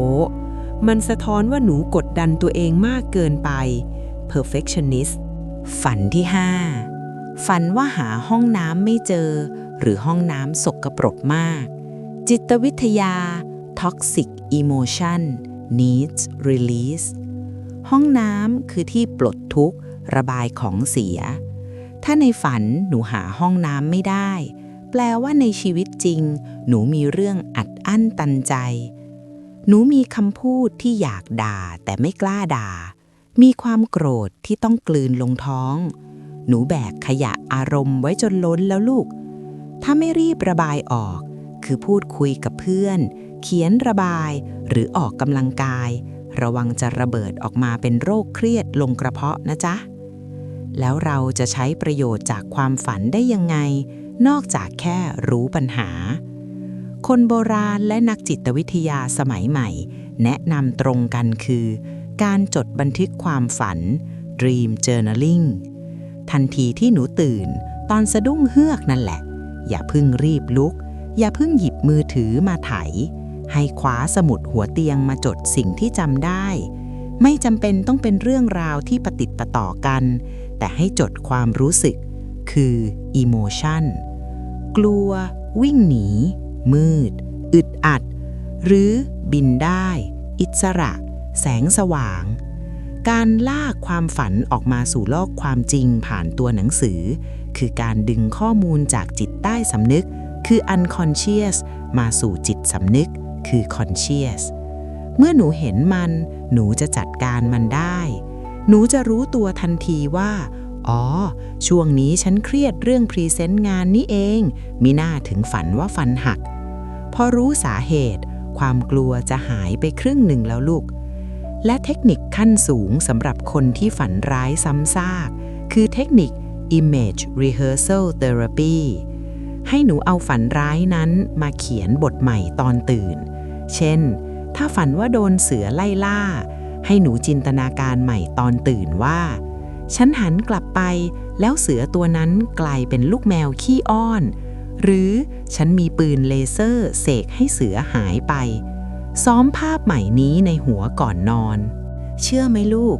สมองจะจำบทใหม่นี้และเมื่อหนูฝันเรื่องเดิมอีกครั้ง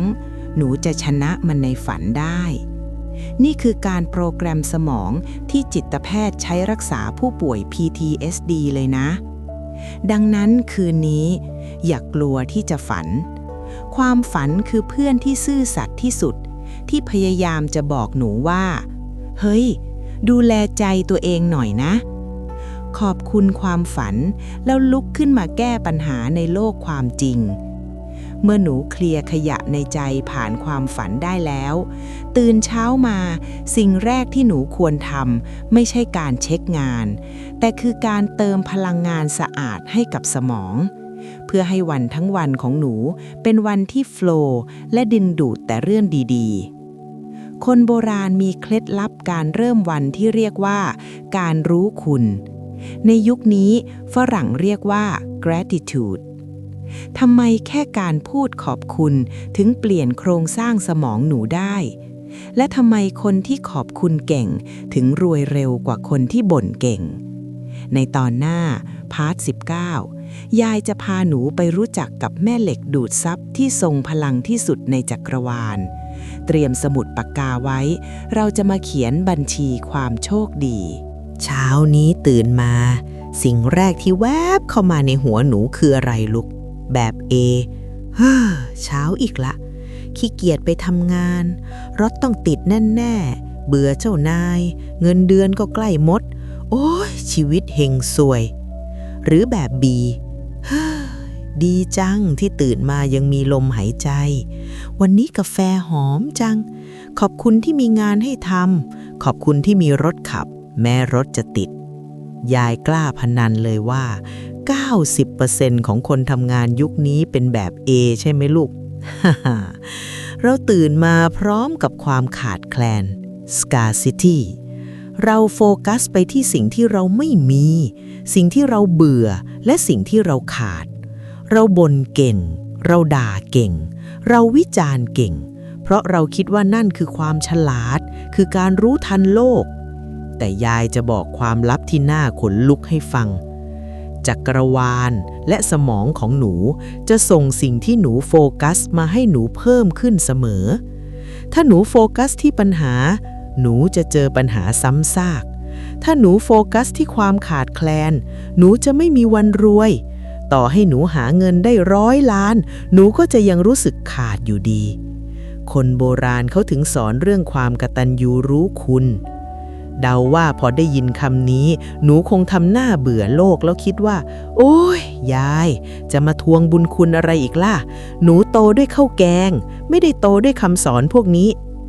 ใจเย็นๆลูกยายไม่ได้จะมาทวงบุญคุณแทนพ่อแม่หนูแต่ยายกำลังจะสอนให้หนูใช้ gratitude strategy หรือกลยุทธ์แห่งความซาบซึ้งใจในการทำธุรกิจและงานของหนูในโลกตะวันตกตอนนี้ CEO และนักธุรกิจระดับโลกกำลังฮิตเรื่อง gratitude journal กันมากเพราะเขาค้นพบวิทยาศาสตร์ที่คนโบราณรู้มานานแล้วนั่นคือเรื่องของ RAS มาถอดรหัสกันว่าคำขอบคุณเปลี่ยนยาจกให้เป็นเศรษฐีได้ยังไงความลับข้อที่ 1 ระบบคัดกรองโอกาสในสมองหนูมีระบบหนึ่งชื่อ RAS ทำหน้าที่เหมือน Google Search Filter โลกนี้มีข้อมูลเป็นล้านๆเรื่องสมองรับไม่ไหว RAS เลยช่วยคัดกรองให้หนูเห็นเฉพาะสิ่งที่หนูสนใจลองนึกภาพนะถ้าหนูอยากได้รถสีแดงจู่ๆวันนั้นหนูจะเห็นรถสีแดงเต็มถนนไปหมดทั้งที่เมื่อก่อนไม่เคยเห็นนั่นแหละคือการทำงานของ RAS ถ้าหนูตื่นมาแล้วบ่น RAS จะไปควานหาเรื่องซวยๆมาให้หนูดูทั้งวันหนูจะเจอแต่ข่าวร้ายเจอแต่ลูกค้าเรื่องมากเจอแต่ไฟแดงแต่ถ้าหนูตื่นมาแล้วขอบคุณ RAS จะได้รับคำสั่งใหม่ว่าเจ้านายชอบเรื่องดีๆมันจะเริ่มมองหาโอกาสที่ซ่อนอยู่หนูจะเริ่มเห็นช่องทางทำเงินใหม่ๆที่คนอื่นไม่เห็นหนูจะเริ่มเห็นความน่ารักของเจ้านายและอาจจะได้เลื่อนขั้นหนูไม่ได้โลกสวยนะลูกแต่หนูแค่จูนคลื่นสมองให้ตรงกับคลื่นความถี่ของความโชคดีความลับข้อที่ 2 คนสำนึกคุณคือคนที่ใครๆก็อยากสนับสนุน The likability factor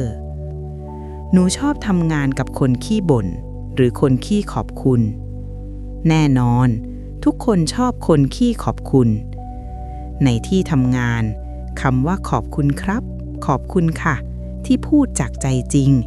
มีค่ามากกว่ากาแฟสตาร์บัคส์แก้วละ200 บาทเมื่อหนูขอบคุณเจ้านายที่สอนงาน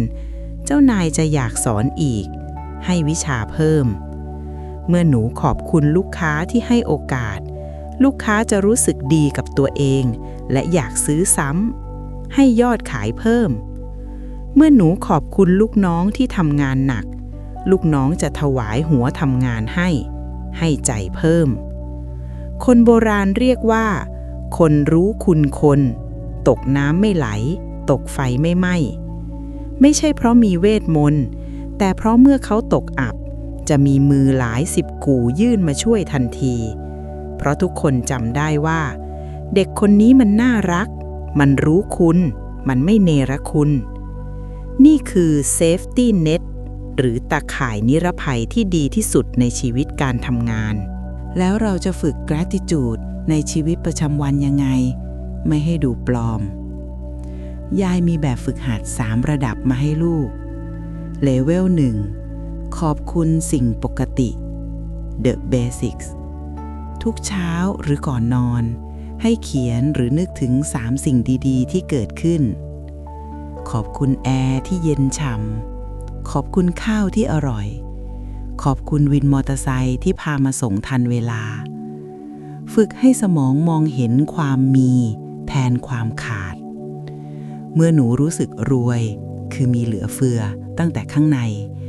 ความรวยข้างนอกจะตามมาเองเลเวล 2 ขอบคุณคน The Connection อันนี้สำคัญมากสำหรับการงานหลังจบโปรเจกต์หรือหลังการประชุมส่งข้อความสั้นๆไปขอบคุณทีมงานหรือลูกค้าขอบคุณพี่เอมากนะคะที่ช่วยแนะนำเรื่องนั้นหนูได้ความรู้เยอะเลยไม่ต้องยาวแต่ต้อง specific คือเจาะจงว่าขอบคุณเรื่องอะไรข้อความเล็กๆนี้จะสร้างความประทับใจที่ยิ่งใหญ่และทำให้เขาไม่ลืมหนูเลเวล 3 ขอบคุณอุปสรรค The Advanced Level อันนี้ยากสุดแต่ได้ผลมากสุดขอบคุณงานที่ยากที่ทำให้หนูเก่งขึ้นขอบคุณลูกค้าที่เรื่องมากท ที่ทำให้หนูฝึกความอดทนและทักษะการเจรจาขอบคุณความล้มเหลวที่ให้บทเรียนล้ำค่าเมื่อหนูขอบคุณศัตรูได้ศัตรูจะกลายเป็นครูและหนูจะกลายเป็นคนที่มีจิตใจยิ่งใหญ่ magnanimous ที่ไม่มีอะไรมาทำร้ายหนูได้อีกต่อไปหนูจำไว้นะลูกความรวยที่แท้จริงไม่ได้วัดที่ตัวเลขในบัญชีแต่วัดที่ความรู้สึกอิ่มเอมในใจถ้ามีเงิน1,000 ล้านแต่รู้สึกขาดแคลนหวาดระแวงนั่นคือยาจกในคราบเศรษฐีแต่ถ้ามีเงิน10,000แต่รู้สึกขอบคุณรู้สึกพอใจและมีความหวังนั่นคือเศรษฐีที่กำลังรอเวลาเบ่งบานเมื่อหนูมีครบทั้งฝีมือสกิลพาร์ท 1-4 เงินทุนมันนี่พาร์ท 5 ชื่อเสียง reputation พาร์ท 7 จิตใจที่แข็งแกร่ง health พาร์ท 8 และจิตวิญญาณผู้รู้คุณ gratitude พาร์ท 19 ตอนนี้หนูพร้อมแล้วพร้อมจะประกอบร่างจิ๊กซอว์ทั้งหมดให้กลายเป็นภาพความสำเร็จที่สมบูรณ์แบบในตอนหน้าพาร์ท 20 ซึ่งเป็นตอนสุดท้ายของซีรีส์การงานนี้ยายจะพาหนูมาสรุปบทเรียน The Grand Finale เราจะมาดูว่าหนูจะเป็นมนุษย์ไฮบริดที่ผสมผสานความเก๋าของคนรุ่นเก่าเข้ากับเทคโนโลยีของคนรุ่นใหม่ได้อย่างไรและยายจะมอบแผนที่ลายทางแผ่นสุดท้ายที่จะส่งหนูออกไปเผชิญโลกกว้างอย่างสง่างามเตรียมตัวอำลาบทเรียนซีรีส์นี้เพื่อไปเริ่มต้นชีวิตจริงที่งดงามกว่าเดิมลูกหลานเอ้ย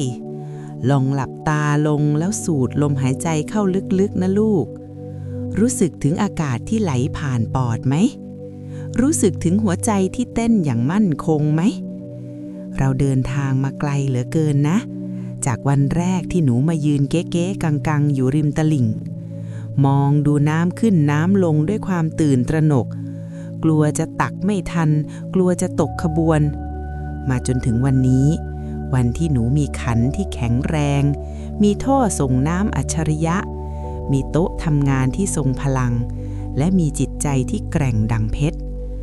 หนูมองดูตัวเองในกระจกเงาแห่งปัญญาสิลูกหนูไม่ใช่คนเดิมอีกต่อไปแล้วหนูไม่ใช่แค่พนักงานออฟฟิศหรือเจ้าของธุรกิจที่วันๆวิ่งวุ่นแก้ปัญหาแต่หนูได้กลายร่างเป็นมนุษย์ไฮบริดมนุษย์ไฮบริดคืออะไรคือมนุษย์พันธุ์ใหม่ที่โลกยุค AI กำลังโหยหาที่สุดหนูคือส่วนผสมที่ลงตัวระหว่างความเร็วของเทคโนโลยีกับความนิ่งของภูมิปัญญาโบราณหนูมีสมองข้างซ้ายที่คิดเลขเร็วเหมือนคอมพิวเตอร์แต่หนูมีสมองข้างขวาและหัวใจที่ละเมียดละไมเหมือนศิลปินในบทสุดท้ายนี้ยายจะไม่สอนทฤษฎีใหม่ๆแล้วแต่ยายจะพาหนูมาประกอบร่างเราจะเอาชิ้นส่วนจิ๊กซอว์ทั้ง19ชิ้นที่ผ่านมาต่อให้เป็นภาพใหญ่เพื่อให้หนูเห็นพิมพ์เขียวชีวิตการงานที่สมบูรณ์แบบและนี่คือ3เสาหลักที่ยายขอฝากไว้ให้หนูยึดถือไปตลอดชีวิตการงานเสาหลักที่1คือ High Tech High Touch เทคโนโลยีล้ำหน้าแต่หัวใจต้องล้ำลึกหนูจำเรื่องเครื่องทุ่นแรงกับ AI ได้ไหมจงใช้มันใช้ AI ให้เก่งที่สุดใช้ Data ให้แม่นที่สุดให้มันทำงานกรรมกรแทนหนูให้มันคิดเลขให้มันหาข้อมูลแต่อย่าให้ AI นำทางชีวิตพวงมาลัยชีวิตต้องอยู่ในมือของหัวใจคือสัญชาตญาณงานที่ต้องใช้ความรู้สึกงานที่ต้องใช้ความเห็นอกเห็นใจงานสร้างความสัมพันธ์และงานดูแลรักษาใจคนหนูต้องทำด้วยตัวเองทำด้วยความประณีตดุจงานฝีมือยิ่งโลกไฮเทคเท่าไหร่ความไฮทัชของหนูจะยิ่งมีราคาแพงและเป็นที่ต้องการมากเท่านั้นจงเป็นคนที่ส่งอีเมลด้วยความเร็วแสงแต่เขียนข้อความในอีเมลด้วยความอบอุ่นที่ AI เขียนไม่ได้เสาหลักที่2 Agile but rooted พริ้วไหวแต่รากลึก หนูจำเรื่องไผ่จีนและการล้มแล้วลุกในพาร์ท 12 และ 17 ได้ไหม โลกข้างนอกจะหมุนเร็ว พายุจะแรง เศรษฐกิจจะผันผวนแค่ไหน จงเป็นเหมือนต้นไผ่ที่เอ็นลู่ไปตามลม ปรับตัวไว หรือ agile ไม่หักโค่น แต่รากของหนูต้องหยั่งลึกลงไปในดินแห่งคุณธรรม รากของความซื่อสัตย์ในพาร์ท 7 กฎแห่งกรรม รากของความกตัญญูในพาร์ท 19 รากของวินัยการเงินในพาร์ท 5 มีสลึงพึงบรรจบ ถ้ารากหนูแน่น ต่อให้หนูจะเปลี่ยนงานกี่ที่ เปลี่ยนธุรกิจกี่อย่าง หนูจะไม่มีวันล้มเหลวถาวร หนูจะเติบโตงอกงามได้ในทุกที่ที่หนูไปหยั่งราก เสาหลักที่ 3 active patience รอคอยอย่างกระตือรือร้น หนูจำเรื่องน้ำขึ้นให้รีบตักในพาร์ท 1 และช้าๆได้พระเล่มงามในพาร์ท 4 ได้ไหม มันดูขัดแย้งกัน แต่จริงๆมันคือเรื่องเดียวกัน จงทำงานด้วยความเร็วในเนื้องาน แต่จงรอคอยผลลัพธ์ด้วยความใจเย็นในจิตใจ อย่าเป็นคนจับปลาสองมือในพาร์ท 10 ที่ลนลานจนเสียงาน แต่จงเป็นนายพรานที่ซุ่มรอจังหวะอย่างใจเย็น เมื่อโอกาสน้ำขึ้นมาถึงให้ตักให้ไว ตักให้เต็มที่ แต่เมื่อน้ำลงให้ใช้เวลานั้นรับมีดคือพัฒนาตัวเองและพักผ่อนในพาร์ท 8 ตัดเล็บหรือนอนหลับ อย่าฝืนธรรมชาติแต่จงเต้นรำไปตามจังหวะของธรรมชาติ หนูฟังมาถึงตรงนี้ยายรู้สึกภูมิใจในตัวหนูเหลือเกินลูกยายไม่มีสมบัติพัสถานไม่มีที่ดิน100 ไร่พันไร่จะมอบให้หนูหรอกนะแต่ปัญญาทั้ง20 บทนี้คือมรดกที่ล้ำค่าที่สุดที่ยายจะให้ได้เพราะมันจะติดตัวหนูไปจนวันตายใครก็ขโมยไปไม่ได้ถ้าหนูรับมรดกชิ้นนี้แล้วและพร้อมจะนำไปสานต่อยายอยากให้หนูพิมพ์คำว่ารับมรดกจะยายไว้ในคอมเมนต์เพื่อเป็นสักขีพยานแห่งความสำเร็จของตัวหนูเองและอย่าลืมกดแชร์ซีรีส์นี้ไปให้เพื่อนๆหรือลูกหลานของหนูในอนาคตด้วยนะลูกความรู้ยิ่งให้ยิ่งงอกงามมาฟังคำอวยพรสุดท้ายจากยายกันสุดท้ายนี้ยายอยากบอกว่าชีวิตการทำงานคือมาราธอนไม่ใช่การวิ่ง100 เมตรหนูไม่ต้องรีบชนะใครในวันนี้หนูไม่ต้องรวยที่สุดอายุน้อยที่สุดก็ได้ขอแค่ในทุกๆวันที่หนูตื่นมาพร้อมกับเป้าหมายที่ชัดเจนหนูทำงานด้วยความสนุกและความรักหนูหลับตาลงด้วยความภูมิใจว่าวันนี้ฉันได้ทำดีที่สุดแล้วและหนูมีกัลยาณมิตรคือเพื่อนดีครอบครัวดีรายล้อมนั่นคือความสำเร็จที่แท้จริงที่เงิน1,000 ล้านก็ซื้อไม่ได้จากนี้ไปยายจะปล่อยมือหนูแล้วนะหนูต้องพายเรือของหนูออกไปสู่มหาสมุทรด้วยตัวเองคลื่นลมอาจจะแรงบ้างแดดอาจจะร้อนบ้างแต่อย่ากลัวลูกเพราะในเรือของหนูมีเข็มทิศแห่งปัญญาที่ยายมอบให้แล้วและในใจของหนูมีตะเกียงแห่งความดีที่ส่องสว่างอยู่เมื่อไหร่ที่หนูท้อเมื่อไหร่ที่หนูหลงทางให้กลับมาเปิดฟังเสียงยายเรือนไม้เก่าริมน้ำแห่งนี้และช่องโบราณว่าไว้แห่งนี้จะยังคงเปิดประตูรอต้อนรับหนูเสมอกลับมานั่งพักมาดื่มน้ำเย็นๆมาฟังยายบ่นให้หายคิดถึงแล้วค่อยออกไปสู้ต่อจงออกไปใช้ชีวิตให้คุ้มค่าจงออกเป็นตำนานในแบบของหนูเองจงทำให้โลกนี้รู้ว่าคนที่มีรากเหง้าและทันสมัยมันเท่แค่ไหนยายรักและปรารถนาดีกับหนูเสมอขอให้น้ำขึ้นในชีวิตหนูทุกวันขอให้หนูตักความสุขได้เต็มหัวใจและขอให้หนูเป็นผู้ให้ที่ยิ่งใหญ่ต่อไปโชคดีนะลูกเจริญรุ่งเรืองสวัสดีจ้ะ